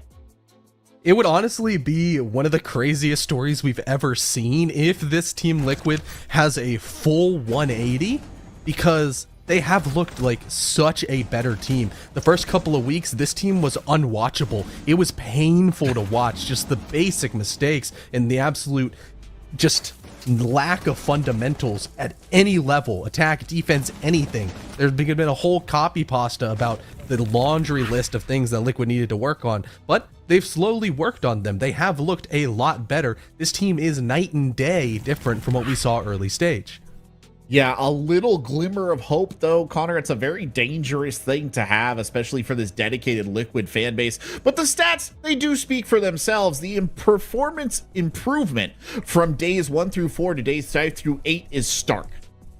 Yeah, because they're not only winning games, they're winning them pretty dominantly and picking up the round differential, which, could have been a tiebreaker if there was a mini league scenario, but instead, kind of their only chance of making playoffs is a regulation victory that they need here today to continue their win streak. And overall, when you're going and just cutting the season in half, not taking any points in the first half of the season, all of a sudden turning up and looking a lot better, it's a nice trajectory for Team Liquid. But you almost have to think, what if they had started maybe Playday 3 instead of having to wait until Playday 5? Hindsight is obviously 2020, but I think we can all say that Liquid has thoroughly come back here, right? This has been a much better performance for them overall. I'm genuinely excited going into this game because I think, given the nature of the rivalry and what have you, Connor, this is one that Team Liquid could be an absolute shocker on. I think they have the potential to get this win. Yeah, there is always the door open for Liquid because 5 players, all 5 of them are good. They are good players. Yeah. And when you're going up against a FaZe Clan that might, be saving strats or not caring as much, that's kind of the only way that the door does get open. Personally, I don't think that FaZe is going to just want to play with their food at all. I think that they want to go in undefeated, right, and they really do have the fire lit under them from losing SI just a few months ago. But if you're a Liquid fan, you are kind of hoping that FaZe falls asleep at the wheel. Well, it will be the last map here of the Brazilian group stages here in stage 1. Where are we going to go? Well, some of the more classic bands already coming through. Lab, Skyscraper, Consulate, they're all gone. It's going to be one of the old traditionals here by the looks of it. Yeah, right now FaZe really has simplified their map pool in the last couple of play days, so it doesn't surprise me to see a Clubhouse, a Chalet, or even now as we go to an Oregon once again, because FaZe, I feel like they don't want to show anything, and they understand that, hey, the opponents that we're playing, we can go down, boil it down to the basics, and beat them on a fundamental level, maybe keeping a couple of their more intricate maps in their back pocket, and maybe whipping them out for qualification matters. But so far, as the last 2 play days have shown for FaZe Clan, they are really prone to wanting to go to Oregon. They're getting good results on it. They're sure maybe MIBR taking them to overtime is a little bit of a worry, but overall, I'm not really worried for this FaZe Clan team. I mean, I don't think you should be, right? Like, we should keep well in mind just how good this FaZe Clan roster is. I mean, I hate to kind of fall into that, you know, trap of, hey, they're going to save strats and what have you. But I think looking at them banning things like maybe maps you would throw teams to in the deciders, like let's say labs, something that people wouldn't expect, it makes sense that they would want to go to Oregon and keep things close to their chest. Yeah, it definitely does. And then it's still a strong map for FaZe Clan because fundamentally they're a good team. And with MIBR had a really good showing on that map and had a lot of big, high key, marquee moments that allowed them to get the rounds to bring them to overtime. When you have FaZe now kind of focused up just a little bit more and understanding that they want to defend their undefeated streak, it's probably going to be a lot more difficult for Liquid to have those big plays. I don't think Cyber's going to struggle as much, where he typically actually plays better against better teams. Liquid still do have their hands full today. Yeah, they do, but I wonder, Connor, do you think that going to Oregon actually favors them a little bit? A very even playing field overall. Yeah, it is a pretty even playing field, and for Liquid, I think they're still finding their overall rhythm in the map pool. You know, they have a couple of new pieces coming in, mainly Maya. He should be a core member of this roster, especially on the fragging potential, and having him feel comfortable on certain maps is definitely something that needs to happen for them to find success. Going to Oregon, where, once again, FaZe has shown a little bit of weakness, it cracks the door open for Liquid, but they do need a regulation victory. As soon as FaZe hits 6 points, it is a lights out for Liquid's playoff dreams. Well, there you have it, folks. And for our last map of the play day, we will go ahead and send it to a top level pair of communicators, the very people you would want to have in your corner if you were negotiating a tense hostage situation in the Oregon backwoods. I speak, of course, of no less personages than Intero and Pengu. I asked during the break, by the way, if he plans these out, and he said a magician never reveals their secrets. So we will literally never know. I have to imagine they're at least planned out somewhat in advance, but I don't hear much of the story behind it. And I don't get to see the work that Corback and Seed Apps or whomever's actually hosting, because we've had a couple different hosts here in Brazil so far go through this. This is our very final best of one before we get to the meat of this particular region and we move to best of threes. And one thing we've been tracking today are the kills that players have and how close they are to 100. Volps stands alone, 11 kills above second place, which is Hates. 109 kills for Volps is unbelievable, and he's done it with 67 deaths as well, which is a very low tally. This is a former member of Team Liquid who never even came close to showing this level of play with Liquid. Instead, they brought on a player named Maya, who you may not be the most familiar with, but Maya obviously coming off that old Los roster that is now the bulk of W7M. Maya has been not as good of a fit as I think they would have hoped. Maya's numbers are actually underwater, 65 kills, 72 deaths. And has been doing it on operators that you expect to see engaged in some of the first duels. It's been the Nesk and Palu show yet again, and this Liquid team that had a disastrous start to stage 1 has been powering up as time goes on. Now all they need to do is defeat the runners up at SI. A very easy task. Oh, by the way, they need to do it in regulation on Oregon. And then they get all 3 points, and then they vault over E1, and Liquid make it to the playoffs with a shot at the Manchester Major on the line. If they cannot do that, if FaZe Clan wins in overtime or wins in regulation, or the matchup simply goes to OT, that's it for Liquid. This is something that we've talked about time and time again, where you might think that a loss in the first or second play day is not really that big of a deal because you got more matches to go. Well, Don't you think that Liquid looks back on some of those first matches and says to themselves, oh boy, if only we'd won. If we hadn't lost to Nip 5-7, maybe we would have been in good shape. If we'd only beat E1 instead of losing 7-1, we would be in better shape. Unfortunately for Liquid, they lost to a couple teams that were not particularly high in the standings, and it's hurt them in this playoff race. Let's get things underway with our final match of the day, Nick. Oh man, and it's, you know, I like these operator bands. So Liquid, they've played Oregon before, as we all know, and they actually kind of started firing up and playing a lot better as a team, going back to a map that is all about fundamentals and teamwork. One of the key operators for the success back when you and I cast him was the Grim. That's been target banned by FaZe. No Grim for Liquid, they got a problem solved elsewhere. Fenrir, of course, that's like a must on Oregon. It just makes everything bomb site that much more difficult to attack, so that gets removed from action. Liquid will then ban Smoke, which, again, we almost never see this operator being banned out throughout all the years of pro play. And I can see one reason why Liquid might want to go for this. They don't want the timer to be a big issue for them. By banning Smoke, you shave off like 30-45 seconds of a round because you can't get stalled out by the Toxic Babes. It also means that denying the plant is more difficult, and you gotta play something like a Goyo, for example, to kind of substitute that operator, which doesn't have a shotgun, so it's hard to like put into an operator lineup essentially.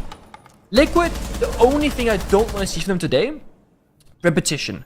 If you do the exact same attack multiple times in a row, a team like FaZe, they will eat you alive. And last time they played Oregon, when you and I watched them, they did the same attack on basement 3 times. It was all about going Freezer, Freezer, and then again, Freezer a 3rd time. And it works sometimes, but if a team adapts, it's not gonna work again. That's really it. Roam clear here in the first round of basement bomb site. So Maya inside of dining, looking for these roamers of handy, +1. They could right now just waiting for the multi to push up, get that intel before they make any decisions. Yeah, this doesn't really strike me as a very typical defender lineup for a basement defense. I mean, where, outside of the smoke, obviously, where are your anti-plant denial operators? Where is your Goyo? That's a big one right then and there. Yeah. Either way, Liquid will start off with a shield operator in the hands of Lagonis. Main floor being cleared out quite quickly. The silhouettes from FaZe Clan showing you that they all look to be downstairs at this point, 90 seconds through the round. If you can kill off a minute or 2 minutes and then immediately fall back, you typically find yourself in good shape. Liquid decide to go for E-Box, Pillars, and Freezer. Teams don't really go for blue control the same way anymore, and, well, which is a bit odd because usually you need a smoke and a Goyo to try and hold those down. I think FaZe Clan expected to roam a bit longer and a bit more aggressively, but because Lagonis is playing the Monty, when they saw it, they kind of peeled off and just dropped down those hatches, knowing that that information game from Monty is too strong. With a minute to go, Liquid are in prime position, but they're going Freezer. FaZe Clan, if they've studied Liquid's performance on Oregon before, they might be ready for this. Of course, it's about Monty and Capitao. Capitao, where the fire goes and the smoke goes, the gunplay and or execute will follow. The going into Monty with diffuser on Freezer, however, so he has to deliver the bomb into the diffuser rather, into the bomb site somehow. Resets took a little bit of flack for his performance at SI, but has looked much better domestically. Down goes Handy to Maya. Vidiking trading resets back. KDS from Pillar eliminating Maya. Team Liquid stumbling to get into the bomb site successfully. Now it's Vidiking losing some of his HP. Nesk a down over towards Pillar. He cannot fight the tight angle of Cyber. These are two of the most veteran players in the scenes colliding. Palu unable to deal with Vidiking. Lagonis off of the shield. Souls the final kill and FaZe win round 1. We see this effect of the smoke ban that round, but the timer is still a problem for Liquid. They are simply just not progressing through that bomb site quickly enough. And the only kind of question mark that I have was, why send the Monty into Freezer if you have to cross all the way to Laundry regardless shortly after? I assume it's to get deep into Freezer, let Nesk walk behind the Monty, and then you leave Nesk alone afterwards. But again, Nesk died before Monty got into a planned position, and again, there was like 3 seconds left in the round. It is not enough time to work with. And you're right, like imagine there was a Goyo in that round. Or imagine Liquid didn't ban the smoke, but I mean, obviously they did and they play around that. This can get tricky. Liquid, I will say, they pushed forward, they went forward, and they even got the opening pick. But it is very tough to get into a strong, stable plant position on that basement bomb site. That is why it's such a defender favorite site historically for a very long time across every single region. The big question though is, will Monty stay? 10 seconds left, Agon is still hovering the Monty, saying, you know what, we need this kind of stability. The movement to just like walk through the map, not care about the roamers all that much. FaZe Clan, they again play in like atypical upper lineup. They're playing Bandit on Kid Storms. You don't see that either all that often. You can trick, of course, the attic walls to big tower. If you reinforce that close wall to master bedroom, because right now it's rotating it, you can try and trick that against any hop breachers. But looking at Liquid's attack right now, we're seeing Bok, Capita, Monty. Normally that will say, okay, they want to go downstairs into dining kitchen. Bok open that soft destruction below the bomb side. Use the fire to force player movement and get the kills with Bok below. That's typically what we see. However, Liquid are rotating towards master bedroom balcony instead and outside of big tower / garage, so they might have a different approach here in mind that is not going to be all that typical. I'll ban the smoke, run shields every single round. It's relatively standard stuff from these teams, and Liquid will be able to abuse that. First stumbling point for the shield that we see in the hands of Lagonis will be KDS inside a trophy with a deployable shield as Maya goes to work below the site with the buck to just try and take away some more of these positions that FaZe Clan can hold off on. God, the big fight feel of seeing Cyber and Nesk go toe to toe. These are two of the most historic players to ever touch this game. Nesk having a nice renaissance in his career as he's picked it up. He's the highest rated player on Liquid going into today's match, just behind Palu, of course. Because Palu is always going to be the highest rated player on the team. Maybe not always. Soul's taking some damage after KDS died, and Nesk will sit on the bench for the remainder of the round as KDS's position over by Trophy's now been filled by Souls inside of Attic. Lagonis over by that Trophy door. Well, he's going to breathe a sigh of relief. There will be no Nitro Cell from below. Cyber, who was lurking down by Classroom, is gone. FaZe Clan in a rough spot, especially with the damage that was done to Souls earlier. Final minute, Vidaking swings white stairs. Liquid winning their duels this round far better than the previous one. Wait for the swing. Might as well get the Monty in there, but again, it's just Liquid winning gunfights and playing as a team right now, forcing Monty in as well. Paolo simply baiting for time right now. I don't know if Paulu's going to see Handy on the ground. Kill from the other side, Lagonis with the pistol. Maya a kill as well to seal the deal. Liquid are fighting to go into the playoffs. If they are not able to win in regulation, then they do not make it. They will have to go through the qualifiers to get in. FaZe Clan is so far undefeated in stage 1. 6 regulation wins, 2 overtime wins. Liquid just looked so dreadful at the start of this stage. Through 4 rounds, Liquid was getting worse. It felt like as time was going on, but they have figured things out. They have made some swaps. And now, kind of looks like the Liquid of old. They've still had some pronounced struggles. But I mean, look at last week. Fluxo, they crushed them 7-2. That's the scoreline you need against a team like Fluxo. That's the scoreline you need against a team like Nip, for example, that Liquid lost to, for the record. You won. Week previously, they beat MIBR 8-6. Maybe a bit too close for comfort, given the way that MIBR is played. They beat Vivo Keydstars 7-5 the week before that. They beat Furia, the defending world champions, 8-6. That's when the season really turned around for Liquid, because the previous 2 weeks were a loss, 3-7 to W7M, and a loss of 1-7 for E1. E1 in particular is a team that I bet anything, maybe Nip, but E1 has to be a team with the results that they've had that Liquid would love a rematch with right now, because I think if the match happened at this moment, Liquid takes it, which if that's the case, they're in the playoffs. So unfortunately, he gave up too much ground too early on. Liquid needed a perfect storm to to get into this position. They needed the teams above them to not win too much, and that job is done. Now it's all in Liquid's hands. Win and you're in. That's it. That last round showed a good amount of team coordination. Again, Liquid show open the window, push it to the door, Maya with the opening kill, and Monty inside as well. Liquid in full control of this bomb site actually in this moment. Souls look like he might overstay his welcome inside of Attic, but I think the wise move was to fall off. Down goes Vidaking to Maya, and maybe Swing is the answer at this point. KDS gone at the hands of resets. Cyber and Souls now in main lobby. Not disconnected from the push. Resets is getting the diffuser down. Lagona still has that shield up. He'll spot Souls at minimum. Maybe know that Cyber's there as well. Soft walls next to Souls will allow bullets to be exchanged in both directions. Maya on a point of HP. Nest finished off by Cyber. There's not a lot of information for Team Liquid, but they can work this clock. As long as the Monty stays up, they're in good shape. Cyber littering the way with goo mines. An absolutely Herculean effort. He destroys Liquid, but it's all up to Souls now. Lagonis in a 1v1. Monty will continue to play keep away. Souls in a very bad spot. The diffuser almost to the point of no return, and there goes the round.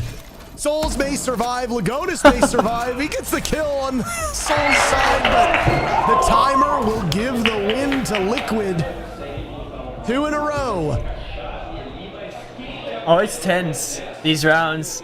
I mean, Liquid can be happy with how the round started and the fact that they won it. But going from like, what, a 5 versus 2 down to losing all your people alive, but still winning on time because the fuser's planted, that is a tough situation to be in. And it shows how lethal FaZe can be on the individual player level in those gunfights. But Liquid, they're showing us things that we have not seen in quite some time from them. They're showing that out of nowhere aggression. And it's calculated. They do like a mini execute. They open up the green hallway window, Maya box open the tower door, they storm in the bomb site.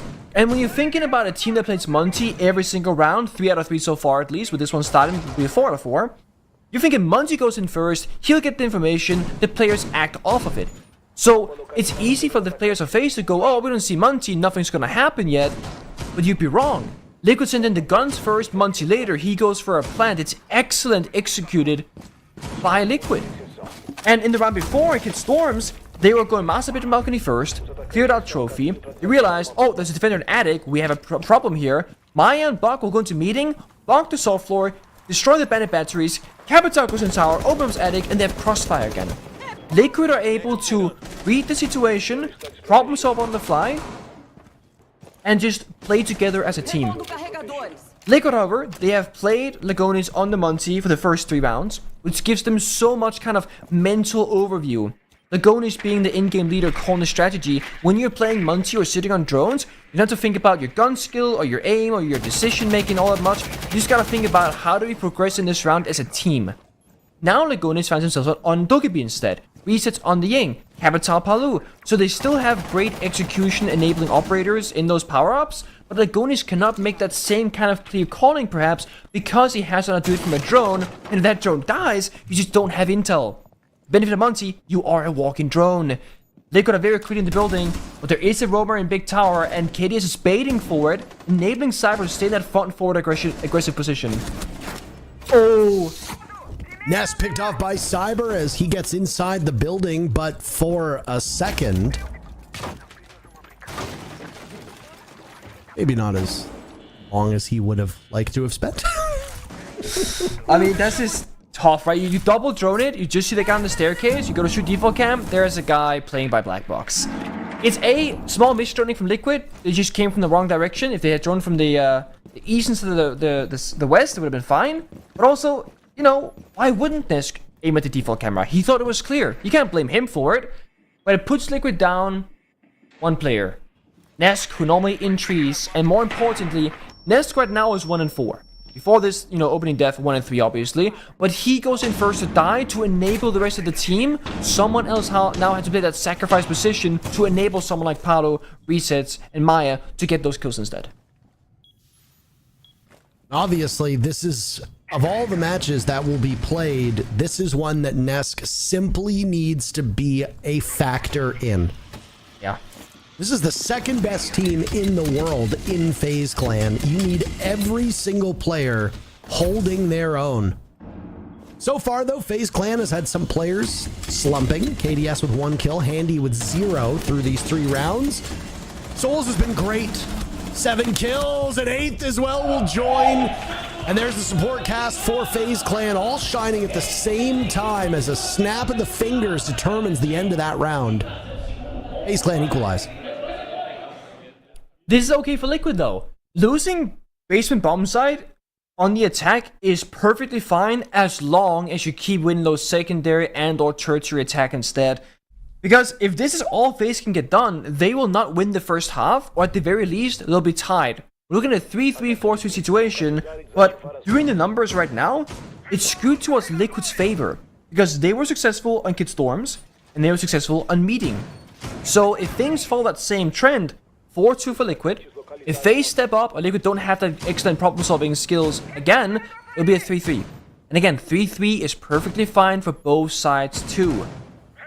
It all comes down to the tertiary bomb site, more or less. We gotta see what they will do here, though. The Monty is a big question mark, I think, if you FaZe Clan. Will they bring it? Because they won 2 rounds with it. They've now lost this round without it. So odds are, they're probably gonna go back. They bring out the Frost. That's not a Monty counter per se, but it might prove difficult if you're gonna vault an area, drop down a ledge, for example, attic. But the Yokai drones from Handy, the Echo in action now, that is a direct Monty counterplay besides the Lesion. You're gonna just have a Yokai drone put up somewhere, have a gun ready, do a 3-2-1 countdown where you go, hey, I'm gonna stun him, get ready to shoot him. Pop the Yokai stun, Monty's shield is gonna leave his body and expose him. Here you can go for the shot. That's also why Nesk likely playing IQ so consistently. In case of counterplay or Valk cams, Nesk can then deal with that utility. So it's very important now more than ever that Nesk doesn't just go intro mode and dies early. He has to find things with the IQ scanner to enable the rest of his team to do their job. Well, how quickly does Nesk get into the building, and does he survive a little while longer than we've seen so far? Liquid didn't have much of an issue confronting KDS's position over by Trophy. This looks like the same lineup with the shield and that Trophy door. Souls playing far enough back inside of attic. Cyber lurking down below by Classroom. If you're Liquid, you don't even really need to drone this, but now Cyber, instead of dying down below, will get active upstairs, looking over towards Breach and also holding the top of White stairs.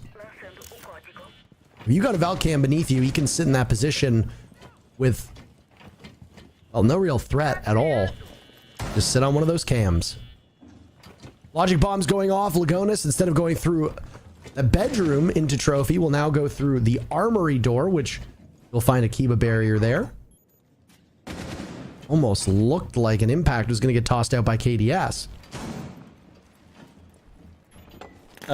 Someone's gotta help Lagonis. Was that a nade being tossed out? I think so. To get the key barrier, I'm not sure, but if you don't destroy the key barrier, you're gonna be stuck in this like armory hallway position. That's not ideal.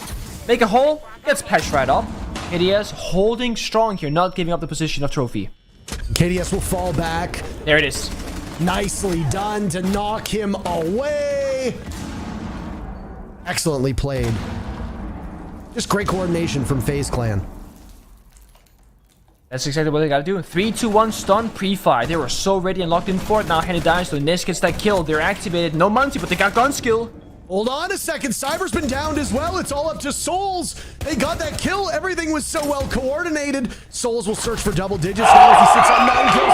But there's the big round from Nesk. Liquid take their 3rd round.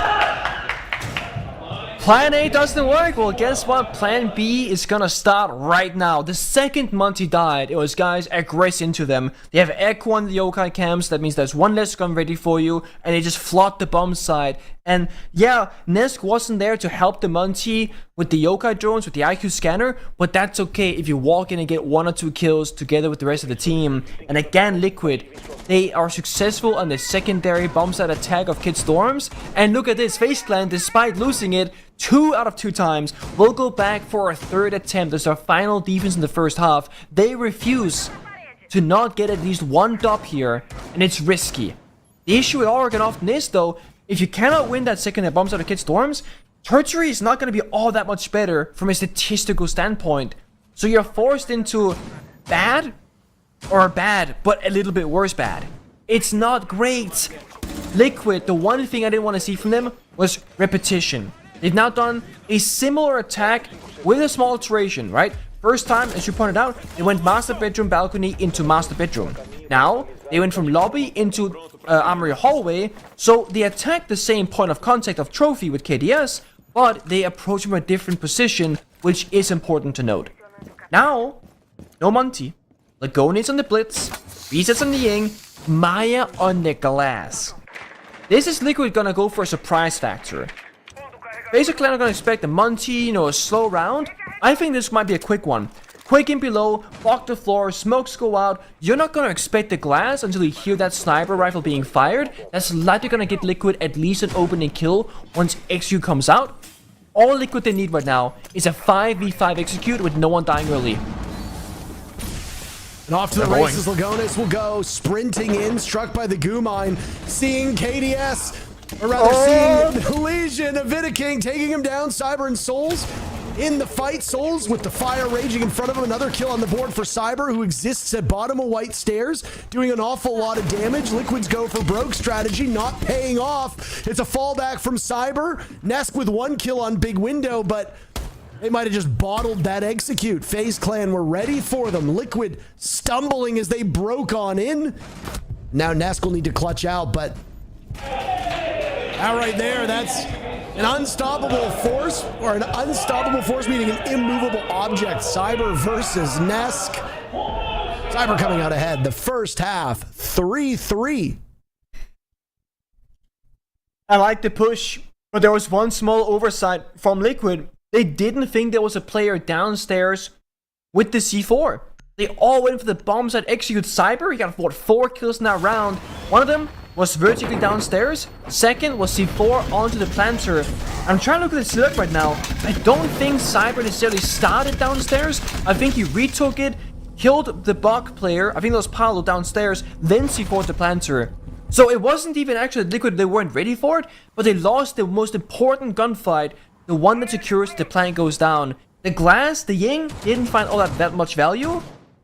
And this is why Cyber has been at some points in time been regarded as one of the best players in the world, and why FaZe Clan has been seen at multiple stages of their lifespan in Siege as one of the best org/teams in the world.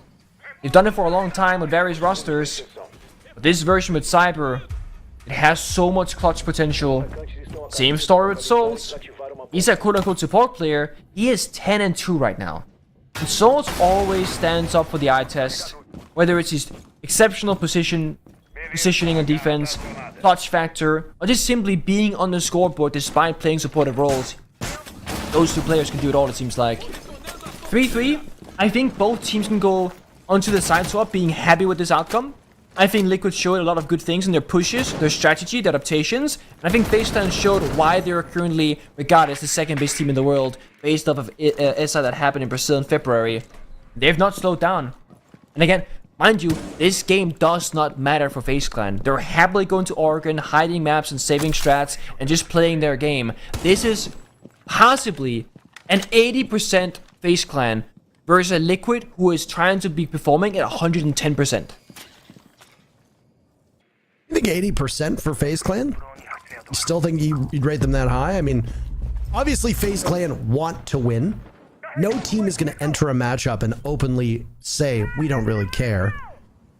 I think the real question that often does get asked is, how much effort are you willing to put in?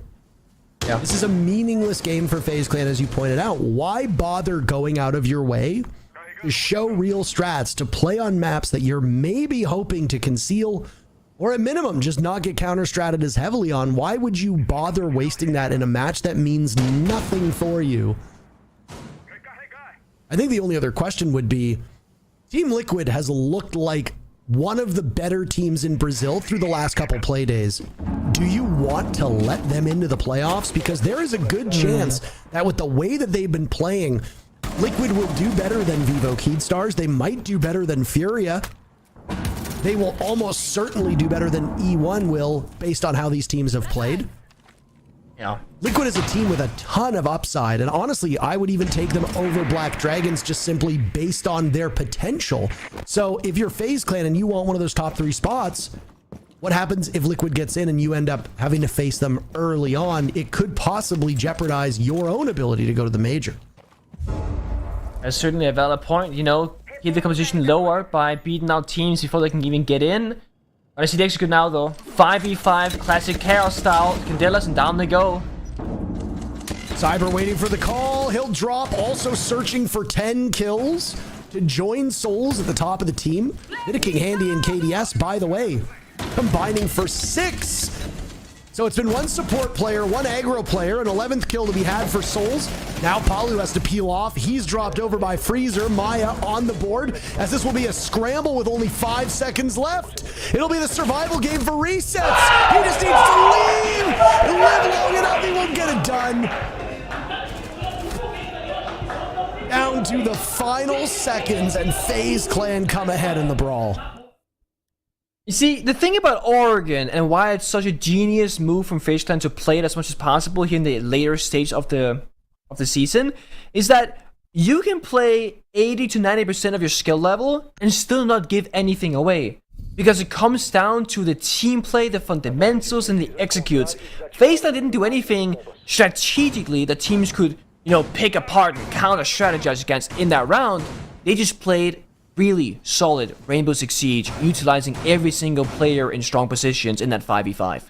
And it's why it's such a good map for them. Because they can play one of the best ways in every single round and still do quote-unquote default normal takes, but just execute it cleanly. The other part is, if this is FaZe Clan at 80%, 20% takes you a long way at the highest level. I could even argue this is FaZe Clan at 90%, and that 10% still speaks volumes. When you play the best teams in the world, when you are one of the best teams in the world, being just 1 or 2% better than your opponent at that level makes a huge difference.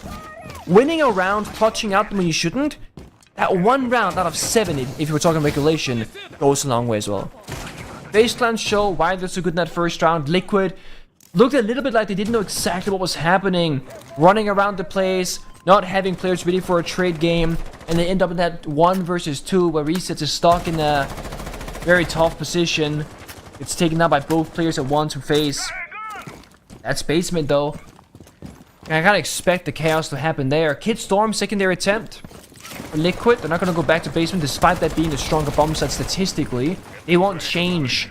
And they're trying to play this from a we don't want you to breach the walls point of view. They're playing mute, Kaid, Tubarao. They want to do that wall deny strategy where FaZe Clan cannot get all the boxes checked that they want.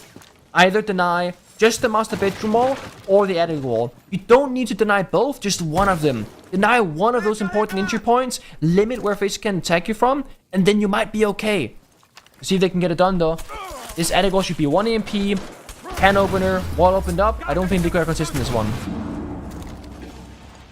Might actually. Well, okay, they're gonna try. There is an attempt here. Whether it will work out, we will remain to see. I would actually love to listen to what Liquid is saying right now. Won't come to pass though. Time to learn Maybe Portuguese. my eyesight's just bad, but it looked like attic. Nope, not open. I was gonna say I don't see an opening. Oh no, That's not good. that Oh, is it is quite the open. misplay. It is open. It's small enough that Handy's been able to work in, but from an angle that we couldn't see. Handy will wait, Oh. as will resets. Waiting for the call. All the while that we're staring this down, action is happening elsewhere. Goodbye, Nesk. KDS takes him down as Cyber had died earlier. The 2 power players for FaZe Clan and Cyber and Souls have been magnificent. 22 kills through 7 rounds of action. Souls with yet another, breaking a dozen kills. KDS sweeping through. It's all up to Palu. 13 kills for Souls. 5-3 for FaZe Clan. Liquid's shot at making it into the playoffs disappearing very quickly. Oh, we've seen a similar strat to Liquid, 2 weeks ago or so, week and a half, where they wanted to bandit trick the generator wall into master bedroom closet, and that was the whole win condition.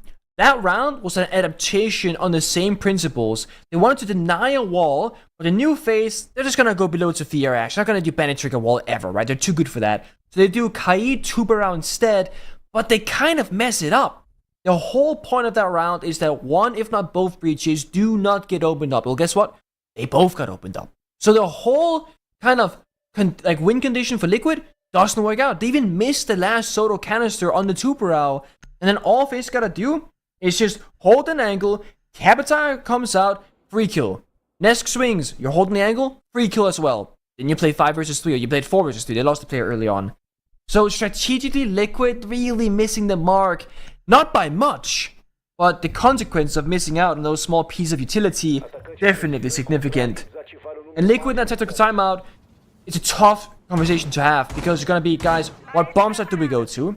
And what kind of strategic approach do we go? We tried wall deny, that doesn't work. Strategically, FaZe Clan, they can problem solve, or A, or B rather, we as a team, Liquid, have messed it up. So they're going for better guns now, it looks like.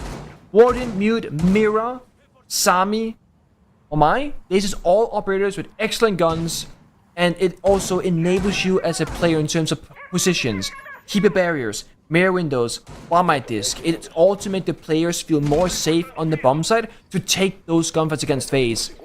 Liquid, we do know they have a roaming strat for basement.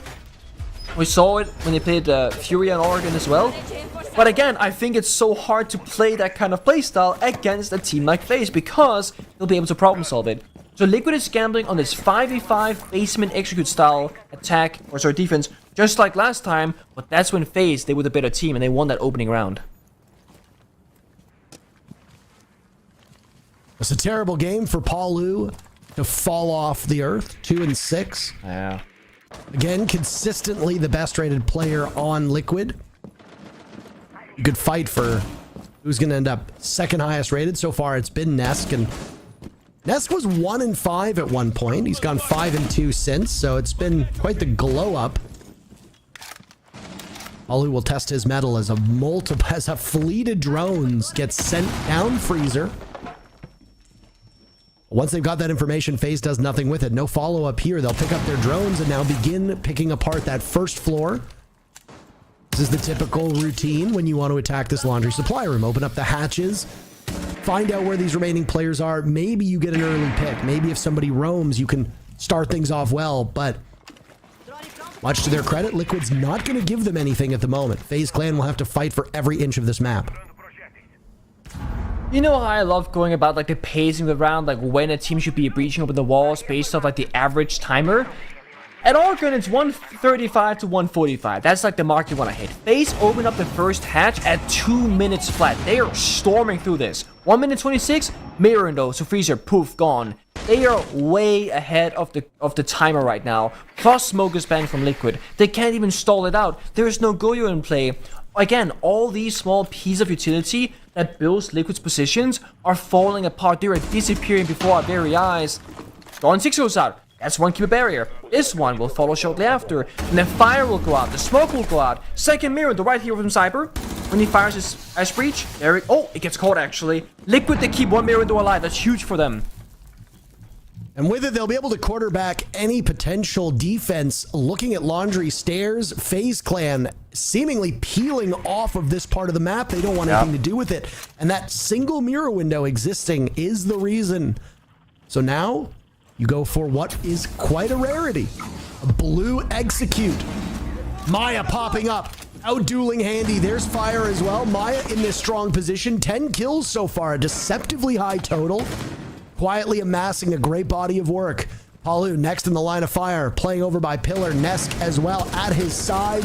Souls walking in. KDS drops. Nesk and Palu will falter. The two top players from Liquid gone for now. So now it's the supporting cast. Maya removed as well. The brawl favoring FaZe. Lagonis and Vidaking as Lagonis clutches up. That could have been match point for FaZe Clan, yet Liquid keep themselves in the match. Oh boy. Liquid they keep themselves alive by playing the game of many. They had many different ways to strengthen their positions, right? The keeper barriers, the mirror windows, the wall mine magnets. If one of those hold, they will be okay. Compared to the previous 2 attempts, it was just the 2 burrow kite, wall deny, one single element. And it works out for Liquid. The mirror window staying alive forced the rotation to backside, and you said it perfectly. They had to go off the plan to go for that rare blue tick, and guess what? It was a deployable shield. Liquid get the first pick. They gotta drop down those hatches, and while FaZe got the kills dropping the hatch, they also had to walk through the bombs that shortly after, and that's where Liquid were ready for them, because they got that small warning. The also new laundry side was indeed clear. There was no backstab happening because of that mirror window staying alive for as long as it did. Now Liquid go to tertiary. They gotta make something where you cannot just win basement, right? And now you go in tertiary to tie it up 5-5, or you lose this and you go down to that 4-6 scoreline that you don't want to be in ever. Nesk, is it gonna be him inside a small tower? I think it is. If it is that case, then everything is riding on the back of his shoulders. Because if you're playing small tower and FaZe want to deal with you, they will send 5 attackers, isolate you, pick you apart, and play that round 5v4. Looking at the player outlines though, we see FaZe with a split take. 2-3 players started small tower and 2 players started lobby side. But they're running around the place. I don't think they're gonna challenge Nesk right now. Nope, big tower instead. Outside on the windows, applying that phantom pressure, just opening windows and doors for the sake of it. Hit Storm's repel. Yep, baseline indeed. They're gonna go for something else. Maya swings. It's such a risky play. You hear the punch in the glass, thinking, he's not ready for me. Well, you are wrong, because they were ready. And now, again, Liquid playing from behind. Close enough to tying this matchup, but again, a reminder that Liquid needs to win in regulation. If FaZe Clan get to 6 rounds, that is it for Liquid. Because then the only way for Liquid to win is through overtime. That guarantees them 2 points. Not good enough. Well, we assume not good enough to overcome that round differential, which... But at the moment, the 3 rounds, they need to win by that amount. If they end up tied at the same points, that's not going to happen in overtime. At best, you can win by 2 rounds in overtime. This is not the spot that Liquid wants to find themselves in, especially losing their best player, Nick. And again, the pacing right now. FaZe are so quick. Walls to the side opened up. 1 minute 20. Verticality being done. Got the opening pick. They got big tower in 5 seconds time as well. They are not skipping a single second of efficiency right now. And again, for Liquid, you have banned the smoke. So if you had that already available, you could plant an eye right now. Now, that's not the chance. Yeah, you have an echo, but again, they have 50 seconds. You need either big C4 kill from Paolo or flank a staircase. And when you're playing that 4 vs 5, you don't have the manpower to throw a body up that staircase instead. Souls downstairs gonna cut off Paolo. This gunfight would define everything.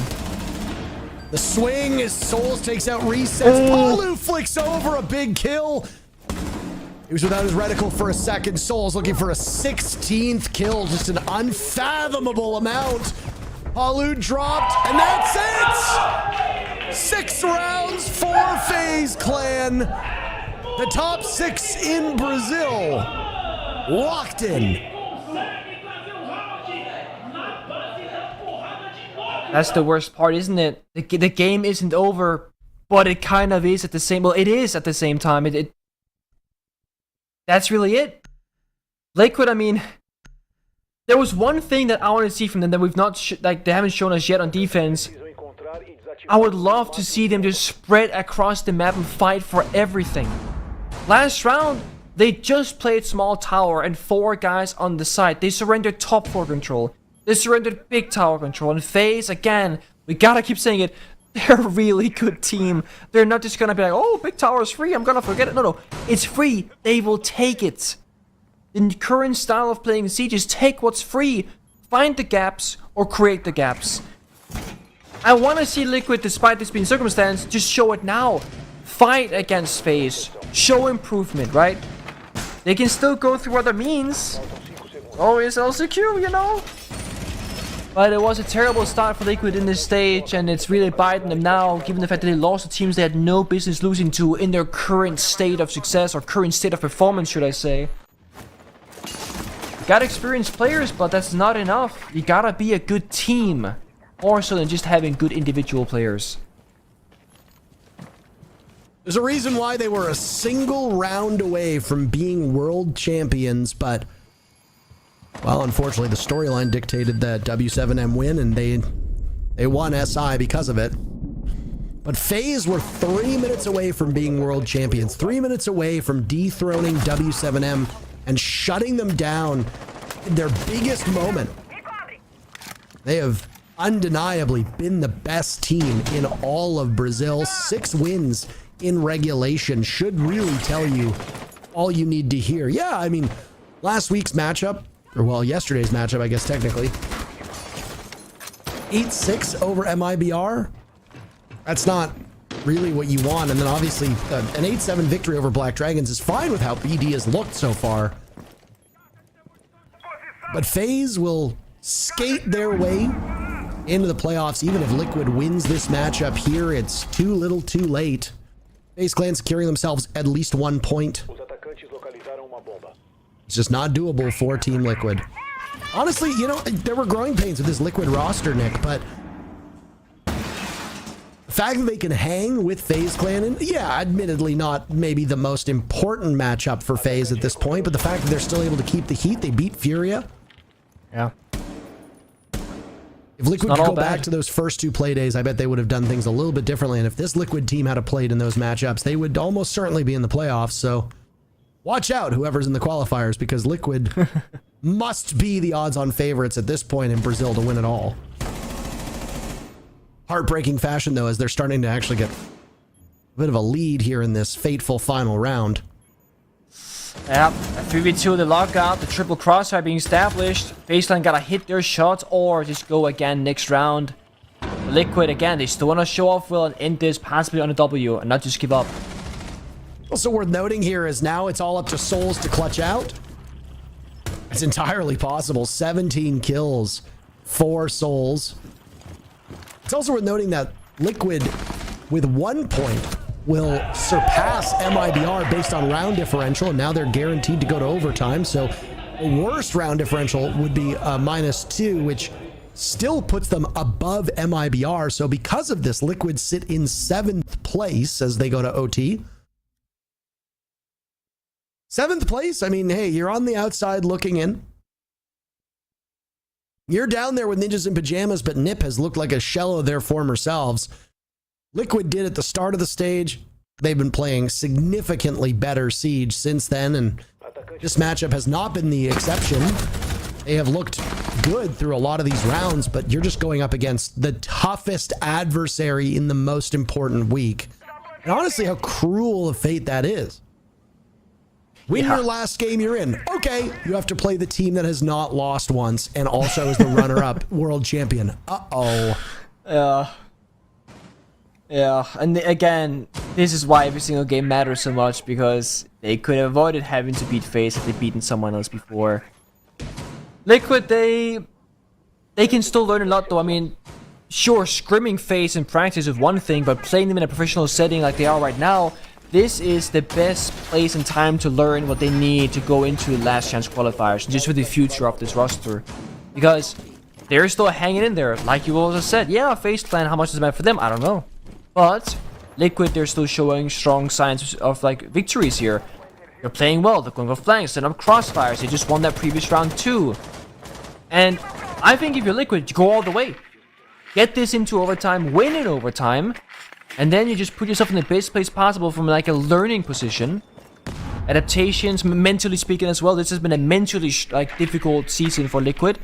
Losing games you shouldn't, having bad performances from individual players. But despite all that, as a team, they have shown up. And individual players, they have had their moments to shine. This right here, by the way, is the roaming strat from Liquid on basement that they used against Furia. They didn't opt for that in the first time out against FaZe.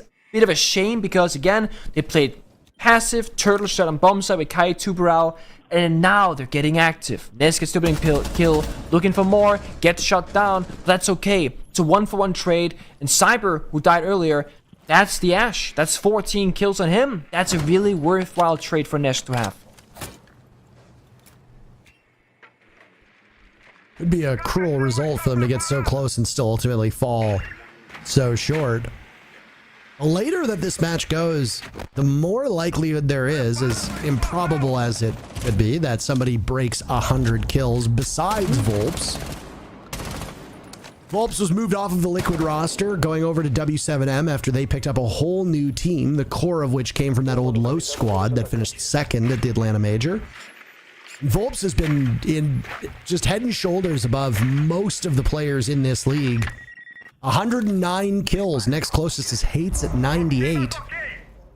Volps does that with 67 deaths. That's a plus 42 KD. Oh, God. It is very top heavy, to be fair. Yeah. Volps at plus 42, Hates at plus 35, Loira at plus 32. The next closest is Handy, who was at plus 23 before this match began. Souls at a plus 18 and is currently plus 12. So entirely possible that Souls keeps this close. But started 24 kills back of 100, sitting at 17. The math is just not mathing at the moment for him to make it. No FaZe Clan. They're finding their kills. Walking right in. 3 kills for Handy. A 4K from Handy.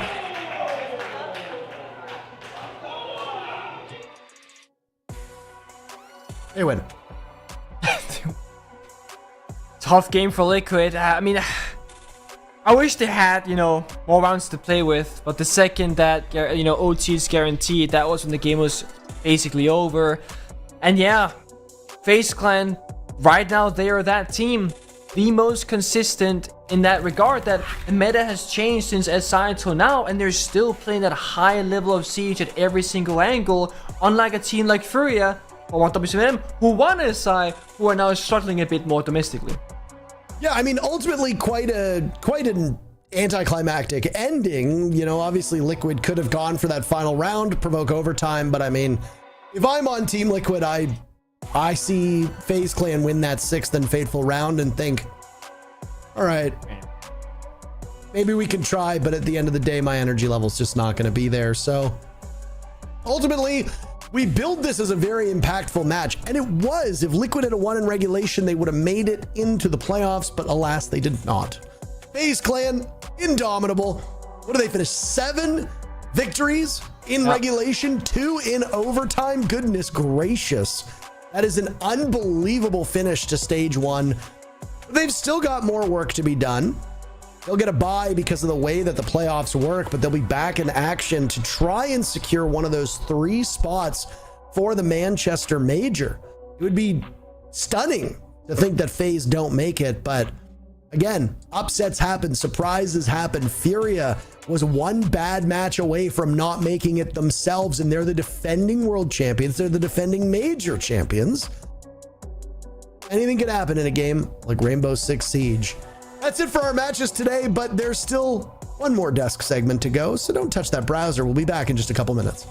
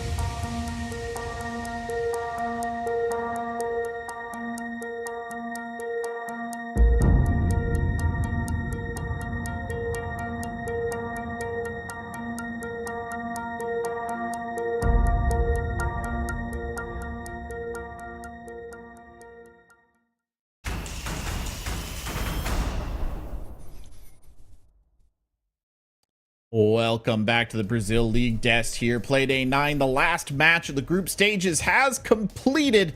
And, well, it was the expected result. I mean, it was always going to be a bit of a tenuous thing for Team Liquid to put that off. But I think it's safe to say, Connor, they did not go gentle into that dark night.